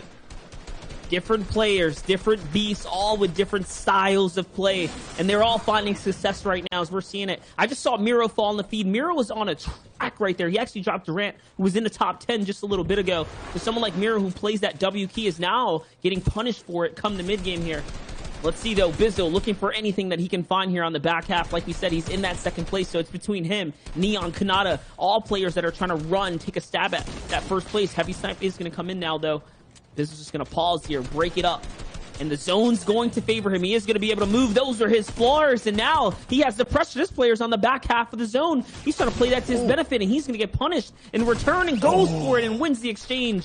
Jamper's going to fall now as he gets to heal here. Yeah, that's interesting as well. Bizzle taking that peak on 45 HP. That's a very uncharacteristic, aggressive play from Bizzle. I would have thought he would have tried to relax a little bit, maybe get some of his meds off, but no, it pays off. He gets 4 points, shuts down that aggression. Now he gets the rotate. I'm liking to see Bizzle kind of adapt this meta a little bit more. Those eliminations are worth a lot. Gets that bigger limb, and that's set him up for this endgame now. His zone was pretty favorable for him. He has that launch pad. As you see, Elish also has it. Maybe looking to set up to go for a launch pad. He is as well. I think he's going to go for a high pad over the top. Wastrel zone goes past him, but he's up nice and high. Needs to be careful right now. If there's any eyes in the sky, he's looking like a nice target as, never mind, he threads his way back around. Unleash Picking a beautiful line to rotate. He gets straight inside the box, so he wants the refresh. We've seen this come out in this current meta right now, that flying straight into the box to get your refresh, and Perplexity goes down. Zate taking down Saf in the feed. No love lost there from duo partners. Probably one of the most legendary duos in NA or Fortnite competitive as it is. 33 alive monster. This is going to be a ridiculous endgame. There's anyone that has a big story, it's Zate and Saf, and seeing them go toe-to-toe is crazy. Now it's aLL who's going toe-to-toe with others, as he already dropped Perplexity from this lobby, and now his back is against the wall here, but it's okay because he's in the zone. In 1 second, the zone's going to reveal whether or not it's going to favor him, and it is. He is going to be able to lead out, and now all of a sudden, aLL is very much in the conversation to break into top 10. He just needs a little bit more. Look at height right now. It's Crims on height. It's Zate on height. It's Shark. Players that with height are scary. All players that play off of momentum and play off of height. And now Bizzle trying to give it a run for his money. He's just floating around. This is so much risk here. That's Bizzle just getting eyes on lobby, just dissecting everything that's happening. One of the smartest players to ever grace this game, just getting as much information as he can as he gets beamed up in the back. I also saw Kanata pick up an elimination in the feed in 3rd place, so there is everyone in this game still right now. This is going to decide who is going to be going into 1st place as Bizzle takes down the elimination on Crims. He's going to try and start focusing on high ground himself now. Maybe he wants to go for it. Doesn't have that minigun, doesn't have that rocket to really pressure out height, but he's in a good spot to try and build up for it if he can play it properly with 65 mats to his names, courtesy of that harpoon after he got that refresh. 19 players alive. Zone goes back, so he gets to follow some of his old builds if he needs to. Rogue Shark going down in the feed. Kanata going down in the feed. 3rd place goes down. Timbers P-God taking him out here, so Bizzle and Neon have even more chance to kind of extend that lead. I think it's going to be Bizzle's game here, possibly. He just keeping eyes on that height monster. He wants it so badly. This is where he performs the best, when the lobbies are at the highest of caliber. There's something about Bizzle, something clicks every single time, and he just manages to perform as he's going to get beamed down to little to no health and taken out by Frisk right there. Now we're back into low ground with Nuts, someone who's way up top, and he's going to land his shot. It's going to be TJ who's going to fall here. We're in the top 10 situation right now. He's now looking to inch his way through. Very limited builds, but the floor is all weak. This is his playground that he can play with here and move around. 7 remaining now, Aussie. It's only becoming more and more intense. The RPGs are coming out, and it's going to find Zate. Bizzle goes down here. I'm pretty sure Noah's about to say Noah's the only person here in the top 5 still alive, but he goes down. aLL is going to change up here. aLL has 100 points. He's making the rotate onto low ground. 3 players alive. Looks like it's Fryst versus aLL, and I'm not sure who the 3rd is, but it's going to change up. It's COD Genesis, a name we haven't seen too much of here today. Maybe trying to make a name for himself here. We have aLL outside the zone. Going to try and go for that flopper play. He only has 6 builds left, but he does have another flopper left. Gets a really nice angle and gets a really nice beam. Takes him down. aLll now can take this high ground, kind of scoop up those mats off the elimination on Fryst. He's now got that high ground. 111 points. Needs to close this one out. He's jumping down. Can he make it? A 6 elimination win. He can. COD Genesis going down. aLL picking up so many points this game. That should put him in at least top 3, top 5. And that's what I was talking about. Once aLll got that elim on Perplexity, the refresher, that's what he needed to really break away. And all of a sudden now, the victory. That's the momentum swing when we talk about being in the cusp, right? The top 20, top 30, you're still in the game here. That's right. There were still a bunch of names we saw make it into top 10. Booga there was actually eliminated in 9th place. Fryst there as well. Also, Fryst, sorry I didn't say your name last time. I struggle with dyslexia, and sometimes I can't say words. But hey, Fryst, there it is. I could be getting it wrong. Don't go off me. I've Frisk, got the accent. Fryst, I don't even know if I'm doing it right. I'm going off what you said, so it's his fault. Let's do it. Either way, fragger, absolutely fragging out. There you go. Either way, let's go ahead and take a look at the standings, because I think after that last game, we should expect the standings to be shaken up after yesterday's performance. Now, Bizzle there, taking that lead, moving into 1st, but only by a single point. Not there in 2nd. Neon pushed back to 3rd. Kanata holding 4th, and aLll in 5th. And you just look at this is such a tight competition for the top 5 right now. Even after the Victory Royale, propelling himself to top 5. It is so close in placement, and NA East has been this close for 2 days now consistently. Look at Zate doubling up his effective points here, moving up about 6 slots on the leaderboard just for making an end game, and now we're going to continue to kind of catch up to everyone else. Class was taken out in that game, and now look, he's fallen behind here. He has fallen behind, and we see Clicks falling out of that top 20 as well. As Unknown moves up a little bit, doesn't move around too much, but COD Genesis catapulting himself straight back up into there into 14th now. He's really in that contention for the top. And this is a momentum day, right? If you come out with a big game one, you got 5 to go. It's what you really need. Where we see some of these other players switching it up a little bit so far on these few days. I think Coop must have had a pretty solid game. He was down there, but Mega, I think halfway through yesterday or at the end of yesterday, he was in that like top 10, definitely, maybe around top 5. He's right back down to 21st now. He needs to figure out what his new game plan is and change something. That's right. He dropped 11 entire places as they clicks right here. He was in 20th. He's also going to fall about 11 places now. That can be kind of a setback for some, right? You know, seeing yourself all of a sudden lose that top 10. You get a taste of what success feels like in the form of a competitive setting. But that's what two-day formats are all about. You have to be your best player all the way through, or it's not going to matter at all, depending on just all up to yourself here. Crims, who had height in the end there, taken out. Look, he's only in 49th place. That was probably the best game of his tournament so far, or what would have been the best run of his tournament so far. I mean, he had height and he lost to the Bizzle. Well, that's the thing, though. You've got the top 100 players in NA East, one of the most, if not the most competitive regions in the world. Any of these players can really pull out a win or have a really big performance. So that's why as these kind of days go on now, the leaderboard might shift up quite a lot, but that top maybe will solidify a little bit more as those players that are really far out can have their big games, but they just can't jump up enough. But an absolutely huge game either way. That's right, and a big thing to remember is don't forget these are set matches. So when a player is eliminated, they have to kind of wait in the lobby until the next game. So as we watch these games, for you guys as the viewers, remember every interaction matters. Every time someone is eliminated or picks off someone else, that means they can't accrue any more points. So that's going to be the big developing story, right? What happens if Bizzle is taken down? I don't want to even say that. I'm not putting it out in the universe. But if one of the top 5 were top 30 were eliminated, it's at the start. I'm scared now. I don't want to say anything. Anyway, things to remember, especially as we get ready to head into the next game of NA East. I gotta say, a lot of these players are playing a little more conservatively. You see they're trying to hit those placements, whereas in EU it felt a little bit more hectic, we'll say. People were looking to frag out as quickly as possible.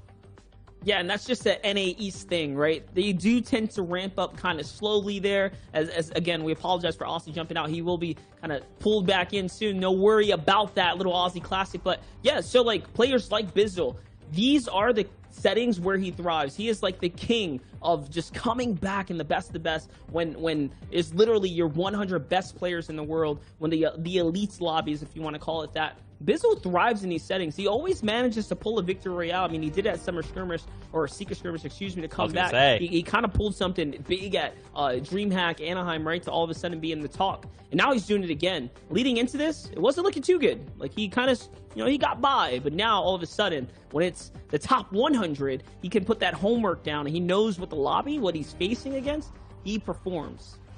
Yeah, man. And EU is a great example, right? It's like, you've got some all-stars that are going to hold up, right? People like Aqua, that world champion. So for Bizzle, he's going to be able to hold up in the front. The question is, will he put on a performance that will allow him to hold at the front, right? There's a lot of players that can very easily dethrone him. They're very close with a point threshold, right? Like, we talk about it so much. A Victory Royale, 5 eliminations, 53 points. We saw people back in EU like Martine, 11 elimination game, placed like top 30, suddenly he's finding himself in top 10, trying to contest, right? Anything goes, and it's not over until that final game is played. Exactly, and players like Zayd are proving that they can also come back from poor performances in the first half. All of a sudden, he switched his playstyle, got a little more careless with it, if you really want to call it that. He started just pushing boxes, a little recklessly, straight up pulling eliminations, randomly within the games, and then that was what made the differentiating factor for Zayd to pull a top 15. Today he was consistent. Hello, Aussie, welcome back. And now, Zayd's in top 10, and Zayd, Bizzle, these old guards, these veterans, these are the guys that do it. They do it when it's the best of the best. They somehow manage to really, find all the pieces and connect the puzzle together. And this is what we're in for. That was only the first game, though, right? We're still setting the stage here. And it's going to be that story of consistency. I have to think consistency is going to come off here. I mean, Wolfie's almost did it on EU, but Wolfie's arguably one of the best aggressive fraggers in the entire game. So I reckon NA East, the story is going to come out. It's going to be probably that Bizzle that's going to stay in that consistent leaderboard at the top. But some of these other names, I feel like we keep kind of associating with the big names with consistency and the new names with just playing aggressive. But really, some of these new names are playing really consistently. Neon's been up there for quite a while now, and he doesn't seem like he's slipping too far. He's having maybe an off game here, an off game there. But in the overall scope of 12 games, I think he's been pretty consistent. And that's between it, man. Neo, Nico, and some others, it's been close. Yeah. Neo, Nico, same thing. Old guard versus the new guard. Who will come out on top? Well, guys, I'm getting word it's time to get into the next game. So let's take it into game number 2 of NA East. Here we have it. We're now queuing back into the battle bus. The players have already launched off and situated here on the battle map. Game number 2 of day 2 here for the FNCS Invitationals.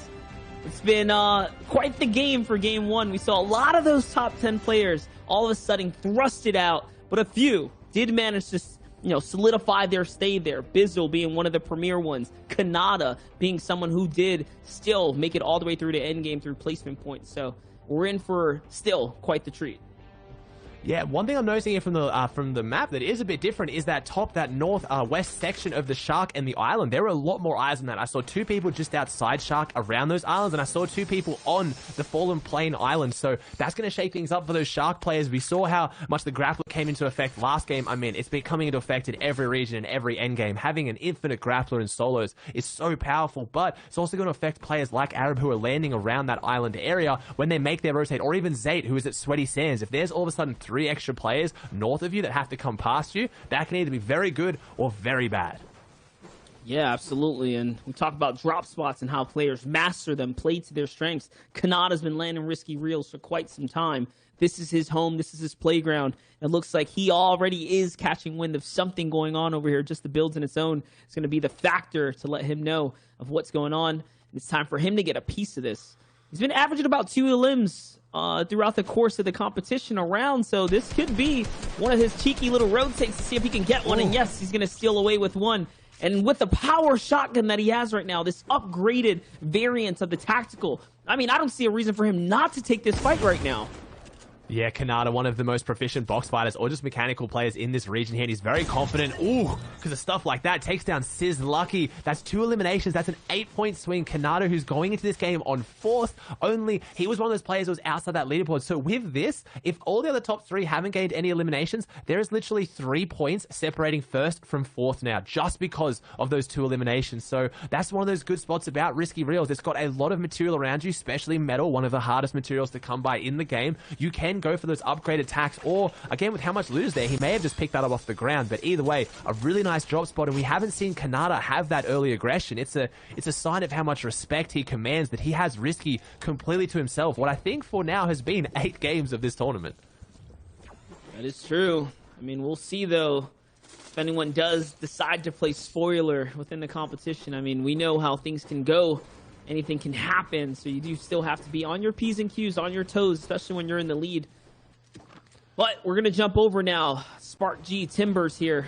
We're kind of looking at all kinds of aspects of the map right now. The rig seems to be first home location right now, 1st and 6th place.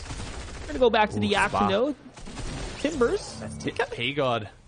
Picks up a nice elimination on Spark G there out of Holy. And this is a drop that me and Sundown were talking about yesterday, and Sundown calling it one of those kind of like trap POIs. It's got a name on it, so you think that maybe it's one of those better drops, but there isn't a lot of loot here. But if you get an early elimination like you do from P-God, you walk away with a lot of loot though. You can kind of take the whole POI to yourself. It does take a bit longer to loot, but the zone is right there. The one thing you got to watch out for, as we've seen last game happen with Commandment in this area, there's a lot of heavy snipes. You've got a heavy snipe spawn to your north, and you've also got the heavy snipes coming out of Pleasant towards this direction. So you've got to be a little bit careful. But Timbers P-God looking like he's looking pretty good with Bully in your box. Saw him yesterday hopping in some boxes, but 39 points, that playstyle maybe not working for him too well here today.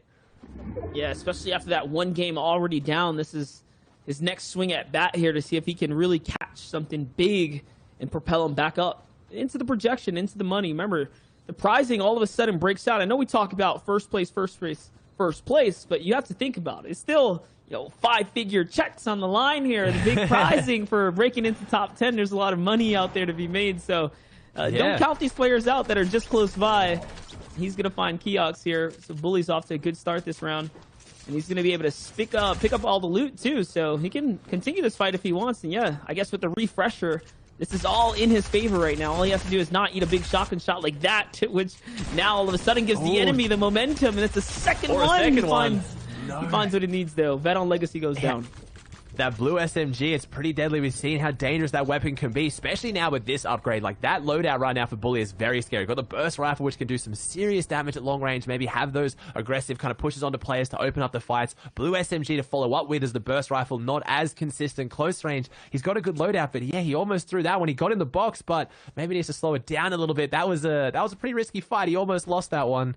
And you were just talking about the prize money. I feel like Fortnite, more than any other game, is almost desensitized as to how much $500,000 is. That's $500,000 going to these players today. Is actually ridiculous. First place, obviously you want to like kind of hit up there, but I don't think anyone would be too sorry with any of the money they're going to make today from this one, as Bizzle sets up in his little 1x1 up here, or probably a 3x1 by looks of it, a nice position. That's why Bizzle drops in this area. He's very good at gaining a high ground position, getting as much information as possible, and making very educated rotations. What Bizzle's always been known for. His legendary run during World Cup qualifiers, where he qualified without using weapons. He's that smart of a player. He's that good at getting placements. He didn't even need weapons to do it. That's right. I mean, he's in first place for a reason, especially now that the zone is favoring his drop spot. This is all his territory. He knows how to play that land so well. We're jumping back with Timbers Pigod here, though.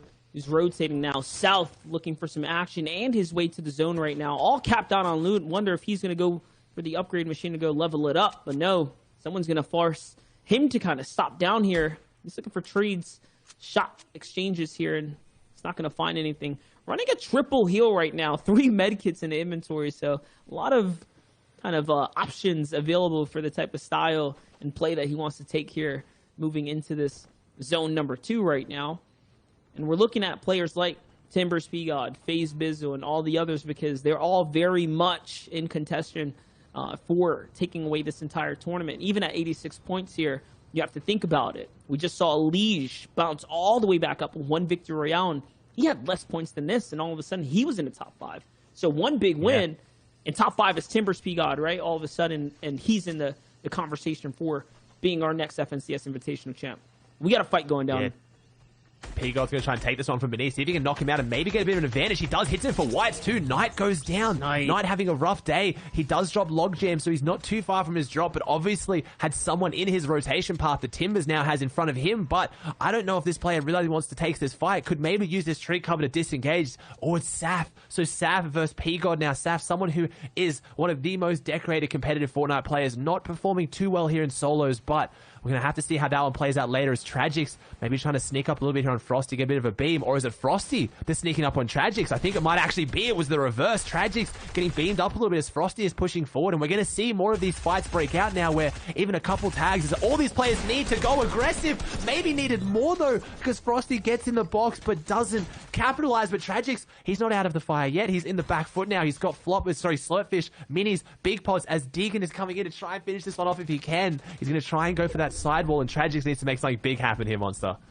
Yeah, we saw Deegan in the last one. I think he was the one that took Bizzle out around 13th place. So we know that Deegan can also make those end games. Today could just be the day where he's really kind of cooking up and heating up, trying to make himself very much relevant in this tournament right now. We're jumping back with Fristo, who is playing the rig, now rotating on the outer skirts of the map, trying to avoid as much friction as possible with the rest of the lobby here. He doesn't want to get burnt for cutting straight through the middle, and just trying to earn that placement point, chip away at placement points, playing it super, super safe right now. And look at the map. I mean, there is no safe part on this map, not at all. At the very least, he has the zone to take his time with. Yeah, not with 79 players alive. And I think that's the one thing I'm finding a bit interesting. A lot of these players still going for those kind of more aggressive Storm Surge tags, getting their shots off, leaving themselves more exposed where they go for damage, when out of all the games we've played today, it hasn't come down to Storm Surge's Frist. Made a nice little rotate up here, gets a 72. Really healthy headshot with that legendary AR, but don't know if he wants to push forward for this one. Frist is one of those players who is in that top 6. Maybe he needs to just go for that consistency rather than pushing the gas.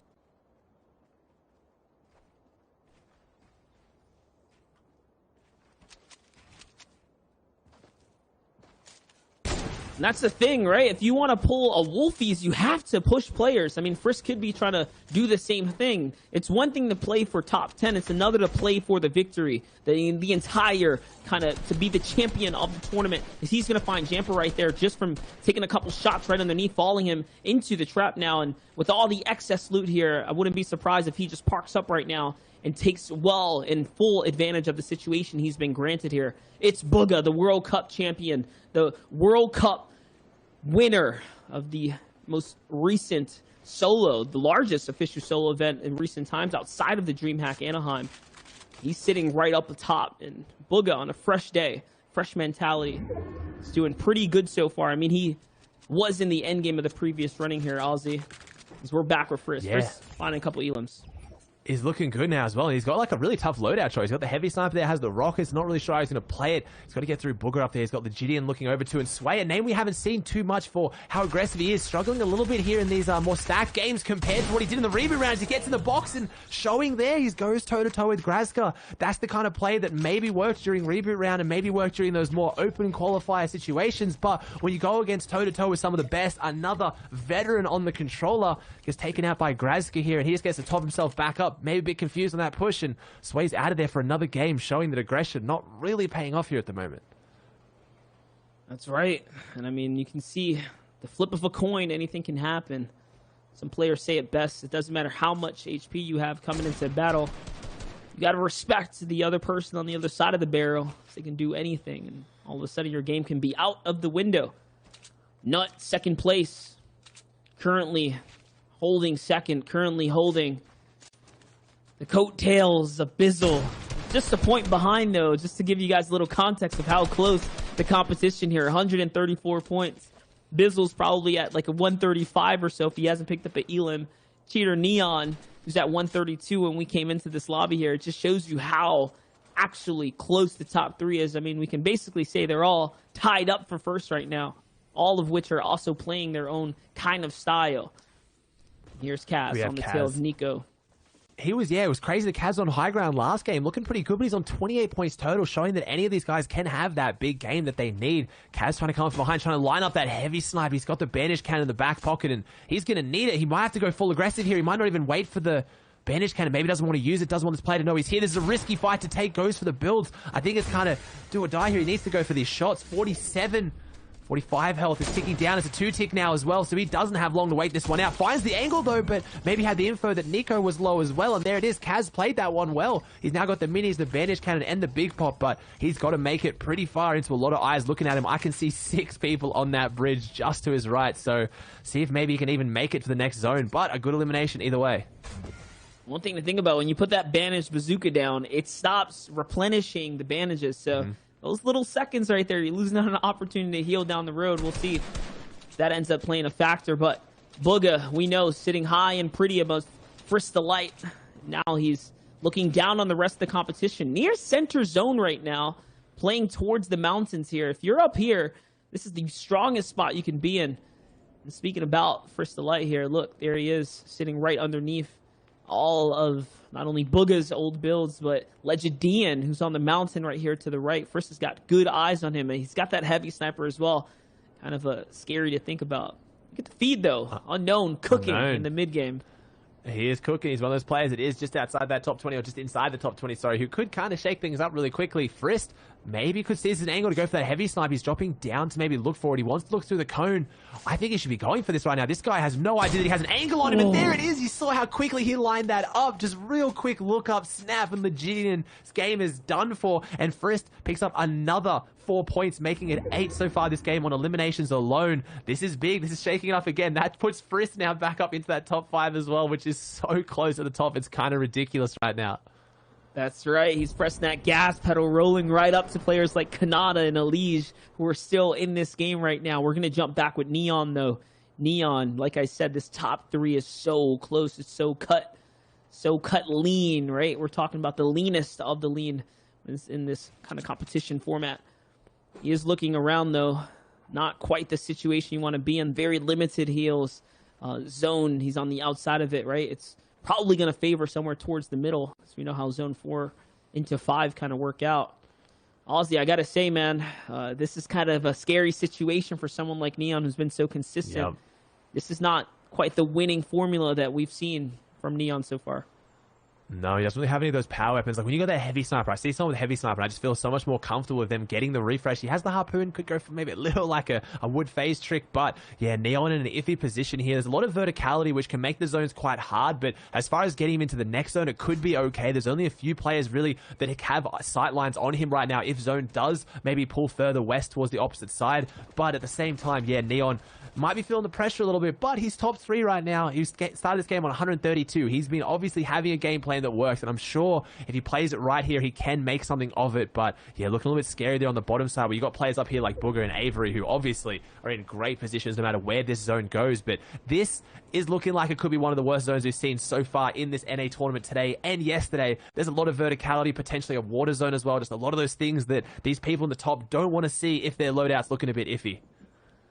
And just that shot right there, I got to give full credit to the ops team. It gives you the perfect kind of canvas, lay of the land, right? This is what Neon is dealing with. Avery on height, Booga on the other side, Stretch perched up on the mountain already, and all the other threats and factors in the field. How is Neon going to make this rotation right now? It's against all odds, and that's what I meant coming into this. It doesn't look like a winning formula, and now he needs this Elam more than anything, probably to keep him in the game right now. This could be a bounce-back moment for him, the refresher per se, but no, he's not taking any risk. He's actually going to disengage and take a completely different route. Yeah, it's a scary choice there. I actually kind of liked that player pushing on his wall. I thought that might be Neon's choice to chance to get an easy limb because, like, I could see this happening. He's got no minis. He's got no meds. I think that player that was close to him was actually his best chance to get back in. He needs a really good tack here. A single bullet of any weapon in the game will take him down. Here he's up against the wall, and he gets the elimination. He somehow pulls it out. Bank goes down. Neon, who is in 3rd place.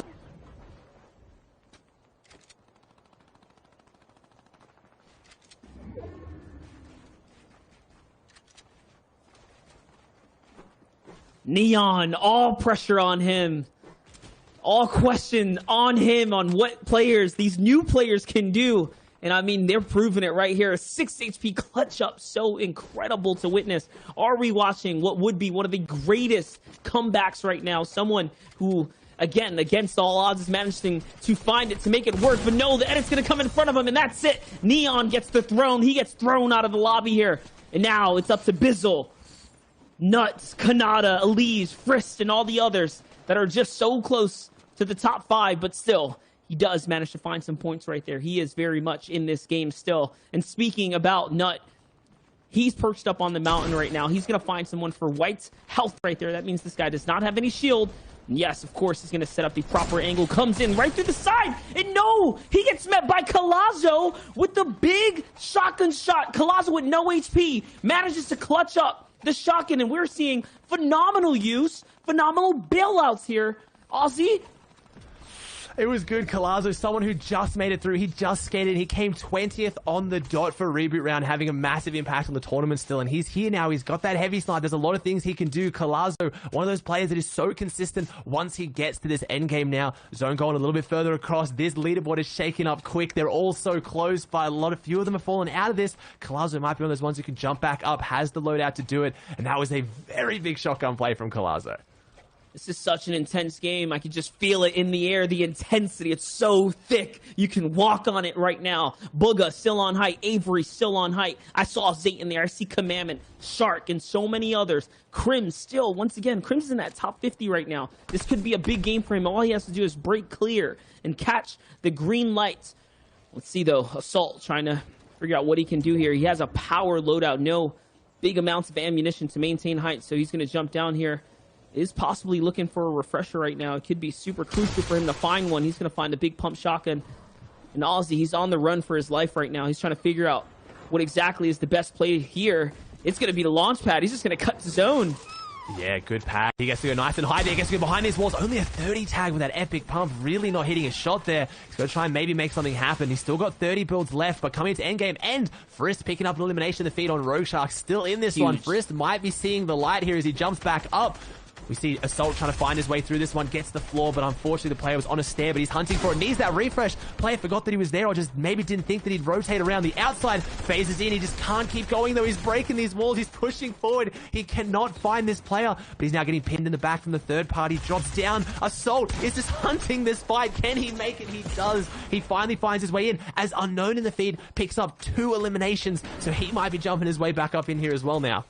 And that was Young Kalk who gets drop kicked right there. And people forget about aLL and what he did during the Elite Cup. I mean, we talk about DreamHack Anaheim. We talk about World Cup as recent kind of solo things. But there was a community event, and aLL was very much in there. He put up big numbers during the Elite Cup. And, you know, it's just something to mention that aLL is on the brink. He's on the bubble. 27th coming into this game. These elims now are all of a sudden putting him in the upswing to potentially throw him into top 10 to propel him into the conversation as one of the best solo players there is that exists in the Fortnite scene. Another launch pad's going to come out now, though. Lucky for him, he's going to bump his head, which allows him to get a shortcut. He needs this. If he finds it, that's the shield.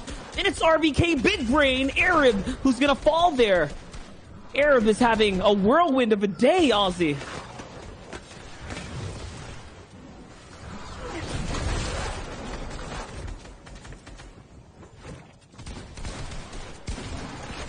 All right, but it's still going down right now. So aLL is going to get shot from the side here. Heavy Sniper's going to open the box. He's going to turn and respond to AV and Detain right there as players are getting dropped. So Detain's going to get taken out by aLL now. And Scope still tearing up a rampage in the field. Azers is going to fall. And here aLL's going to find another one. Furious must be so mad after that shot right there because once again, his guard was let down and he gives 4 floppers to aLL, who's going to be making a big comeback from the back of the storm line. Now, with the bigger shot here, let's take a look at your entire map. You have Noel on height. Bully launch padding down here. We're going to jump in with Zate, who's finding himself. This is the home. This is his territory. This is where he plays best, to say the least. It's that in-game competition that we love to see from Zate. Zate is in the top 10. Already doubling up his points from earlier, doubling up his placement here, Ozzy. It's going down right now, and he has high ground. I think he's going to walk away with this one.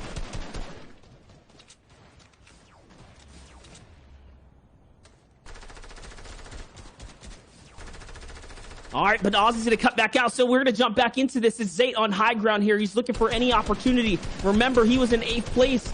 So with all the shots landing right there, all of a sudden he has enough ammunition to run this game. And he can build out as high as he wants because the water is right over it as long as he leads out. And he recognizes that. He's taking full advantage of it right now. Putting all the pressure down, trying to see what he can find here. Just looking to disconnect the opponents, disconnect any enemies. Now the harpoon can be the answering factor. Those shots right there are going to be so clutch. He's going to find all the ones that he needs. It's Booga who falls to Zate. It's Tabs who follows up right afterwards. And now again, inching his way out. He's turning all the pressure on the lobby here. It's Avery. Such huge names here in the competition. Zate, what are you on right now? High ground is his. He's going to jump into the water. It hits the big shotgun shot on Noel. And all of a sudden, Zate takes it and first place because you know it. 150-point lead right there. Crazy.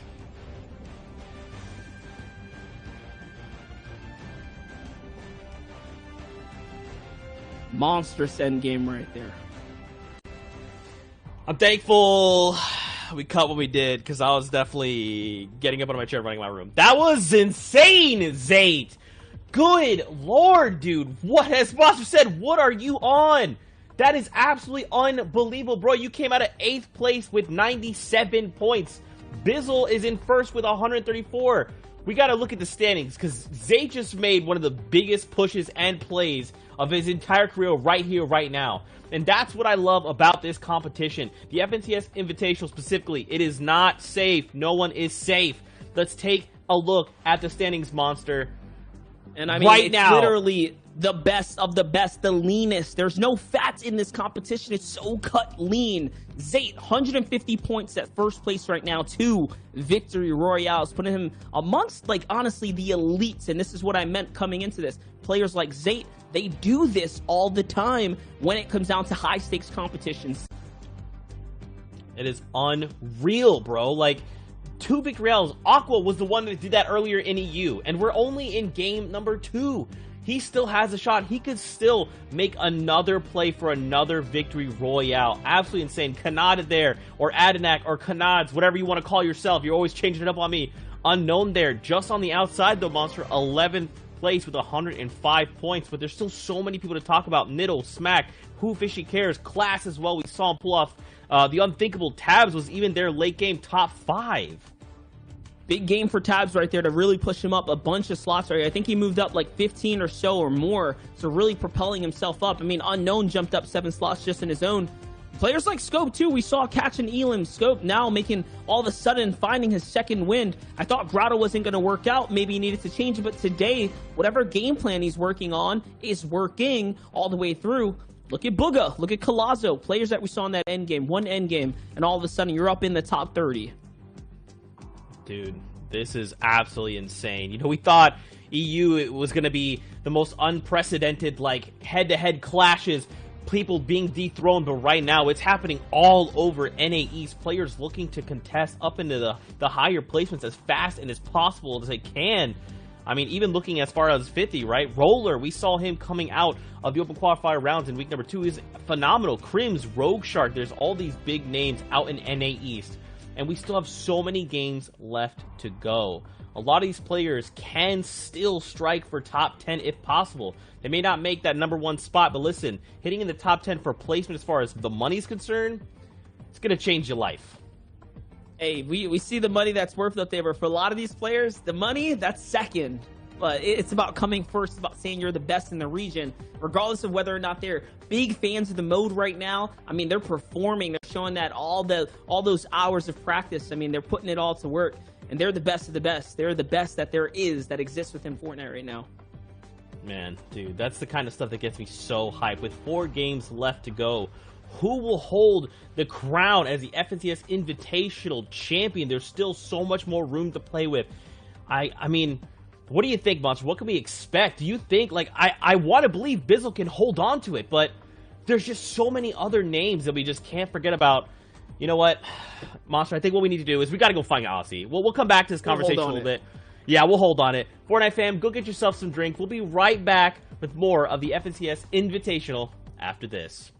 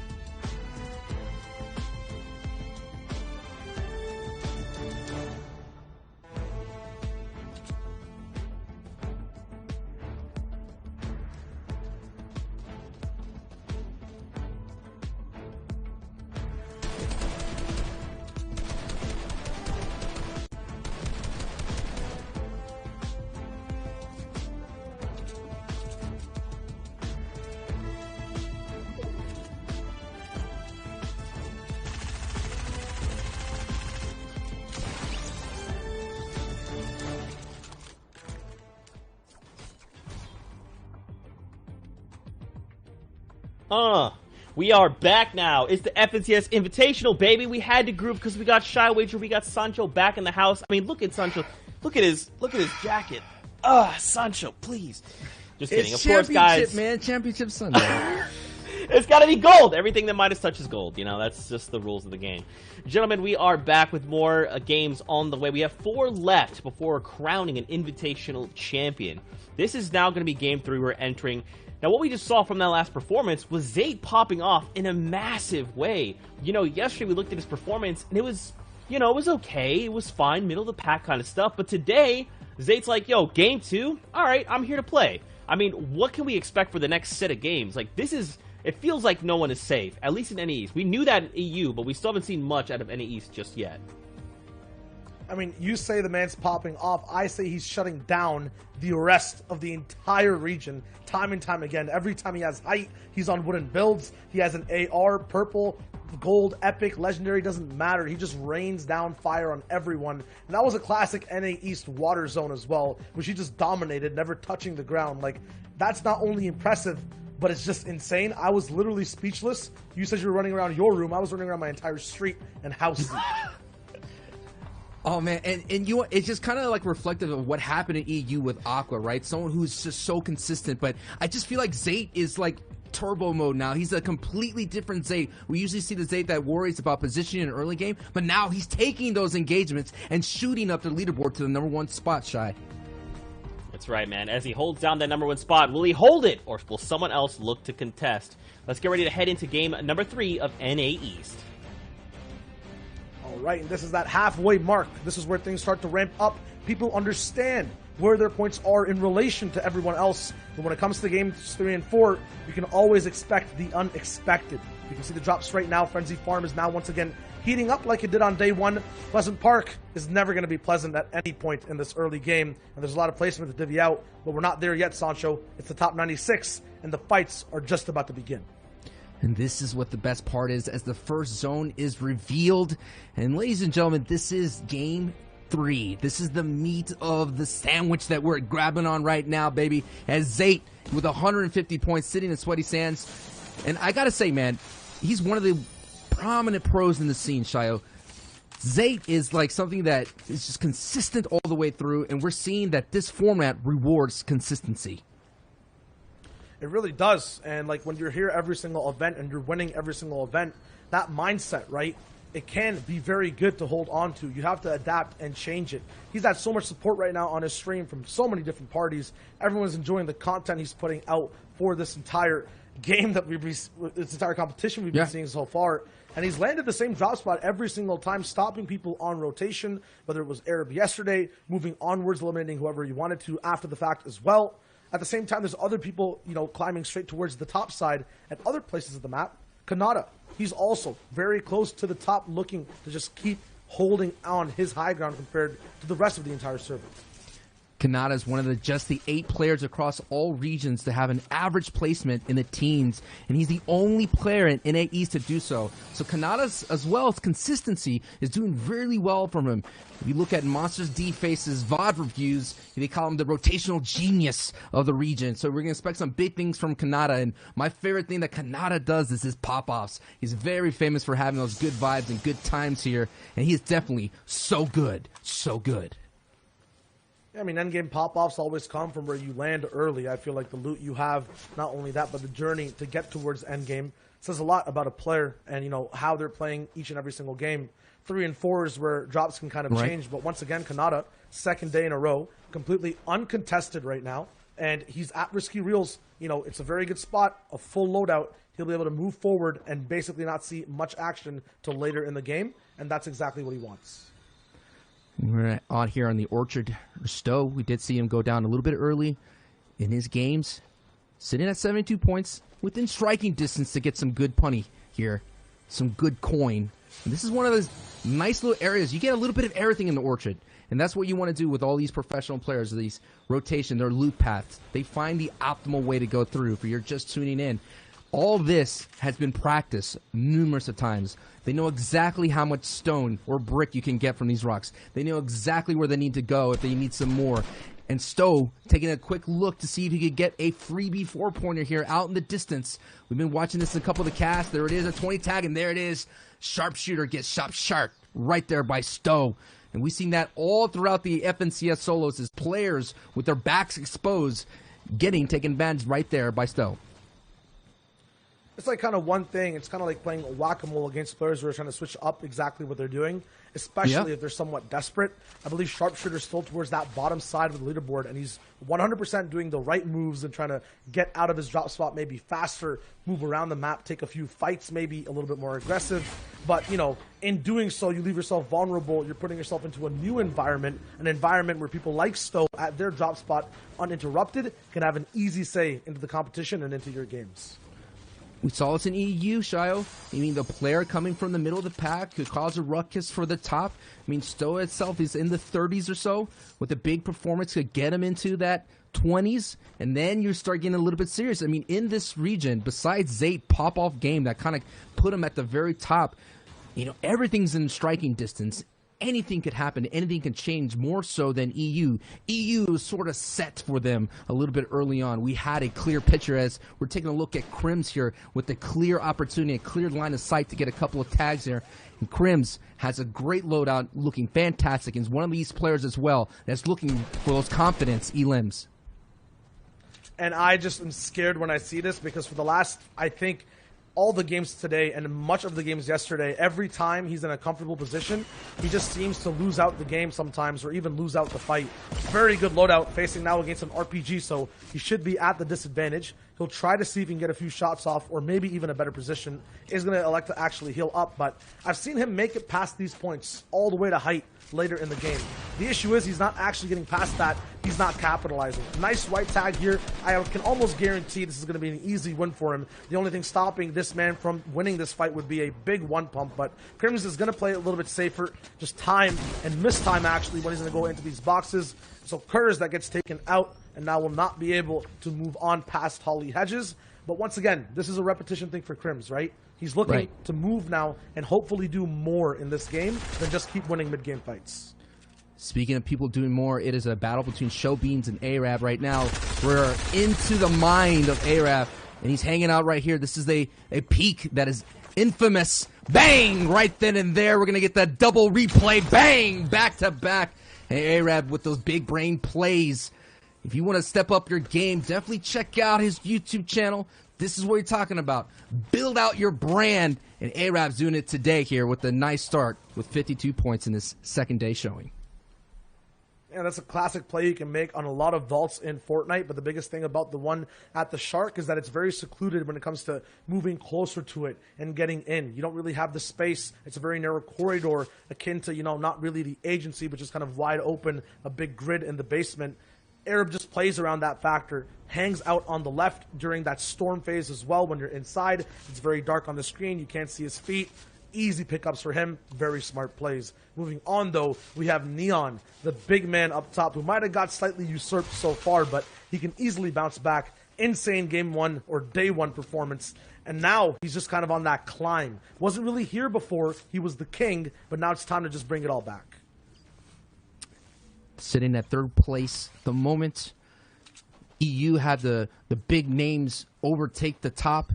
Neon, people like Roller, all trying to make a big name for themselves coming in from the opens. And Neon, what I like about Neon is that he's trying to stick to this race, not panicking, chilling out. Now, my only concern here, Shio, is that when sometimes you take this passive route, is you do get punished. We did see that earlier in this other match. He was trying to make his way up this mountain. He had a lot of people beaming him as he was making his way up. He did have that hype moment where he was able to turn it around and get a 6 HP elimination. But this is a very dangerous game that Neon is playing. And Monster mentioned it before, starting to think about playing for the win. You could try to hold on as much as possible, but you still got to race your race. I feel like when you're trying to hold on for that win, like you mentioned, the biggest issue is how other people start to adapt to your type of playstyles, right? Yeah. Yeah. And you feel pretty tight, right? You're just like constricted. You're knowing that at any slip up, someone like a Bizzle could come right over you, or someone like a Frisk could come right over, overtake you. This is so important here as now we're on the agency. And someone as well knocking out the door at the upper echelons right there. Another ambush play. You got to check the corners. It's a very important thing to do. Really tough to do sometimes when you're thinking that everything's chill, considering that he probably didn't hear a word from them, but here comes the henchmen trying to do their best to get that revenge. You know, Feared Frosty, it's kind of the same thing. You're playing around player tendencies. If there's a person early game that likes to push you very hard, playing passively, hiding out, not making noise, a very smart play to make and usually works. It's the same thing we were talking about with Neon. If you have a certain way of winning in day one and people review after that day, catch onto it, they start to put some counter plays down, they take height more aggressively, you're not as comfortable. You get got, you know, it's a bait and switch. Right now, though, Furious, I feel like we see this next to Water every single time. I think we saw Bully doing it at one point yesterday on NA East. People just like to Bully pinpoint Island. and see if fights can break out. Yeah, and then easily just third-party these fights. There's nowhere to run with the Water. You're forced to build a little bit more and just, you know, you're exposed to all sides. And Furious picks up an easy one there to start up and ramp up his points. And I got to talk to him, actually, Sancho, earlier on. He expected to actually place top 5 after day one, even though he knew he was slightly below, right? So far, Game 3, not the performance he was expecting, but I feel like with that mindset in mind, if he's not just trying to get by in the competition, we might see some great things from him in this endgame. I like that, man. That's the good mentality to have. You know, sometimes that day 1, day 2, hours and hours at sleep. I mean, I couldn't even get any better sleep. It's so exciting to think about what will unfold here today. Again, ladies and gentlemen, this is Game 3. We're about at the midpoint of the action here for the grand finals for NA East. We already wrapped up EU with Janice dominating that with some big pop-off games with, well, actually consistency, but he was able to hold on. Speaking of someone trying to hold on, it is Nut sitting right about 39 of the storm damage, and Nut sitting on 6th place here on the boards here. He's looking pretty decent here, Shia, with this kit. Not looking so great in his mats. Don't think it matters when we have that heavy sniper. Oh my god, I was about to say the key to open all doors, but he gets his absolutely shut. aLL, the man who's claimed he's going to basically jump in every person's box, gets it done to himself, but he's the master of that specific strategy, basically. Easily shuts it out. You're trying to push someone way up on his base as well. They can see it coming. He was prepared. He reacted. And now he has huge upgrades and a lot of mats to play with for this next circle that's popping up. aLL walking away with the first victory royale of day 2. aLL's partner up with Timbers P God. He finished 31st place in the FNCS duos, so can compete at this high level just like Bizzle can.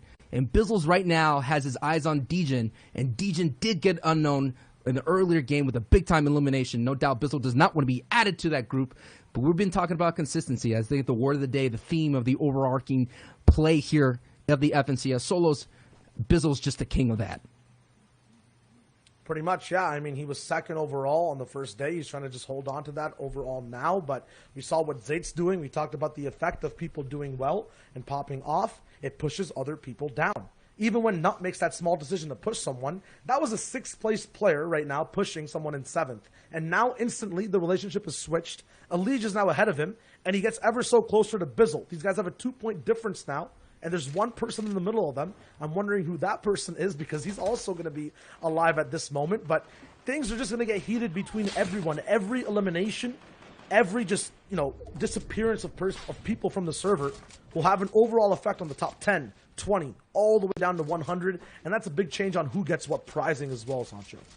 Especially because this leaderboard is so close against each other. There's so much congestion in the middle of the pack right now. It's Kanata going right in, reads that play, catches that person trying to layer switch, and actually Arab does get unknown in the feed, but we're sticking here with Kanata, and Kanata's on the hunt looking for this person, and he just might find him. This guy's just doing his best to back away on the back foot, as we say, and it's Kanata having the opportunity to get another 4 points here. And he does get blocked. Some great defense being played, but a lot of resources being used by the defensive player as Kanata is continuing the pressure, and Hunt ends up being hunted down by Kanata.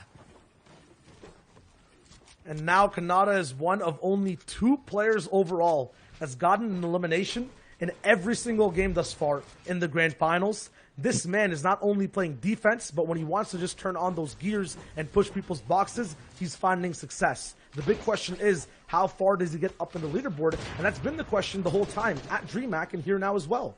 Not only that, he's the only player in NA East to not have a single game with less than 6 points. So he's on pace to continue that consistent play. Now it's Clicks coming from the reboot round with 69 points. Had a pretty highlight moment there against Unknown with the quickscope. So that might be something that we could see right here because he has the heavy sniper in hand. He has a pad as well, some viable loot in his box. And now he's looking around for another box to kind of jump into with this heavy sniper. Clicks, notorious being a box fighter, notorious for wiping his hands clean when he gets an elimination with that towel. And Clicks gets spicy and no doubt wiping his hands clean with that elim. Hope he sure does, because that was just a complete ring around the rosy around Spicy. There was no way he was able to track Clicks, get in that box, and almost even get out before that elimination came down. That being said, Kanata is also trying to get all the way towards the top at the moment, second place. Looking to grab onto first after this game. We saw the relationship actually delve down in Europe, right? When people were so ever close. It's eliminations that are actually the name of the game. And he gets taken out by Tabs G. And the grappler now is down. Sky's loot is gone. When you use that item early, you attract the eyes of the whole server. And because of that attention, Kanata, a pattern repeating, does not get the chance at a top spot for Game 3. Man, Tabs G was so far with 2 big elims on the world stage here. Some big-time action. And I was about to say Kanata with the grappler in his hand, but he made that use a little early. And before you know it, someone saw it. And now it is Zate scouting out everybody. And no doubt Kanata is still a strong player. Is one of a little bit of a slip up, but I expect some big things the rest of the way here in the FNCS solos here. But now it's Zate. I just feel this whole new vibe, Shio, from Zate. I mean, he turned on his stream and he's like, I'm here, I'm ready, I'm out here to prove a point, and he's proven a point today, Shio. He really is, and right now, just off of that game, there was a 1 elimination differential between him and second place Kanata, who's now gone. So the room that he can make this game, if he survives, gets more elims, will be huge. Just even getting placements right now will be so big for Zate overall. Caught Genesis as well is very close towards that top spot, over 100 points, looking to break way past and deep into that top 10. But we'll see exactly how he moves about it right now, only dealing damage. Hasn't done too much past that just in this game, but has the tools of destruction for endgame. Launch pads, heavy snipers, floppers. He's right there on 10th place, but he can get so much more. Every single placement now, Sancho, will be higher amounts of money for these players. Yep, absolutely. And I'm thinking about Neon as well. In third place, he's out there. He's not the kind of guy that's going to be aggressive and hunt for elims. So he's not going to rack up elims just like COD Genesis did against Shark. He's not going to be able to do that, but it is Genesis. Now he's pushing his way up more and more. I'm telling you, ladies and gentlemen, every elim, every build, every edit is all coming down. And you're taking a look here, Shio. The circle is about to push over water as well. So there's a little bit of water situation here. And we did see Zate able to handle that water situation in a masterclass and a masterpiece. The chef's kiss from Zate's game as we're taking a look here at the overall Colazo, Mr. 100, having some big plays today. He's here still rocking it. Expect him to make some big plays in the mid game. We're taking a look at Durant, someone who had a great day 1, but here we are with the number 1 person that was in day 1 now going down to 3, but I'm expecting maybe he could get an elim here, Shio, to kind of give him that refresh that he needs. I mean, will it be enough? Because I'm not sure if we're watching Game 2 right now. This is almost the exact same zone we saw before, and we saw what Zate did when it went from land all the way to water. If it pulls above that dam, we could just see Zate pop off once again. He's looking so confident right now. Neon will have the opportunity, though, to just break right past third. Everything he does will push Kanata down now, and there's the elimination to get him so ever close. A 1-point difference between third and second place for him. He needs 1 more elimination. This is the catch-up game for everyone in the top 10, and a big opportunity for people past that to move forward as well. Bizzle is going to be right behind him. He's looking for his next shot too. Shields low. He's going to get an impact hopefully soon. I believe he also has zone right now, so he'll be chilling this entire time. You said Kanata might have been that positional mastermind. I think now Bizzle holds that role. Yeah, this is the half in, half out. The circle is going to make a lot of people look at that south side. So congested. And Bizzle doesn't see what is down below, and he gets bopped from the low. And Lucky gets Bizzle out, and that's what I mean. Everybody's still dangerous. Someone from 17 points has a big factor on the top side of the board there, and Bizzle goes down, but no doubt Neon builds a sigh of relief knowing that someone that was on his heels chasing him on the board, and Zate right now has a huge opportunity, Shio, to build the lead just like Janice did in the EU region, but he has to make a huge rotation here right now. There's the pad. He likes it. The pad's going to be a nice opportunity for him. He's going to heal off here with the med kit. Might get a 50 HP siphon. Trying to get it. Doing his best. He knows his pad's available, so he could take the time. He has the flops. Time is running out. He has to be careful, though. This is going to be a very dangerous pad because everyone's going to be set up in zone. I think he's going to elect the other player padded out as well. And here we go. Can Zayt avoid the onslaught of anything coming his way? Oh, there's a couple of pads and he's out. Oh, so close. That's the greed right there, going for those E-limbs out in the storm and rotating a little bit late. And Wah takes advantage of that with a nice 46 points so far today. The man up top to hold the throne now for the entire server for Game 3 will be Misfits Clicks. He's going to be up on a big metal base. Durant all the way in the middle. It's an entire big base that everyone is sharing right now, right above the dam. No one wants to go straight down, but they're going to be forced to here. Everyone will have to drop down. Picture those retail row mountain zones that we see all the time. Sometimes near dirty docks, sometimes near the grotto. It'll be very similar. Those people rotating early, those people close will have a huge advantage. Hoofishy knows this. He moves fast here. He's looking for that prime position, but he might just find a few speed bumps along the way. 102 points, 14th place. This could be his moment to fall down the map, but rise up top on the standings. Hoofishy doing really solid right now. Sitting at 14th place. And again, one of those players that's able to get some big coin here as he's moving on here. Booga, Stretch, still alive. Tilt, still alive. But we're still on Hoofishy. As we see that Clicks picks up an elim in the feed. Nice play for height here. Now there's a new height created by our players. And that is the beauty of Fortnite. As Hoofishy gets down Coop, he rains down against the Midas' drum gun and survives and has himself a big-time weapon here for in-game Shio. And I was saying everyone should be dropping down, but right now height has never been so high before in a zone like this. People do not want to give up control. Oh my goodness. And oh my god, Hoofishy with the 200 pump straight to the head. 1 edit, 1 second. If you just give this man an inch, he'll take it the full way in terms of your health pool. Now he's looking very strong. 8 floppers for endgame. Full materials off that siphon. People launch padding, but he does not care. He's sticking to his early rotation. He has the beam operations for high ground. He's looking for it. This is his time to shine, but it's still going to be very tricky. It's a huge chasm right here. A lot of players trying to anchor against the mountain. And Hoofishy picks up a nice E-limb right there. He's going to start rolling with the Midas' drum gun as Durant is still coming up right now. Let's take a look at the overall picture. Nico's in a bit of a trouble, but it's Hoofishy who has this great dominant position. And we're taking a look at Stretch as well. Mega still alive. Neon in 3rd place, now vibing. Using that heavy sniper to push inside the boxes here. Doesn't get quite it. He has to kind of reset and take a moment. Clicks still alive. Arab unfortunately goes down, and we're getting closer and closer to a top 10 situation, Shio.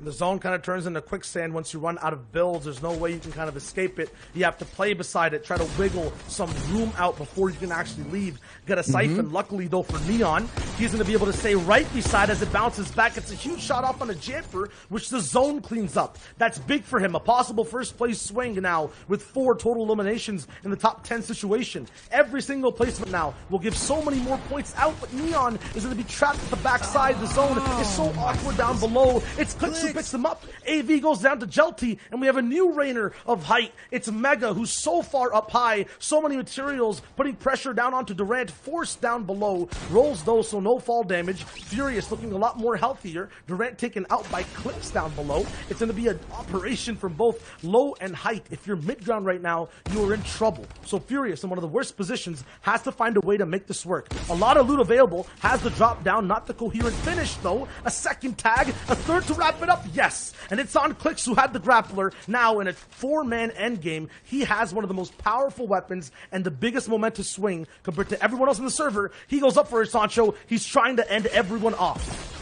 Furious has all the recipe he needs to put this all together for a victory royale. 119 points, and this is going to be a strong opportunity to possibly get into the top 3. And now it's his opportunity right now to get this done as Mega, who's still around. No doubt Bizzle and Eclipse are rooting on for their former partner in Mega to get this job done. Who Fishy is all the way on the bottom. So now we have Mega and Jelty at the mid ground. We have Furious at the high ground. So we're going to see exactly what happens if Furious almost kind of drops it right there. It's between Mega and Furious. There's a battle at the low between Fishy. Furious with the big hit. Only down to 62 HP. He's going to have to find an opportunity to breathe, but Mega's not going to let him do it, and he gets Mega in that 50 HP siphon, and now it's a 1v1 situation. Who Fishy versus Furious. Furious driving at a quarter mile at a time, but then gets crashed down by that rocket launcher. Who Fishy with a 148 point performance, 40 limbs, and the victory royale. Throw all your predictions straight out the window into the trash can, because right now it's every single person's game. There's people in the top 15, the top 30 who are surviving till endgame against the titans of the competition right now, and they're taking these games by storm. Who Fishy with a big boost, he could be possibly in a position to take away NA easy. That's right, man. Coming into this game, Zayt was at 150 points, so for him to end at 148, well, only the standings can tell the better story.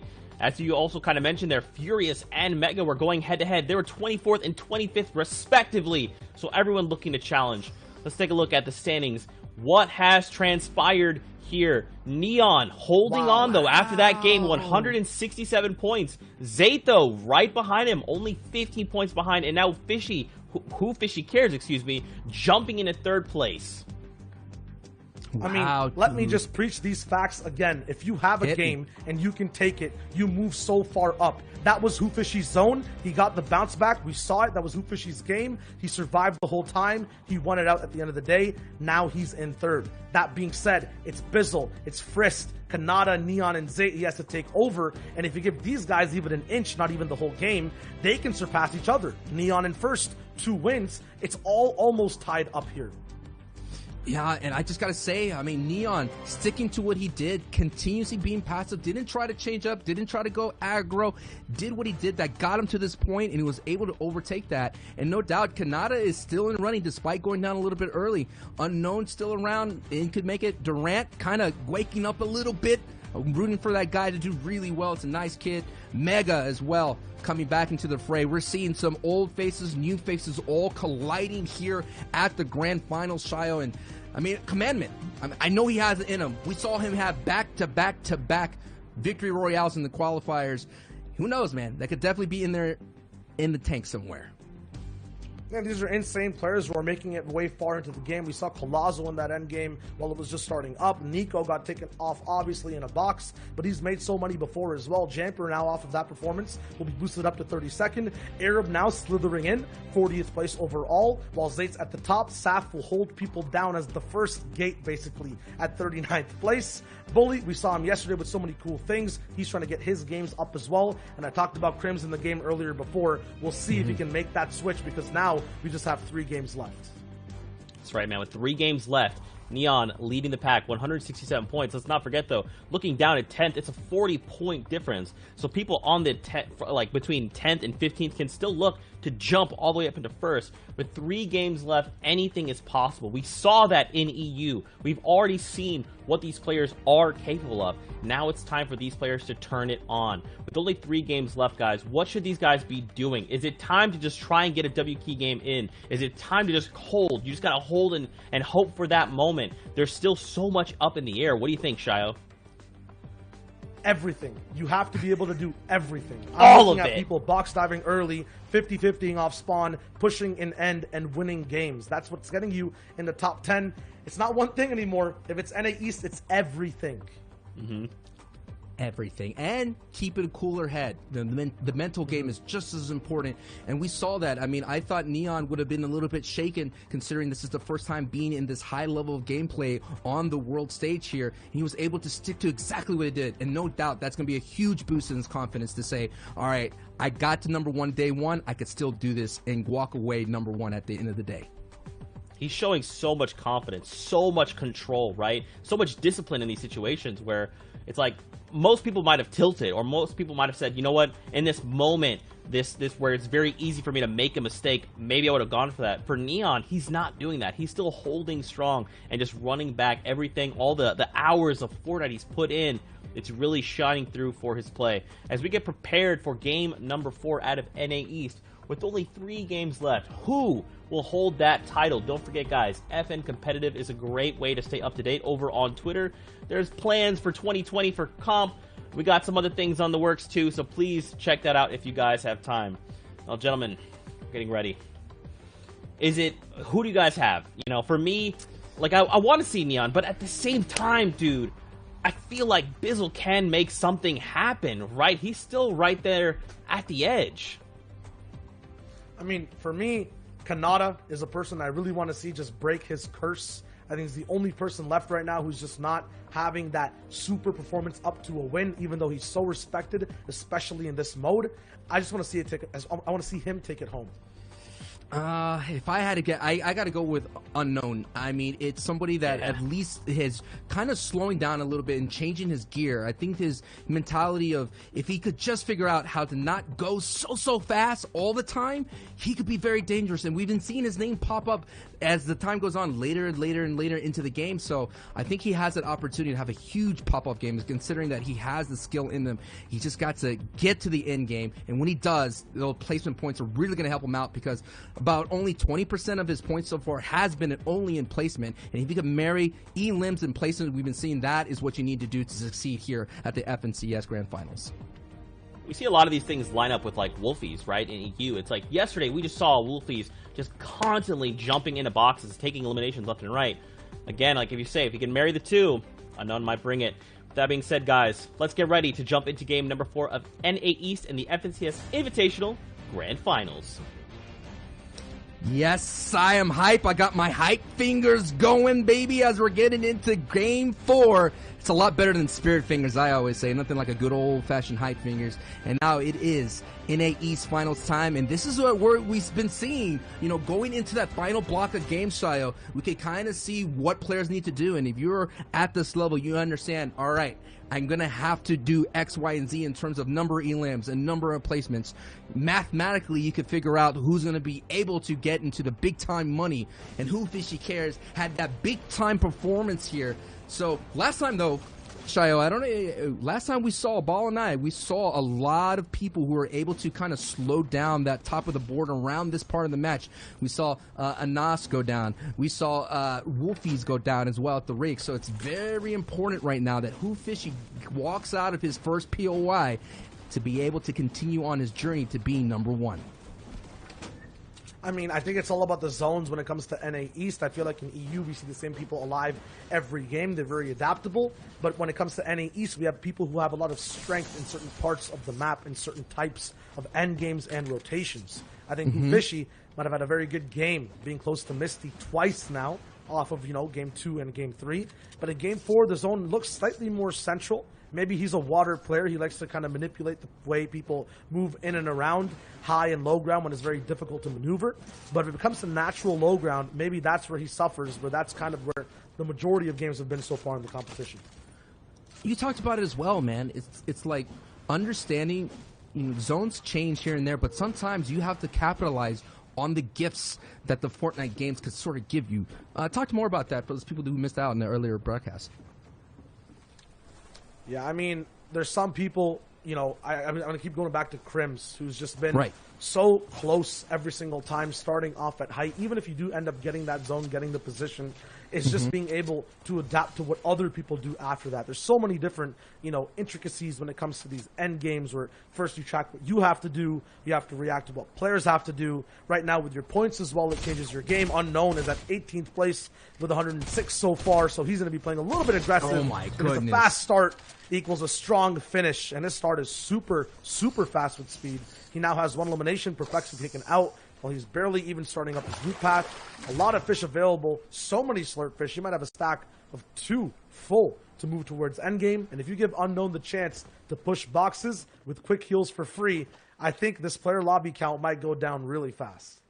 Yeah, man, Unknown just feels like he reads so much ahead of the play, looks for chop downs. If the chop down's not there, goes for aggressive ramp pushes and all these kinds of things that he has in his toolbox of ways of getting the elims, and he just does it so quickly. And you saw, if you could go back and vibe that quick chop down as soon as he saw someone build up, and he kind of baits you into situations, into build fighting against them, and just chops you right down, catches you in the air. Now it's Bizzle right here doing his best to look how good he's doing right now. He must have found something or looted so quickly or farmed so fast. But regardless, Bizzle's looking healthy in the game. And know that if you walk through this territory, Shio, you're going to have the eyes of Bizzle looking upon you.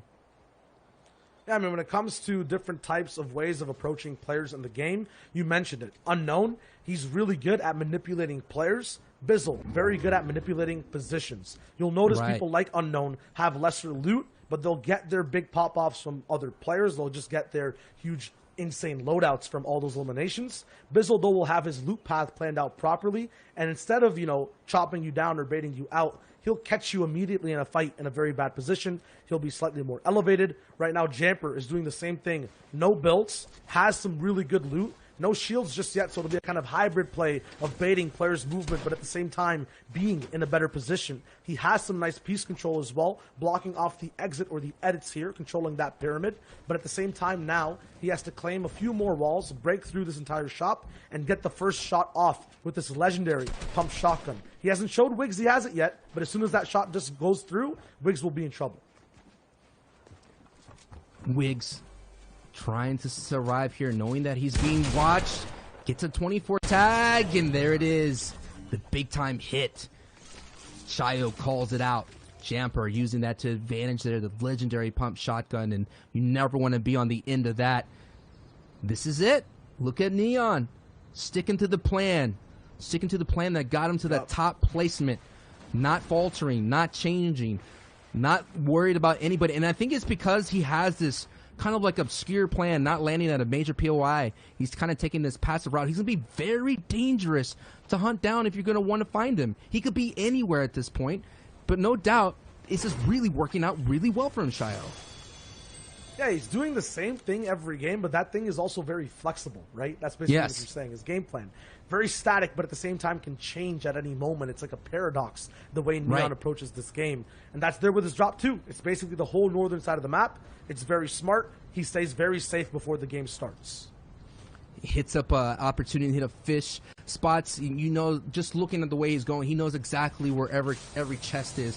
I mean, ever since this update here at Chapter 2, I think it was a phenomenal thing to add 100% spawns on chests. I mean, now you could have these professional players work their loot path. Now it's not, lessening the amounts of chance, so to speak, if a chest is not there or there. It is 100% guarantee. So Neon hitting up chest to chest, and Clicks is looking for a chest to chest fight right now. The box fighter, 100 box fights in a row on his own stream. We know Clicks can do this. I'm sure every you at home has fought in Clicks' custom box fighting map. I know I have. There's nothing like going toe to toe, and I think on Monster Night, bro, we went toe to toe in that box fighting map. He barely beat me, though. I gotta admit, he barely beat me. Monster's really solid. Yeah, okay. Barely, dude. Barely got me there, dude. It was like, 60-50 or something like that. So, I don't know. But here we go. Clicks is gonna build himself up right now. He's gonna get a nice opportunity to get a nice 4-pointer here. Like I said, looking for the chest-to-chest fight as Furious does pick up an elim. Furious, who's doing really well out there. And Clicks is doing really solid. Gets a couple of tags, but goes down to the spray from Tuxie. And gets the Ninja Pon action, the iconic dance. It was in the shop recently. Do you have this one? I love it. But that's a pretty... I know you're shocked. You're so shocked, bro, that Clicks went down like that. I know. What I'm going to mention is you were hyping him up so hard, and I'm just surprised that he lost the fight that way. An SMG spray that I think he lands every single time. But yes, it does happen a lot of the time, and that'll be a person who can affect end games and mid games as well, right? Now it'll just be Kanata, who has an even better chance of moving forward. We saw him fight off against Clicks in a few of these end games. And while we keep analyzing players after they make moves, I'll try to just break down one thing for you guys when we talk about points. I'll just, put a little bit of light on that format. We've been watching this tournament go down for the past 2 days, right? So it's basically been a day 1 competition of 6 games and a day 2 competition of 6 games as well. These points are basically cumulative overall. So Kanata has 146. 127 over those two, and they're ever changing the closer we get to the very end of the competition. There's 3 more games left. This is one of those 3, and every single move right now, since these guys have been playing for so long, just moves everyone up and down. That's why we're so focused on how many points these guys have right now. Bully, 71, 42nd overall. You want to place top 10. You want to place first overall. I believe it's $100,000 in total. The first place winner gets. So numbers are very much the name of the game. Yeah, every E-Limbs just moves that comma a little bit to the right, and Bully gets it right with a nice E-Limb. Very opportunistic play right there from Bully, and he's moving on, and he has, I think, if I had to look a little bit closer, 2 launch pads, so he's going to be able to be aggressive if he wants to be. He could use these rotation pads essentially to save mats as well, so he doesn't have to rely so much on refresher. We talk about different play styles. Some players do rely on that refresh elimination. Sometimes they just rely on themselves, and Kanata right now has to rely on his skill to survive this onslaught from Knight. Knight does get tagged from Mega out in the distance, so now Knight is on the defense, and Kanata rears those tags out, and now Kanata's going to go for some chops here. In a matter of moments, Knight's going to come down to this level, and it's going to be a big welcome with a hit. White hits from Kanata, and it's a matter of moments. Can Knight survive right now? He's going to go all the way up. Now it's a build fight. No doubt Mega's shots from the distance could be a factor in this as well. And Knight gets eliminated from Kanata. And Kanata's looking really solid right here in this match, Shayo. Going to try to make that comeback from that early E-Limb when he had in that other match. A bone collector is what this man is at the moment, but he's getting launch pads, shields, ammo, and ammunition, materials through every single one of these fights. Yes, low on wood, easiest mat to get in the game, though. I think for his mental, this is very good. Remember, yes. Kanata, never usually a strong finisher, and right now we're at the end of this competition, so this is where he's going to be struggling the most. This will be a very personal journey for him every single game. Bully as well has tried to prove himself time and time again to the community. He wants to get as high of a placement as possible. If you can't win, remember, the thresholds for prizes overall, the higher you place, the more money you get. So Bully will look to just push that placement as far as possible overall. And that means playing safe right now, because taking risks in this position might not be the best way to go with this loadout. And talking about Kanata, he gets himself closer into testing for second place with that E-Limb that we just saw. It's all going to come down here, getting into the almost the climax of the matches here, past the midway point. All the players are going to be able to see where they stand. Neon knows exactly where he stands. He knows he has a strong opportunity. He's going to do his thing. I'm sure he does this countless times in arenas, in scrims, anything you want to mention. He's going to go ahead and have a... See, this is the flexibility you talk about. He could take that zip line if he needs to, right? He could go continue to fish along the rivers here at Fortnite. He could do so many things, and I think that's what's so working out for them, and no one's going to be able to get a beat on him now. He has to be very careful as he's gliding in. We've been seeing the strategy before, like an EU's left eye coming into his zone with all, you know, someone might have hurt him, and it could have been the end of his road right there. I mean, you talk about the flexibility specifically for Neon this game. We saw him pull south so many different times, not actually utilizing this stay in zone for a long time, steamy stack strategy. But now that the zone's here, he can still play edge zone, still play the way he was playing last game, but get to have more loot and a stronger position overall in terms of loadout compared to what he had before. So this type of flexibility, being able to stay in Storm sometimes and move others, but keeping your gameplay the same, is why he's literally in first place right now. He has a few less mats, but once again, wood, very easy to replenish. Look at his loadout. All the damage you will take will be, oh my god, I must... Every time we're breaking these top players down, they just get taken out, and I feel so bad. That's first. Gone. Yeah, it's gone, but that's Nut. Nut is right there in the running in the top 10, so a top player taking out another top player, and we're on board with another top player with Zayd at second place. Zayd, again, man, I just feel the energy from his stream right now. He's straight vibing, and I think because he's playing loose, and he knows he has the, I guess, the instinctual game, he could definitely do some dangerous thing. It's like all of a sudden someone's going Super Saiyan all of a sudden, and someone like Zayd, he just passed someone, and all of a sudden the Bush Warrior comes out to play, and Zayd is going to have to be very, very bang quickly and get this done, and Zayd's in trouble as he's going to survive this onslaught, and Zayd goes down. The caster's curse continues, Shayo. In just 20 seconds, 2 people from the top of the leaderboard have been taken out. And it's going to be, I believe, Astonish.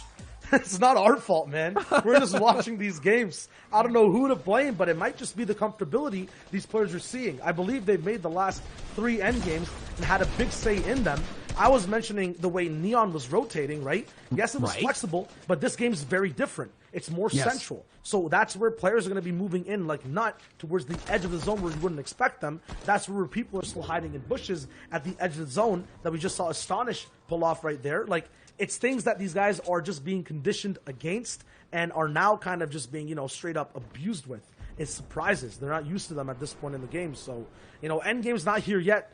This is a completely different beast. A beast that sometimes floppers can't even help out with. I know Assault's loadout looks very good right now, but having a heavy sniper, maybe an SMG at this moment, is probably a lot better for him to be in boxes while he's next to people. Palazzo going down, someone who's very good on defense this game. Sancho, these fights are ending in mere seconds, and the most defensive, the best players, are getting taken out. It's all aggression right here as Assault gets one on Show. Beans is using the harpoon to get a little bit. He's looking really solid right now. It's going to extend out, getting a little bit closer, knowing that he could possibly get more mats, so it's not a big waste of resources here. Does upgrade himself with a blue tack, so it's going to look very nice for him. And now he's back on the offensive, going to kind of look for those newly fresh builds and newly edited walls to make sure he could get some bleed through with those shots. Doesn't find any right now, but now we're seeing a little calm here in this. Everyone kind of, there's a breakout of the fight, and Unknown, though, is not on the calm side of things. He's going to have to work his way in. He has no more heals, only has shields, and Unknown is facing the onslaught of the lobby. He is just about to get in. So if anybody walks in this path here, Shio, they're going to be met with a purple tack, and that's going to be a big shot because we know Unknown can hit these, but he's just about to be. It's a very tight situation, airtight situation, as some say, and now he's getting focused on. He's getting beamed on. He has to survive his best 20 HP, and that's it. Kaz gets Unknown right out of this set lobby, and Unknown doing his best and getting danced on again. AV, Illust, Kaz, Arab, Mega, everyone in this game are not the usual people we see, right? Towards the end game, there's Zayt, Bizzle. We have people like Neon who are already moving around the map, claiming the top spots. Yes, we saw Mega all the way up on height. He's used to this position, but it might be a lot easier when the top players are not in the lobby to face off against them afterwards. Yes, he's in shambles. We've seen him come back. I just feel like this game, anyone who is trying to break strides straight through to the top of the leaderboard, this is your chance. I'm thinking about Kanata more so than anyone else at the moment. Still alive. It's very hard for him to get these games and shots off. And oh my god, I was praying that was not him, because this happens every time. It's Frist who gets taken out, but this box is very close to where Kanata could be and is. Mega picks up a crucial big pickup. Shields both and mats replenished. He's going to be good for the rest of the game. He moves straight out towards the zone. This being central as well means that so many more people will be spread out towards the entire zone. Beams will be 100% possible. And Frisk was out. He's in the top 5, so that was a big elim for Mega. He's making his way. Mega finishing 3rd place in the FNCS squads. So Mega's going to show the world that he could do it on his own, and he's sitting really pretty right now. And we're taking a look at the rest of the lobby, seeing where everybody's jockeying for position. Scope really on the hurts right now in shambles. Hopefully he's not going to be the mayor of Shambletown. He's just trying to look for that refresh and heals right now. He's going to definitely need an impact elimination. Usually people look for those impact eliminations to upgrade their weapons, but Scope desperately needs it for the heals. That 50 HP siphon's going to be very crucial right now. We did see some big plays from Wolfie's able to make some awesome HP plays, so Scoped, Tifu's partner now, needing a lot of help. Yeah, and that term, impact elimination, a lot of the times gets thrown out willy-nilly mid all the way to end game. Over here, it's also good for Scoped as well to just have a normal elimination next to an impact. The impact's always when you can pick up that loot after the fact. Right now, full shields. We have super gold weapons on both sides as well. All he needs is that siphon. Doesn't matter what range it is. Doesn't matter if he gets the loot. Bizzle will be right beside him, though. Someone opened up with a heavy sniper right on top as well. This will be very difficult for Scope to move around in, but all he needs is just one little chance. Yeah, and also he cannot do what Zayt did. He can't sit and storm. If this thing touches him, it's going to put him also close to being eliminated. So this is a very dangerous position because look at the rotation he has to make. The half in, half out, one of the biggest pulls in the game, and he has to make this journey with only 106 HP total. And so this is not going to be easy. No pad in sight. No doubt he's going to maybe go out on foot. He does see this opportunity, but a lot of mat resources are going to be used right here, Shio. So this is a very expensive rotation for Scoped right now, but he has no choice considering he has no heals to heal up with.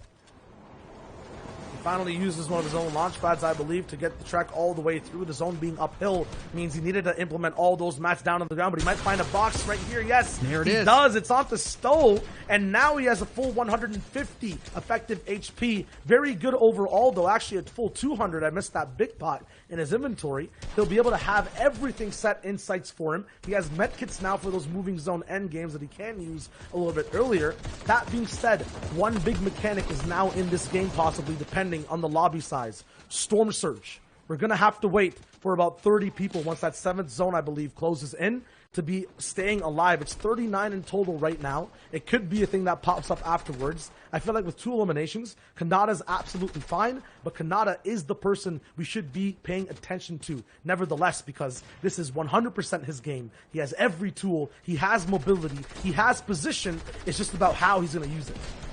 And not staying alive in the feed was Bizzle. Bizzle going down at 6th place before walking into this match. So now a lot of the players available to kind of move up here. And Shio, you called it. Now it's Kanata's time to rise up the ranks, and he could definitely do that considering the loadout that he has. The circle is going to move. So he's just right on the front side of this. So he has plenty of options on how to take this. I think right now he's going to try to look for some E-limbs. As you've seen, he's scouting out, looking up, opening up windows, looking for fresh builds, trying to get the tags that he needs. And he might, the only thing is he can't stay here too long, but Kanata knows exactly what he needs to do. He usually likes to rotate, gets a big time hit. Kanata using the pad here to kind of get in here. Last time we saw Nate in the air, he got eliminated. Will that happen to Kanata? And it does. Kanata eliminated while taking that air rotation, Shio.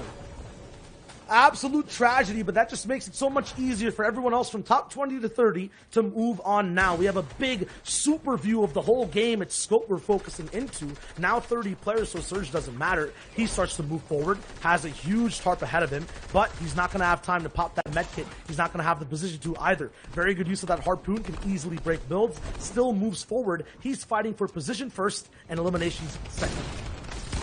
Scope low on builds, and Scope gets that big time. No doubt his partner Tifu Scope is on the stage, and his partner Tifu is happy as Scope is doing what he does best with the golden loadouts here, the power weapons. And now he's going to have the opportunity to be very aggressive, get himself inside of boxes. If he sees a metal build that's freshly built, he's going to go right in. It doesn't matter. And he's going in right now. Gets Doxy with another one. He is catching fire at the right time with 109 points. He's going to get him closer and closer to the top of the top. Scope is on fire. Shio.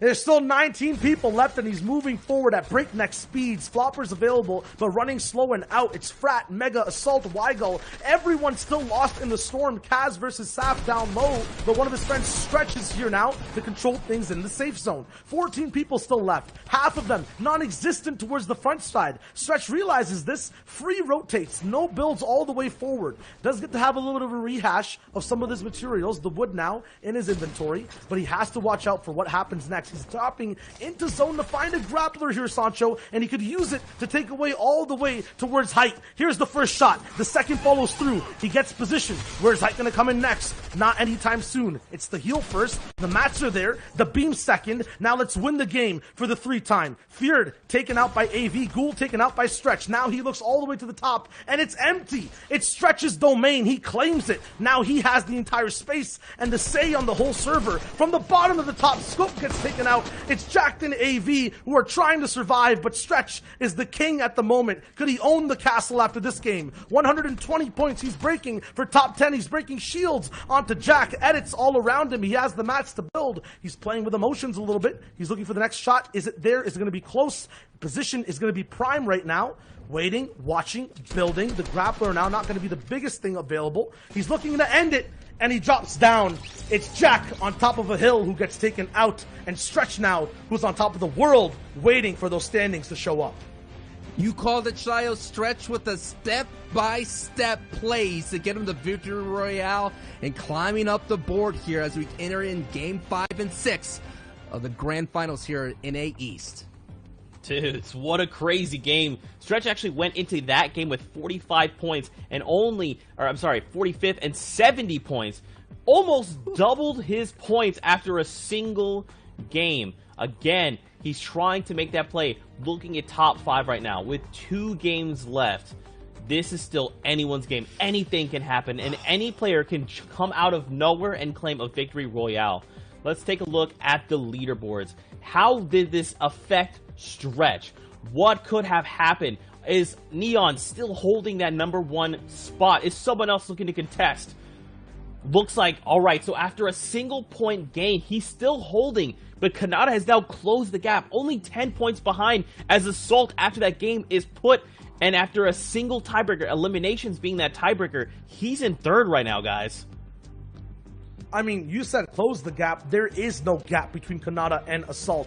And Assault has moved all the way up. Furious here too. Said he would be in the top 5 suddenly. He's proving himself right. Me wrong in general. I didn't really predict it all the way, but he's here and just showing people that he can just make things happen regardless of how many games he misses. Zake gets pushed down. That was 100% a catch-up game, Sancho. The rest of the leaderboard is now here and they have a big say.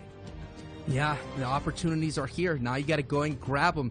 This is what you got to do here if you want to be the best of the best. If you want to earn yourself the coin and earn yourself the Axe of Champions, because that's going to be really cool to see, especially for those people out there making content. And taking a look at the rest of the board here. Some opportunities for clicks. We did see them working really well. Durant's now doing really well. I mean, like I said, man, it's so much different from the EU space. I mean, in NA East, it's just those pop-off games matter a lot. And when you pop off, man, they pop off big. As we've seen here, Commandment popping off big in the open qualifiers. Got to have an opportunity to pop up here. Coop, Nico, AV, Bully we saw on the cast. Illis coming from the open qualifier stages. Still around, sniffing in the middle of the pack here, Shayo. And that last game pushed everyone up if they were at that bottom 50. So if you're seeing new names, that's why. And you mentioned that Axe of Champions. I don't believe this is the FNCS Invitational that actually hands them out. So people will have a taste of how it feels. No. They have a taste of how it feels with the process, right? Because this is still really crowning you as someone who can win and repeat that performance, you know, whenever it happens, whatever the next mode may be. Because at this moment, solo is one of the hardest modes to play. If you can just show your individual skill, that will just show so much as to who you are and where you can go after this. So it's the metaphorical Axe of Champions. I like it. Yes, the metaphorical, imaginary Axe of Champions. Imaginary. That's great. Awesome. Well, guys, thank you so much for casting games 3 and 4. If you're not following Shia Wager and Sancho West, you need to do that. Do that ASAP. With that being said, Fortnite fan, with 2 games left, we are going to go to a break. When we return, we'll have the conclusion of NA East and the FNCS Invitational Grand Finals. Stay tuned.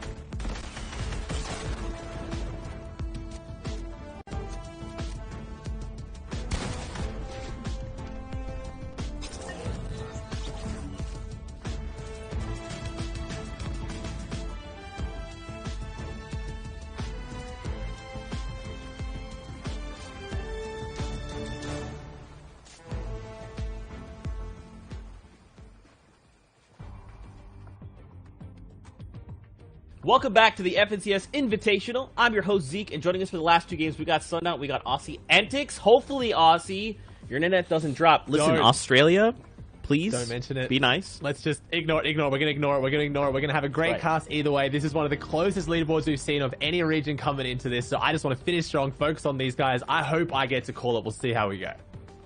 That's right, and man. I mean, in that... Oh, go ahead. Sorry. And I mean, you can say, just looking how tight that leaderboard is, we got a peek of it right there at the end. Realistically, anybody inside the top 20 with 2 games left could challenge for the top spot. So, very much so, it is wide open right now. Ah, man, this still stings. Anyway, yeah, you were absolutely right. What's kind of crazy to me is Neon only racking up a single point in that last game. So if he's looking to hold on to that first place, he needs to do something this next game, whether that be play exclusively for placements, try and just pick up a few eliminations along his loop path, whatever it may be, he must hold on to that. But you got people in second like Canada, looking to contest. Dude, words are so darn you, dyslexia. Anyway, Assault as well, creeping up in there for 3rd place. Right, this is still pretty open. And if we saw anything and we learn anything from Europe, it's like it's not over until that final leaderboard. Well, Wolfie's had that legendary 2nd place. Like, he almost got up there. He had, what, an 8 elimination 13th or something at the last game. If that's like a first or something, he takes that mantle. So, yeah, it's going to come down to the final 2 games, definitely. In particular, just with how many points are available. And the one thing we've seen more so in NA East is everyone's a much more balanced approach. We don't see anybody hard going for elims or hard going for placements. Everyone's pretty much around equal, which if anything, I think makes it even more open because there's always the option for somebody to put up that huge Lecce level game with 11 elims. Will there be a dark horse coming out of the woodwork to claim that #1 spot? Well, with 2 games left, not much longer till we find out. Let's get ready to hop into game number 5 of the FNCS Invitational with Sundown and Aussie Antics. Thank you so much, Zeke. And right away, we'll take a look at the map here. A number of players over at Shark. You see everyone kind of spreading out, controlling whatever area they can assign to them. And honestly, the big thing now, as we see Initial Zone, is pulling over towards Slurpy Swamp, so some tough rotates for those in the Northeast. It's really going to come down to, in these last 2 games, who's able to consistently make endgame both times. I don't think we're going to see somebody win based off of one singular strong game, considering what we've seen so far in NA East. I think it's going to be someone who is placing in the top 10 back-to-back in these 2 games and really able to pull it together. Yeah, this is the game to hit it. You're going to have 2 last big games here. And I just noticed people are changing their strategy, though. I just saw 4 people at Sharks. So there's a few POIs that are changing up. Maybe some of those players trying to have those last 2 big games. We saw from Stretch last game, that was a legendary grapple play, showing the power of that weapon. If you have it, it changes everything. Stretch won that game solely off that grapple use. So here we see the Shark that I was talking about. We have a lot of people here that haven't been dropping too much today, or maybe just coming here for these last 2 games to try and get their hands on that grapple.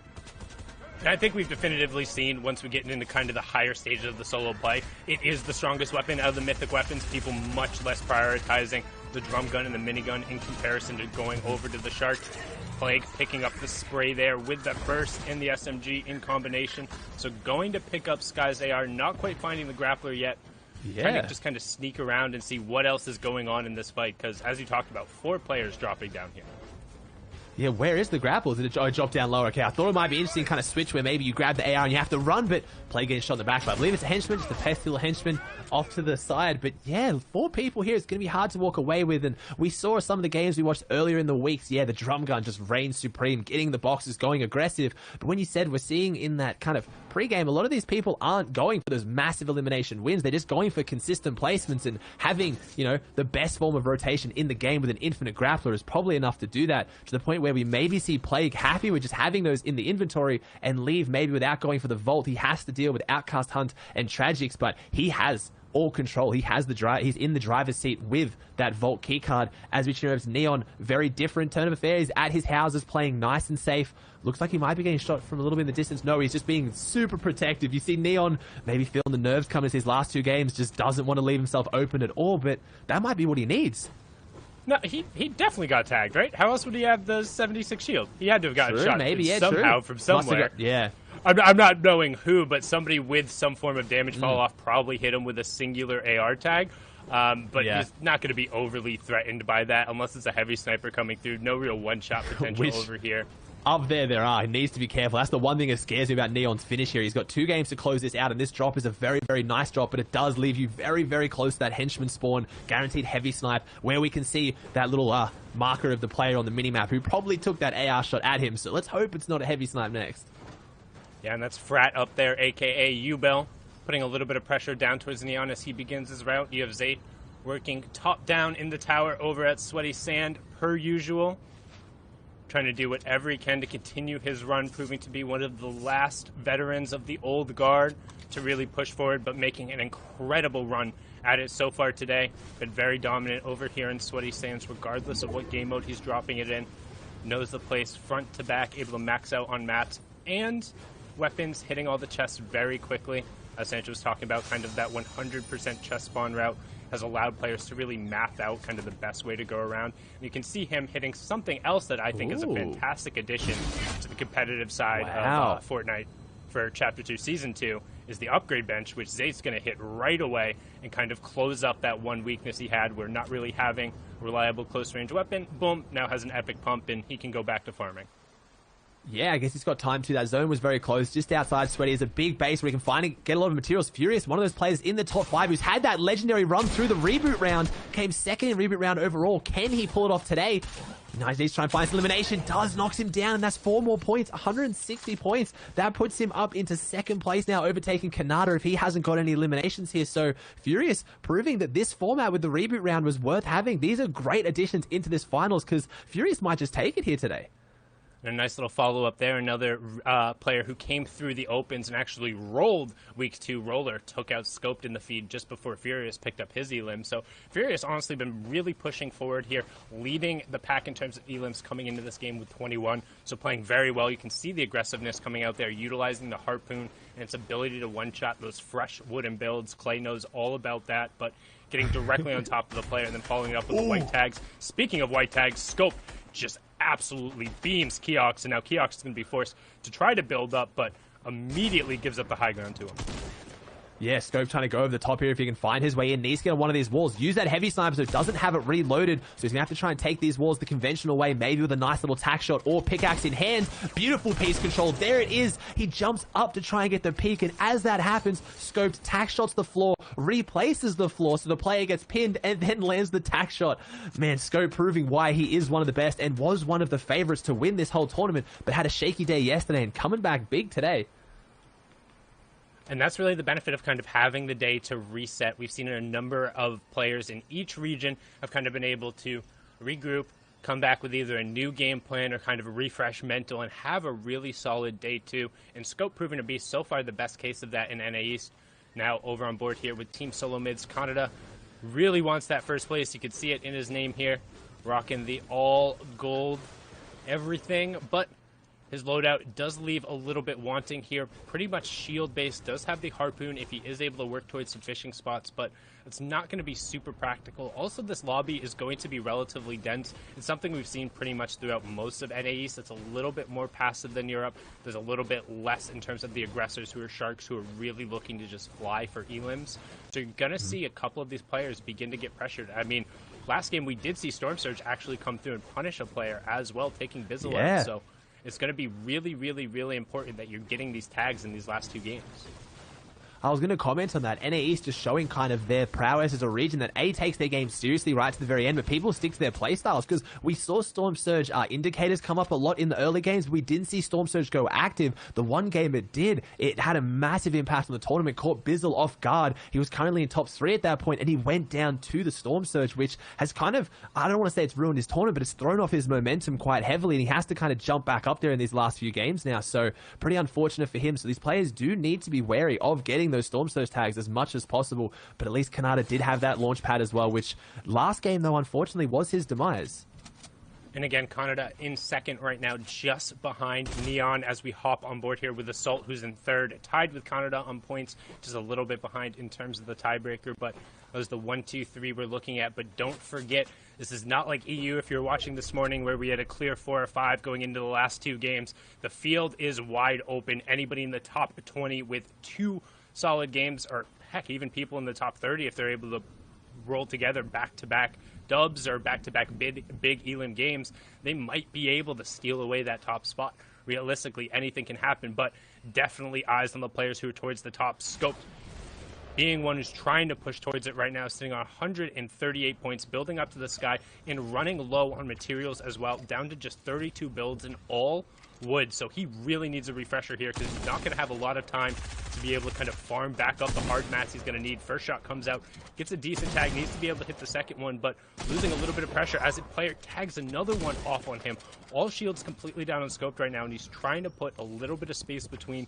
However, he does have the 3 big pots and the 1 mini, which means he does need a decent amount of space. The other player backing off is going to probably have more effective HP here, and ooh, I really don't think you invest the big pot. I think you have to win the fight and disengage. As Azure says, well, you're coming down either way. As Scoped does get dropped, will finish the big pot, but he falls almost all the way down, going down to 45 HP, will catch himself off.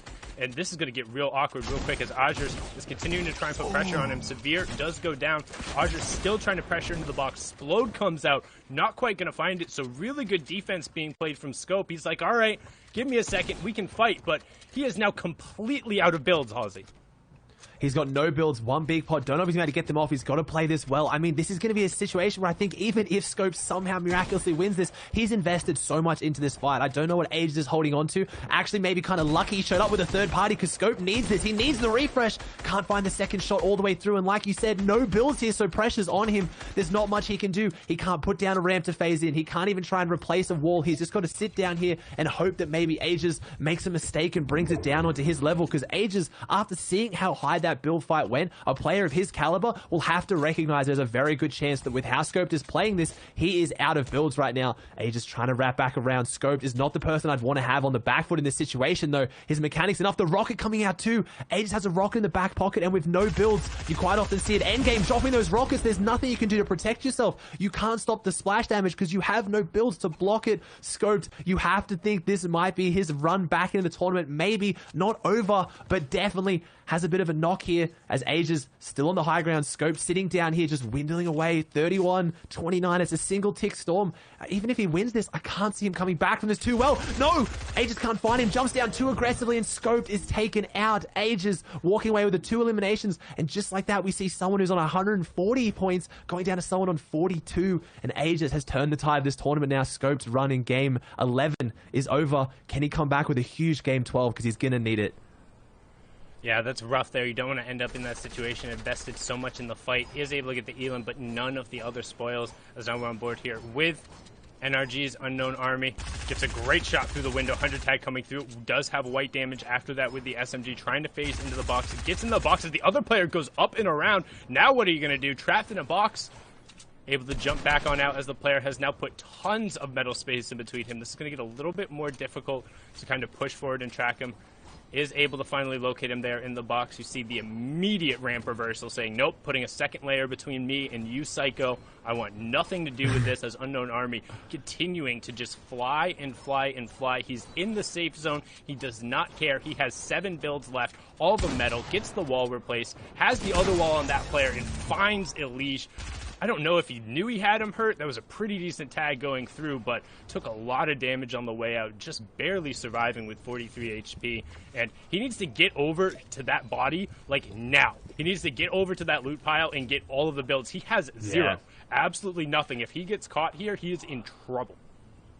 That's aLL, who was in 7th place going down there going into this game. As we tune in with Nut now, who's also been up there on the leaderboard. He was doing very well today. Fell off the pace a little bit, but he's still top 10. It's still his game as he heavy snipes through the wall. Has the burst rifle in hand to try and break these builds and get into this. We're seeing a lot of fights breaking out here, but they're outside of zone again. Bit of the situation with Scopes had, so Nut needs to close it fast, and he does. Takes down Legidian. But when these zones go near Slurpy Swamps, you have to think that Unknown is lurking, and then you hear that FNCS pickaxe on your wall. Such a great addition to the game to respect those players players who have performed. Unknown picking his up in squads, and just, it must have an intimidation factor on you. You're at Slurpy Swamps, the drop of Unknown, one of the scariest players in this lobby for those 1v1 situations, and then you hear that dreaded FNCS pickaxe pulled out, and he capitalizes on the fight, but you said it first as well, and he gets another one. He takes down Woe in the feed, as Nut trying to capitalize on this fight, has to go up and over the top. That heavy snipe now not reloaded, but another beautiful ramp phase in with that burst rifle. We saw how good that was taking down the last fight and closing it out. Can he try and go from top to bottom this time though? No, he can't. This player playing very slippery, but they have to worry about zone. 14 seconds till it starts coming in. Nut needs to close this one out quickly. He doesn't really need this fight for anything other than those crucial 4 points. He has such a good loadout, has good mats, has good meds, launch pad. It's just the 4 points he wants to get off Stacky because he knows he's cracked him. Yeah, and Nut's an aggressive player. He's gotten most of his points, I believe, off of eliminations. He is no stranger to really pushing forward. He did this back in the World Cup days as well. Had a ton of success when switching over to the kind of mobile and console track, but is no stranger to playing on PC and with the big boys as well as he takes down Stacky there. Really well done. And while we do talk about kind of the Slurpy Swamp and the Storm normally putting pressure on you, the Swamp kind of negates that a little bit because you do have those healing pools that you can just box up in and get the innate shield back if you do wait. However, because everyone else is going to be thinking the same thing, this is where it gets to be a little more dangerous because he was on the outside. NAUs has a tendency to, I don't want to say over-rotate early, but pretty much everyone rotates early. So if you're somebody who decides to go late and everyone else is already in the zone, odds are good they're not going to be fighting the people who are in the zone, as we see in this example. Nut versus the world in a veritable D-Day situation here, trying to storm the beaches of Normandy. No, yeah, I don't think he's going to go too well with that. He had the heavy sniper in hand. I thought that might apply a little bit of pressure. That can maybe, you've got that one shot. You either got to hit it or you've got to scare the opponent looking at you. But if you've got 3 eyes on you, you don't have 3 heavy snipers. But still kind of in this one, we counted him out a little bit early. He's trying to find his way in. 65 builds left and he is eating through them. So maybe that last fight, the 4 points he gained, proving to be worse off because of it, because he rotated late, but he somehow makes his way through all of this. Almost 14-12. It's a 2-tick zone. He needs to stay ahead of it. He's found his way in, but bit of lobby manipulation here with a minigun trying to get in. He knows how hurt he is. He knows he's an absolute shambles, and there it is. Hornet coming through. Yeah, Nuts' only chance there was a big pump, but doesn't have time to get it off. And yeah, you called it.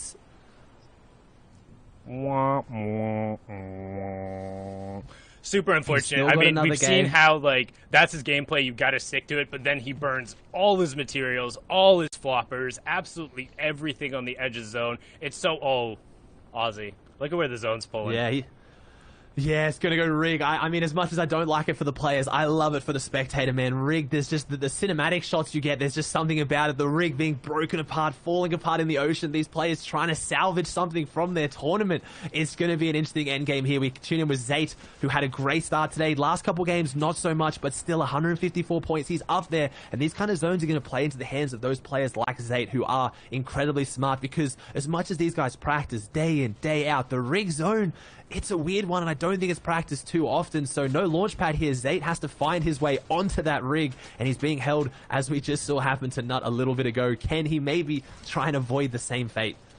And he is in the zone, and this is one of the key things, and I think it's something that some of the higher-end competitive players who don't do enough with the water zones, just tarp and be right below it. Be on the level where everyone else is swimming, but block your head off. It's incredibly hard to get phased back above it. You use less mats than if you were just tunneling out and below, and then you're in a position where if you do have to rotate out and above, as long as you've tarped out wide enough, you can always cover yourself in your top. But Neon right now is being chosen by the rest of the lobby. Zayt just on the edge here, trying to get a piece of that action. Commandant takes down Azures. White tags coming through. More explodes on Neon. That is the first place contender, the one who has upstart and surprised everyone, is dead in the center, trying to get over to that group right now. We can see everyone pinching in slowly towards the edge of the rig, where this 50-50 zone is going to determine so much, because if we pull out over the water, it is going to be absolute mayhem for these players. It is going to test all of their ability to utilize every single one of their resources and whatever else drops, as Clicks also takes down 2xe.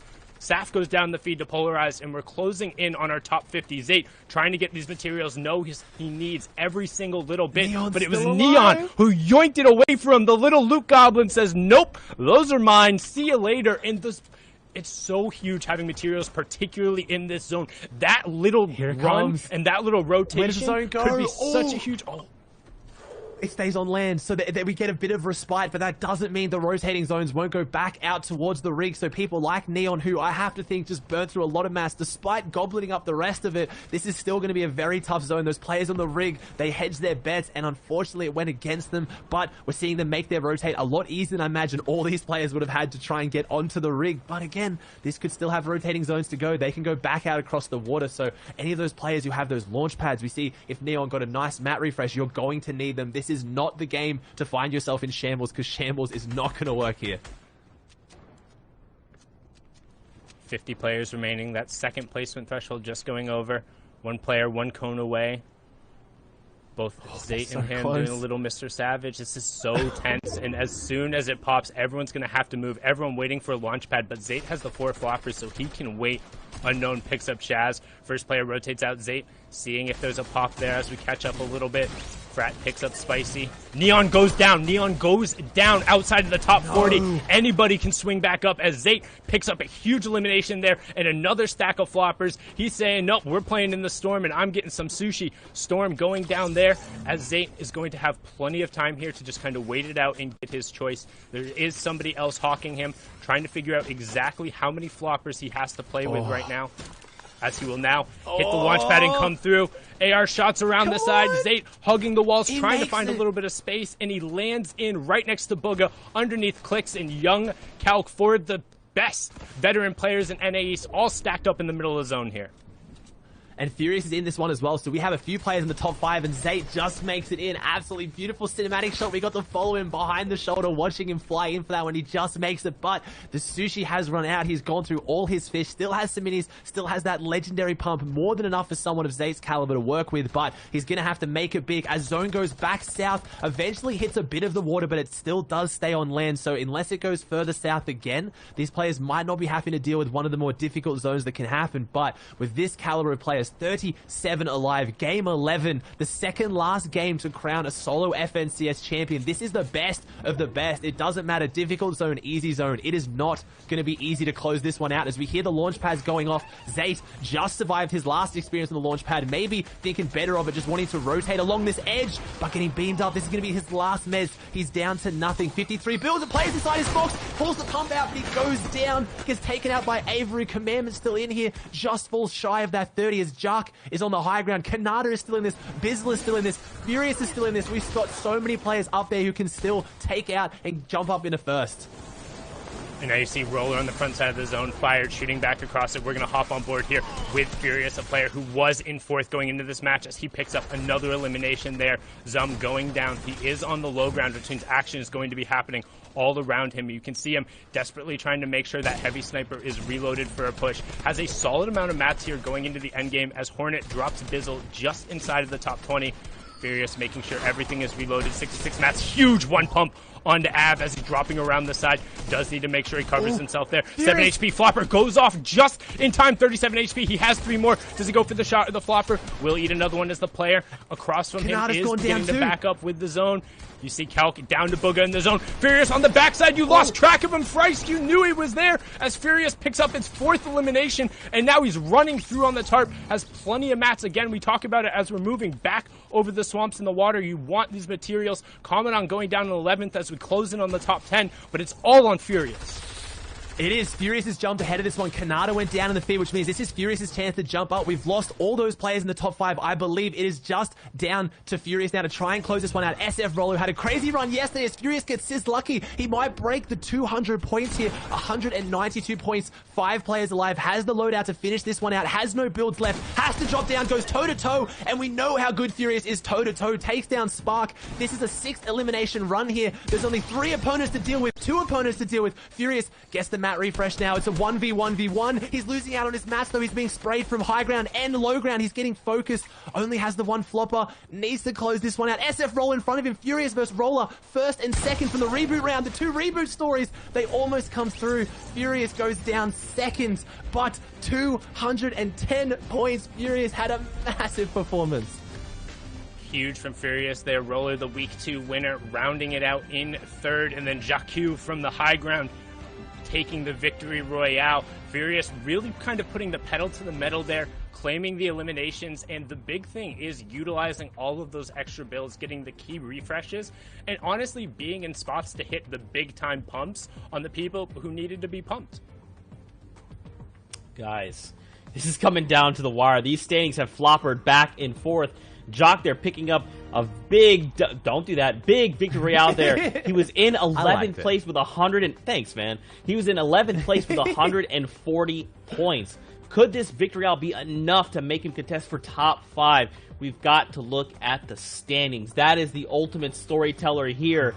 So many players. Furious could have made a fantastic run, but keep in mind he was still placed top 3. So this is still a big point of elimination, or excuse me, big points from placements on top of his eliminations. Oh, and to see him go toe-to-toe with Roller at the end there, the two rebooters coming out from yesterday, or sorry, the day before, to come up and jump in here, they're shaking up this tournament, so we're going to have to throw to the standings and see where he fell after all of that. I have to think he's in first place. He is on 210 points, the biggest lead we've seen pretty much anyone have in first place out of NA East. And on top of that, Jock jumps up from 11th. I mean, Kanada's holding 4th, Zayd in 5th. So now this is anyone's game, man. It's really honestly going to come down to whether or not Furious is able to just make it to the end game. We've seen it time and time again. We talked about it kind of leading into this game, how nobody had really popped off in terms of both eliminations and placements, but a 6 elim game coming out of Furious there, and then also getting 3rd place with it, really pushes him up there to the top. The thing we'll note is 29 points between him and first place, so if he is able to get a couple eliminations, he might just be able to rack it on up there. Pretty much everyone on this second page is going to be out of the running, being 100 plus points back behind, or not 100, 60 points plus behind, so a big pop-off game could end up coming through from a couple of them, but we haven't really seen that much, so we're really going to be looking more towards the top 5 and the top 10 and what happens with Furious going into this last game.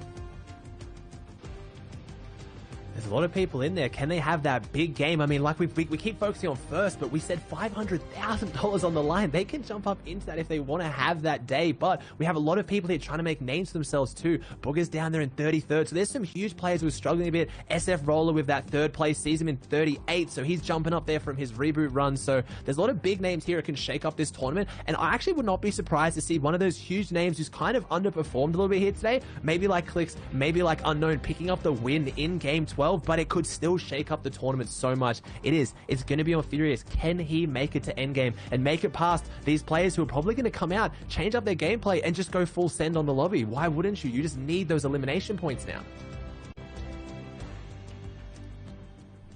Man, this is it, gentlemen. Stress levels are high for everyone. One final game left in NA East. Furious right now in front of the pack. Can he hold on? Can players in top 10 look to strike only 50 points behind? This could go any which way. I cannot get more excited. I mean, all my expectations from NA East have been blown completely out of the water. Players just making massive plays left and right. With one game left, do we stay the course? Do we go for W key games? Thoughts? I mean, I think we've seen people are going to stick to their game plan.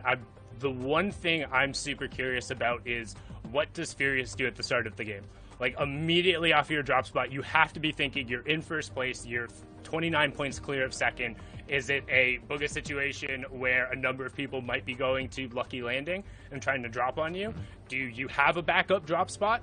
If somebody does come to you, are you prepared to fight them immediately off the start? Because if that doesn't happen and he's able to just get into his game, we've seen out of all of these rounds that he's consistent enough to hold that lead. Nobody else in NA East has shown that they really have that pop-off potential today. Like, yeah, they've gotten the victory rounds in a couple good games, but nobody's tied the two together except him, and we've seen him do it week in, week out, so...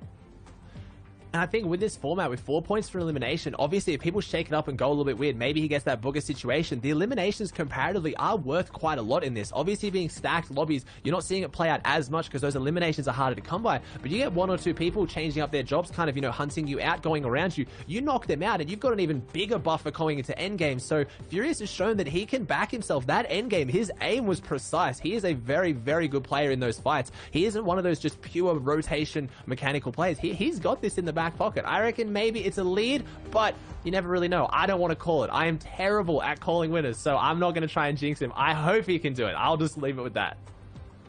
He's definitely making a strong case for himself. I mean, yeah, man, this is it. This is going to be the final game out of NA East. We cannot be more thankful for you guys for tuning in. Now, we're still a little bit ways out. We've got the battle bus being prepared. We will launch it as soon as we possibly can. So just hang tight. We've got 1 game left to go. Now, gentlemen, the final question I pose to you is for people that are in that top 5 that are looking to strike for Furious. What can they do? What can they possibly pull from with 1 game left? Don't get eliminated early. I mean, we've seen it, like, if you're getting in the situation, like, yeah, I know it seems kind of like, yeah, obviously, duh, if you want as many points, like, don't get knocked out of the game, but it is your last opportunity. Don't take a 50-50 fight on a chest. If you're absolutely not positive you're going to win, don't be taking that fight. If you're playing safe and just for your top 5, then do whatever, but if you're trying to win the game, you have to be making it into endgame and capitalizing on those opportunities. You're not going to win because you 50-50'd 3 fights in a row and won it early.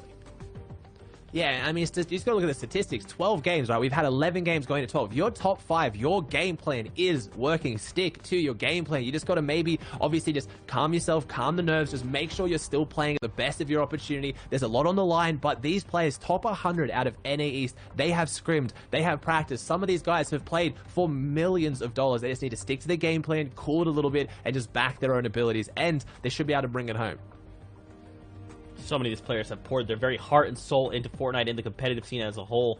And you must not forget that that first place is worth $100,000. But of course, being able to be crowned the FNCS Invitational Champion would be incredible. But for a lot of these guys, even in top 20, they're looking to hit top 10, right? Because there's still money on the line.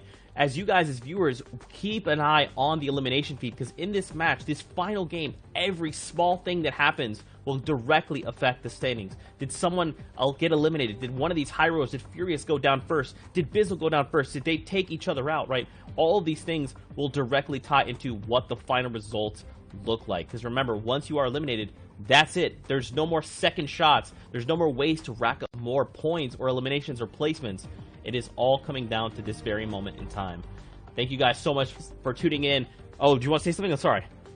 I was going to say, there's just still so much on the line. We're looking at the leaderboard. We got duos in here trying to outperform duos. We've got friends trying to outperform friends. We got Boogie in here trying to kind of maintain some respect from his solo World Cup performance. There's so much pressure on these guys to just get every single placement they can. They need to just capitalize on this last game, make it count. 12 games, but there's a whole bunch on the line with this last one and a whole bunch of points to gain. We could see a Wolfie's moment of someone exploding. Let's see, man. With 1 game left, who will stand as tall as the FNCS Invitational Champion? Let's get ready for game number 6 of NA East.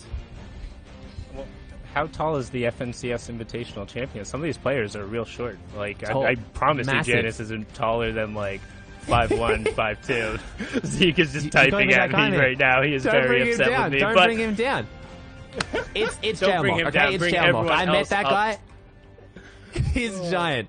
We're going into game 6, guys. Oh, sorry, game 12, game 6 today, the final game. This is going to crown the NA East Invitational FNCS champion. The first stack solos we've had quite a while since basically World Cup 3-4 now. We've had DreamHack, had other tournaments. A lot of these guys have high expectations on them, but who is going to close it out? And we're still seeing Furious here already in a fight to kick it off in Lazy Lake. And I'm seeing that there looks like there's 3 players here, actually. Maybe we were right. Maybe we're seeing a bit of a booger moment. Furious having to push off Illest and Roat. Roat not looking too great though, so maybe it's going to be a toe-to-toe. Furious finding his way out. Like you said, don't take those 50-50s, Sundown. You got to try and find your way out. There's lots of buildings here. Let's get into another one. I don't want to see the guy in the lead with 2 people on him the second we jump into the game.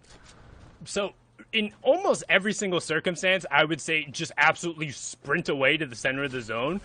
But with that being said, he has massive shield and loot advantage on pretty much anybody else on an early drop. There's no way anybody else is holding 75 extra shield plus a blue pump and a green SMG.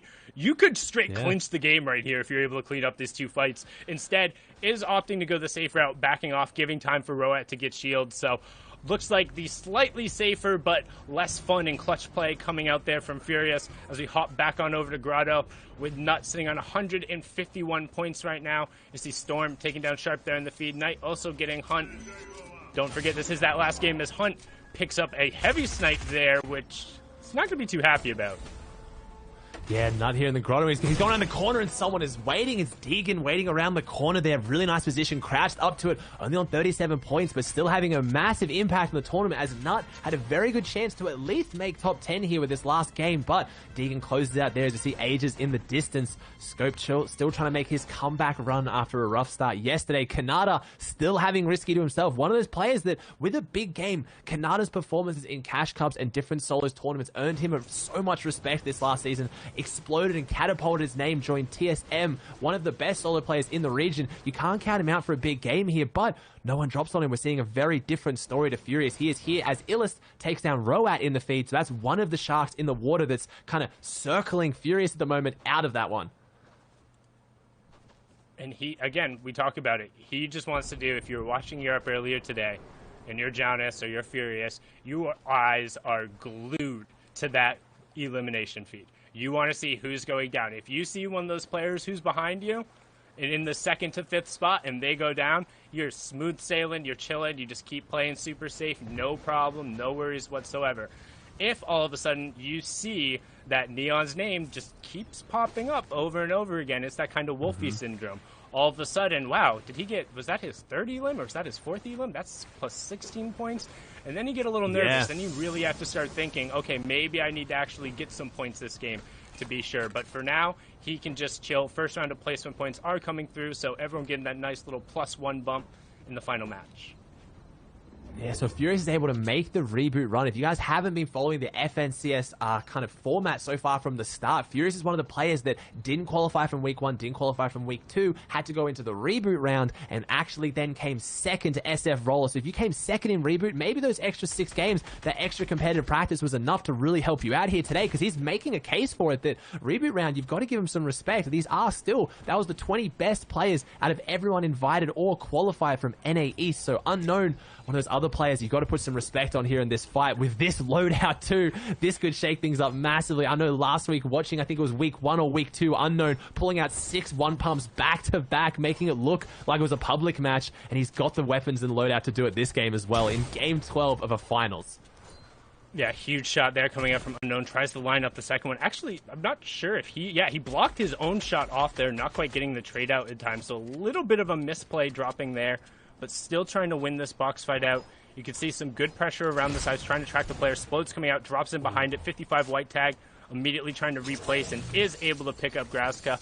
One thing I do just want to call out and correct real quick. SF Roller and Furious got 1st and 2nd in week 2. That was the top 80 week. So he actually got 19 grand for his trouble there against the top 300 best players in NA East and qualified through. So he's just been rolling. He got to watch the reboot round and chill. No, you're all good. Rolling. I just wanted to go through and double check that because I was like, wait, I'm pretty sure he did well in week 2. So, but now Unknown Army again picking up the elim over there. The money in the back pocket from that, from week 2 money, and then picking up possibly tonight. You think even if he goes down now, you have to think he holds on to at least top 5, top 10. I know they don't see it that way, but there is so much money on the line here. As we see Assault, someone who's been jumping up through those leaderboards too, and he has found himself in 6th going into this game. So one we have to watch out for. And there's 50 points right now between 6th and 1st, the furthest we've seen it spread out. But it shows you that if you have a game like Furious, though, you can jump up there too, because he was pretty much in a similar position to Assault going into that 11th game. Yeah, and it's what we had talked about before. The leaderboard was so close because nobody who was towards the top had really had that game yet. Nobody had had the 5 or 6 plus top 5 game that really gets rewarded in this format. We've kind of talked about it. Yes, you can be heavy on elims. Yes, you can be heavy on placement. We've seen people be successful, but if somebody's able to put the two together, it ends up being rewarded. And we saw there, Furious able to really pull ahead there. And we also need to not diminish his other results. Like, let's talk about Furious real quick. Second place, 7 eliminations. 8th place, 3 eliminations. 2nd place, 5 eliminations. 31st place, 2 eliminations. 60th, 0. 29th, 0. Those were his last matches going on today. So some really good performances in the back half. His past 3 games being 2nd, 8th, and 2nd, with a combined 15 eliminations coming out. So really kind of Aqua and Nyrox as storming in on the backside right now. As you see Class rotating through the backside of Slurpy Swamp, just trying to move a little bit sentry, as we should probably now have a somewhat of a lull in the action, as most players will just be looking to rotate centrally and kind of box up. Again, we talk about kind of how players slow down for the pace when it is your absolute last chance, even if you need to be hyper aggressive. Everyone's a little more cautious as we see Furious picks up an Elim onto Waz, stretching that lead out another 4 points. Yeah, showing that he's got the confidence right now as Class takes his heavy shot snipe onto AV. AV kept caught sleeping there a little bit. Maybe didn't think there's not that many heavy sniper spawns around here. You've got Rig as well, but you can't be out in the open like that. You've got to cover yourself when you go for those shots, and Class picks it up. And the consistency you talked about from Furious, when you say 29th, it sounds like, 29th, but when that is like second rotating zone with how stacked these games are, one flopper, just maybe one short launch pad, one elimination is the difference of gaining, tops, like coming top 2. Like, you really have to just capitulate at that very end game, as Unknown now still in Slurpee with Zone pretty decently far away, still going for another fight. Definitely not feeling the last game jitters here, knowing he can play his aggressive style inside the box. Needs to get a heavy pump shot off, and there is 198 tag. Can't even see through the stair. He's phasing it because he's placed inside it, but just the knowledge and the awareness to track Durant to know exactly where he is to hit an almost max damage pump shot through a stair that we can't even see. Just brilliantly done, making sure he followed that one up, something Unknown Army does incredibly well. We talk about the pressure he applies. It's in his shots, it's in his builds, and it's relentless when he gets on top of you. You don't want to end up in that situation, as we see yet another player fall victim to kind of that pushing play style out of the Slurpy Swamp. Now we have Coop trying to set up, again, one of those ambushes, hiding around a tree.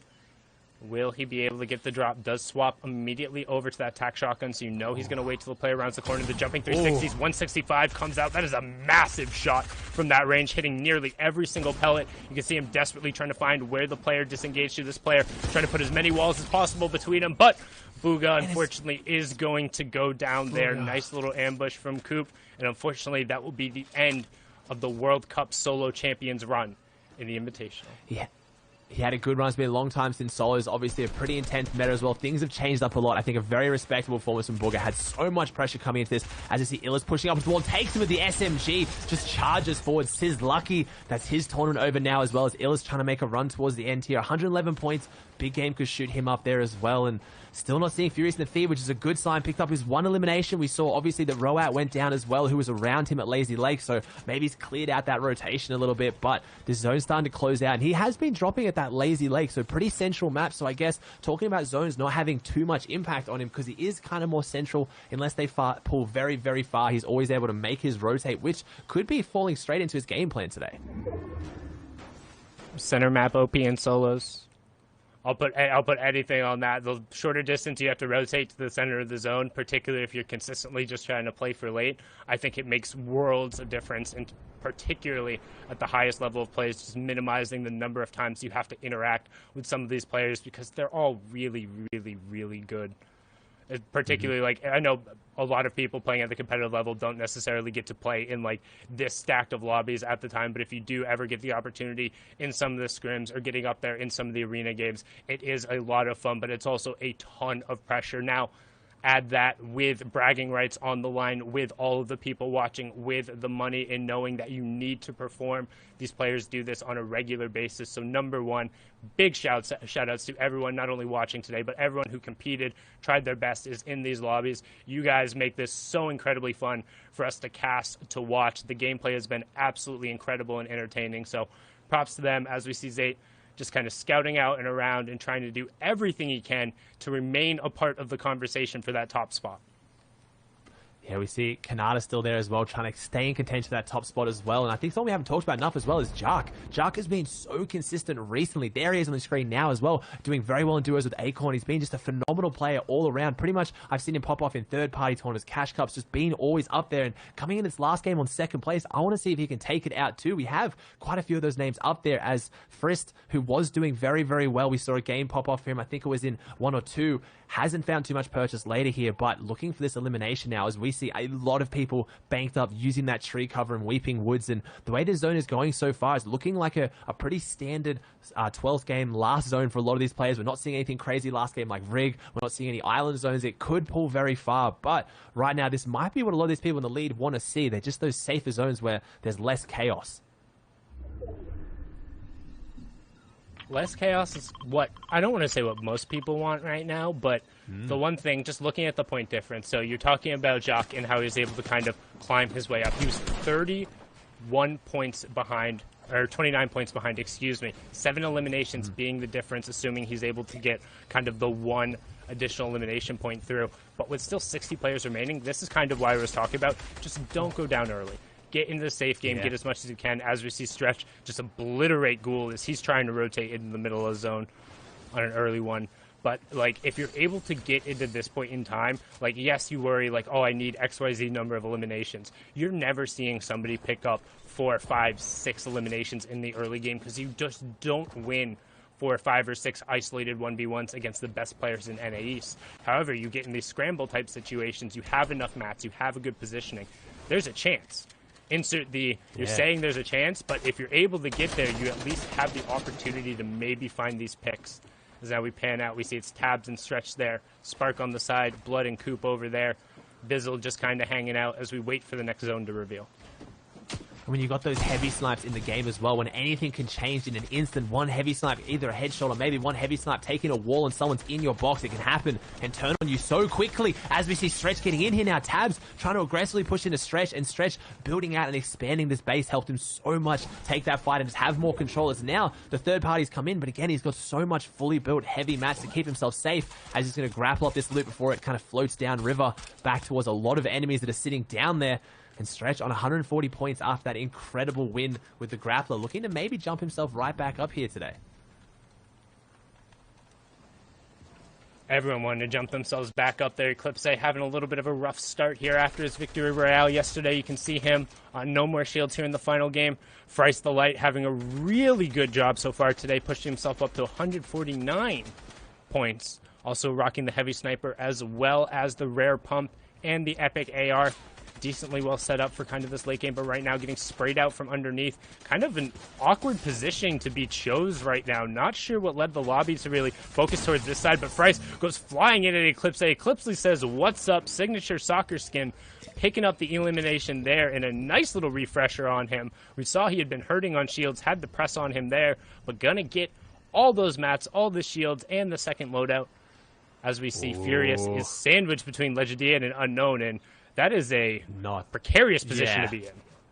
That's not someone you want to be set up next. So as soon as I see Unknown's name next to Furious, and I pointed out the loadout he had before, and Unknown is one of those players known for just being like leaving it all out there. Look, I've had a good tournament, but I want to have a great tournament. I want to go strong towards the end. And he had that legendary pump in the back pocket. So Furious still looking pretty good though. Obviously he doesn't know that, and again, you've got to assume everyone around you is a top-notch player. Has the launch pad still in zone, pulls pretty close. Furious maybe getting a little bit, I don't want to say lucky, but he's finally having fate go towards his way at the very end here to close this one out. I saw Jark, who looked like he was in a pretty good position as well. I think we still have Kanata, Neon, and Zate still in this one. So everyone in the top 5 still alive as far as I'm aware, unless you've seen something I haven't, Sundown. No, nobody who I've seen go down there, but again, as we talk about it, the longer Furious is in the lobby, the better his chances get. We saw it with Janice, who's able to steal kind of the top 10 there. If you're not seeing those players in the top 5 begin to rack up eliminations, you know that you're safe. You know you're just going to be able to kind of run it out. We've talked about kind of those probabilities going through. Shout out to Prodigy Analytics for being able to run the calculations based off of the standings and the scoreboard. Don't want to play too much of a spoiler going on there. You guys can check it out if you want the probability, but odds are pretty good it's going to Furious based off of the math. We can see it there unless somebody is able to start picking it up. Just a reminder for what the top 5 looks like. It's Furious, 29 points clear of Jacques. Neon is 11 points behind that. Canada was 1 point behind Neon, and then Zate 9 points behind with Assault and Mega just in striking distance. Those are the names. If any of them start popping off, you'll want to be paying attention, but otherwise it's all about what happens with Mr. Furious. Second place in week 2. Can he string home a fantastic 2-day performance to be our FNCS NA East Grand Final champion? We have all those names there. So far, I think all of the top 7 are all still in this one, so it's going to close out. And again, we've been focusing on first place, but there's so many placements up for grabs here. And who can jump up? Who can still kind of shuffle their way up through this leaderboard? As we see Furious now watching people go over him, just sitting nice and pretty in his medal, kind of being a little bit relaxed, seeming like he's playing all right, coming to check out this cone. They're so close together in competitive Fortnite. Everyone is just shoulder to shoulder, wall to wall. And Furious needs to just kind of stay safe here, trying to, and then look, there it is. So we got to be careful as well. You don't want to make too much noise. Alert everyone the fact that you're here. So trying to relax out a little bit as we get a very, very, I want to say vanilla zone. There's a bit of water. We've got a bit of a hill, some trees, but this is going to close out in a relatively okay area for a lot of these players. We can see an airdrop coming down here towards Furious's direction as well, which means it's guaranteed launch pad there as well in case he needs it. All these little things, all these little bits of information are going to help these players so much close this one out. And we've seen it a few times in solos as well. We've seen great final game performance. There's nothing better than winning your last game, even if it jumps you up in so many points, just to stand victorious as you are victorious. And Kanata picks up an elimination, which can jump him up there as well, with only 1 point separating him from third. So Neon maybe saw that one and realized there's a bit of pressure on him too now. And we talk about it's not just the first place implications that go on here. We saw Wave Flick over in EU have a $39,000 game, jumping him up into 6th place there. You can still be a hero and make a name for yourself in the final match. $39,000 in one game is Scoped doing the same thing here, jumping himself straight up through here. Got a nice little spot for Kanata. He's looking pretty good. Good loadout too. The purple pump on Kanata. He has incredibly accurate aim when it comes to those end games, those purple pumps. Has so much practice in solos, like I said, competing and taking all those cash cups, all those in-game tournaments so seriously. So this end game here is just looking like any other day in the park for him. Don't know if he's feeling too nervous. We'll have to see, as Rogue Shark getting beamed up on the edge, trying to find his way in. We do see Mega, who's still in here as well, and Vexy looking like he's in a nice spot on the high ground. Zate just one stop below that as Bizzle trying to make his way back in. Had a really unfortunate last few games, but could still have a phenomenal last performance as Scope gets another elim. Unknown gets another elim as well. So Scope jumping up higher and higher. Assault inside his box right now. That is massive. That could have jumped him out of his top 5. Assault still having it going toe-to-toe, surviving that one. Still has the floppers, has the minis, the aggressive push not working, and now his loadout's even better for it with 4 points extra. And now has the heavy snipe and the rocket combo as we're moving in the half in, half out. Jacques picks up an elimination onto Avery, so trying to climb back up there as Assault continues rotating around the side. Again, it's all about eyes on Furious as Jacques has the high ground, but he's also battling Unknown over there. You see Illis over on the low ground as we pan out. Mega still in the lobby. Canada rotating towards the front. Eclipse picks up Joey just inside our top 40. Another placement point going down. But again, just trying to keep an eye on that top left corner, keeping an eye on anybody in the top 5. Canada was pushed up towards there. Miro picks up Timber's P-God. Still just trying to rotate into zone. He has priority, and it's pulling a little bit back towards some of these old builds, but he needs to be careful as pretty much everyone is going to have to rotate back past him. He's going to be looking for ambush eliminations here, but I'm not super hopeful in that, honestly. Let's see. It's coming to the final game, guys. This is game 12. This is where we make celebrities. Fortnite makes overnight celebrities. Furious, not an unknown name, but this could be his chance to become the next big thing in competitive Fortnite. Winning NA East, being the solo champion. Oh, as we see Deegan going down. Kanata maybe wanting to battle for that one as well. A big name in his own right. We're going to crown a champion, and we're going to find out who is, in NA East, the best competitive solo player in arguably one of the most competitive regions. It is a mantle anyone would be proud to hold, but even a top 5, top 3, those finishes are still incredible and do such a big thing for these young pro players' careers too. Collazo took down Neon during that rotation, so that was one of our top 5 who got dropped. As we hop on board with Furious, he's doing fine. 469 above, but he is completely out of builds. 33rd 33 players remaining still, so tons of Fortnite to be played as we're in the 6th zone, and our current leader is out of builds, but 238 tags in a white. Can it be enough? He has to get this elimination. He's trying to push forward. Jaybird picks up class in the feed. Furious could be able to clutch it up here if he's able to get a refresh. Gets pushed back, though. No more builds. He's completely at the mercy of the players around him. He goes down outside the top 30. Scope picks up Legend DN, so it is open for somebody to take it out. But as we say that, Polarize picks up Jock. Jock is now out. The main contender is out, and it is all down to whether Canada or Assault can make enough of a run and get enough points to contend towards the top. We hop on board with Assault as he's floppering out in the storm and going for the high ground. This is one of the players who could contend for it, as Canada also picks up Miro. Those are the two names you want to watch as we close out NA East here.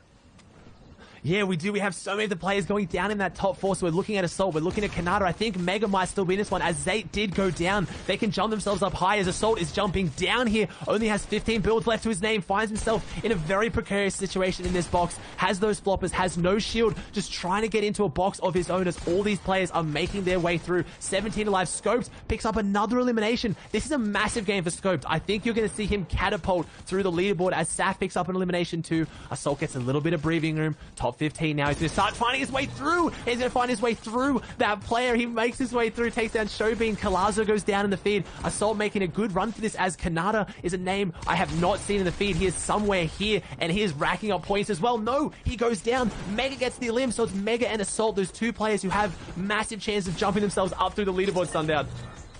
Eyes are all in Assault right now, trying to make the run, and as we say that, he gets blasted, but blast right back. Scoped gets taken down. His run ends at the hands of the other controller god, Assault, and the Siphon being just enough to keep him up as he pushes forward to the top 5. 188 points. You got Eclipse up on the high ground. The other part of that trio, Mega underneath him, Assault just above, and then you have TJ down on the low ground, rounding out the top 4. Assault looking to find it with the rocket, finds run down, and TJ goes down on the low ground. Now sandwich between Mega and Eclipse.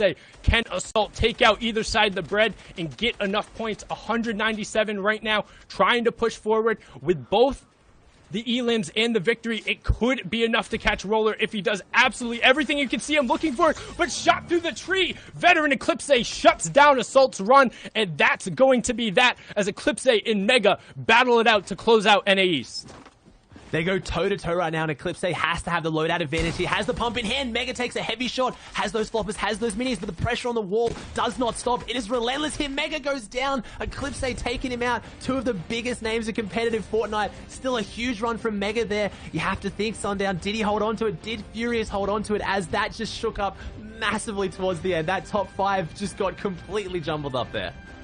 Every player in the top 5 having a say in that final action. Also, Eclipse bopping his final teammate Mega for the 2nd time over the weekend. He got the highlight reel grapple pump onto him in Game 3 yesterday, and he closes it out in Game 12 with a nice performance. Shout out to you, Eclipse, my past duo. Thanks for putting me in that backpack, but what a region, Zeke. Dude, what a crazy... Honestly, what a crazy weekend this has been. Upsets, people rising and becoming stars that they are. Obviously, the final standings are what we're all concerned about, where we want to see how and where people place. That last push there from Assault, was that enough? Because he was in 3rd with Jock just in front of him in that 2nd place. Did he overtake him? Was that run enough for him? We'll find out in just a final moment here. But gentlemen, I just got to hear what your final thoughts are before we take a look at the standings. Why don't we start with you, Aussie? I mean, Scoped, he just had such a run through that one as well. I think he had at least 4 or 5 eliminations before he even got into that endgame, which was just such a massive performance. But what an exciting endgame. It's so rare. You have all top 5 players pretty much going into that. I think we had like 8 of the top 10 surviving till top 30, so it's going to shake up a lot. We talked about how exciting this weekend is. Millions of dollars, hundreds of thousands just in this one region alone about to be given out. Sundown, who do you reckon took it, or who do you reckon is going to get a big chunk of that pie? I mean, we're going to have to see the standings, but we saw Furious roll it out. We saw everyone else drop going through. I'm not sure anybody else even managed to crack that 200 mark, so I think the consistent gameplay he was able to bring through was just enough to get himself over the top, but it was because we were honestly really missing that one marquee kind of highlight reel victory royale moment where somebody was able to push forward with kind of the 8 Elims VR, the Bizzle hand cannons the floor out from under somebody at the secret skirmish, or that very final moment, you're able to take away the second victory route from Nighthawks and Aqua. Minus that super clutch moment, as we saw in Europe, consistency will win out. That's right, guys. Drawing ever closer to that moment. But again, for all the players that are here that did participate, let's not forget, this is the top 100 in across FNCS Grand Finals, right? This is the very tippity top of the competition. So even if they didn't place necessarily where they'd hoped for, they're still the top 1% of Fortnite competitive, right? These guys should be feeling really strong about their performance, happy that they placed where they did, and happy to participate. But with that being said, let's do it, guys. Let's take a look at the standings. Did Furious hold on? Did he fall back? Did he falter? As we take a look together, the suspense. Ooh, Don't do this to me, the suspense! Is the suspense eliminating you right now, Zeke? Okay, all right. It's... I can't do it. These players... Just kidding. There's something wrong. We gotta come back out. Hold on. I know. I'm sorry. There was something wrong. We just gotta go back and double check one thing very quickly. I'm so sorry. Keep going. I send it back. We want to be sure. This is hundreds of thousands of dollars. We want to be sure here. This is life-changing amount of money, career-changing amount of money. We're about to have a new superstar in one of the biggest, if not probably the most famous region, probably fair to say. We have the big names out here, and we're about to have a big name on the block added. We want to make sure it's right. That's right, man. We have to double check all the tiebreakers, make sure all the eliminations are correct. Everything is to it needs to be. All right, this time for real. Sorry about that. The standings are confirmed. Furious there, holding it down, 217 points. Our FNCS Invitational champion in NA East. Assault, though, with that last little bit, jumped up into second place, just over a Jock. But still, this top 5's got to be feeling really good about their performance. I mean, you have to feel good about that, right? Being the champion in NA East, rolling through kind of this entire invitational. Furious able to place second in week 2, had a good week 1 as well. Jockey able to kind of rise himself up. Assault with a brilliant last game, but then also a lot of the competitive veterans still able to represent. Mega, Scoped, Zate, even Jelty, shoutouts to him, playing on a ridiculous connection out there, but the player from Timbers able to pull through, somebody we've seen a ton of, and then immediately we flip over. We talk about the competitive veterans, Unknown, Bizzle, Eclipse, Avery, Nut, Fired, able to kind of rise himself up into that top 20. Freist, Ali, some newcomers on the scene, and then Stretch and TJ, another pair of veterans to kind of round out that top 20. So plenty of names who we've seen before. And it's bragging rights as well. We haven't seen stacked solos since World Cup, really. So this is going to be the standings that people are going to reference when they try and compete with each other, right? Like team game modes are team game modes, and they're awesome performances, but it's so rare to be able to hold your head high and say, I beat you in solos. I beat you in a 12-round tournament. There was no luck on the line there. I outperformed and outplayed you. So this was ridiculous. In one of the most competitive regions, Booger dropping down there on 40th. We have a lot of other players who control AV, High Host 4, Coop as well, Nico, Null. We have Bully in your box. We saw him playing super aggressive, but we kind of want those massive pop-up performances as commentators, but ultimately as competitive Fortnite fans, consistency paid off. The player who played his game the best won at the end of the day.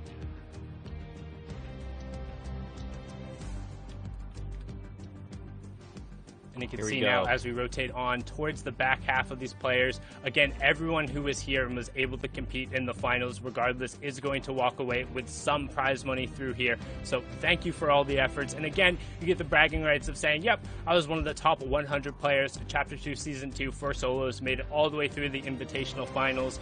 Like, again, we talk about it all the time. There is RNG that comes into play. It's just who's able to be better on the day, who's able to kind of really overcome it and game plan around it. And we see Furious able to come up with that. But just because you're towards the bottom here, it doesn't mean you're a bad player. It doesn't mean you are able to, like, you're literally in the top 0.001%. So you should be incredibly proud of your efforts and your ability to make it this far and to compete with the best of the best.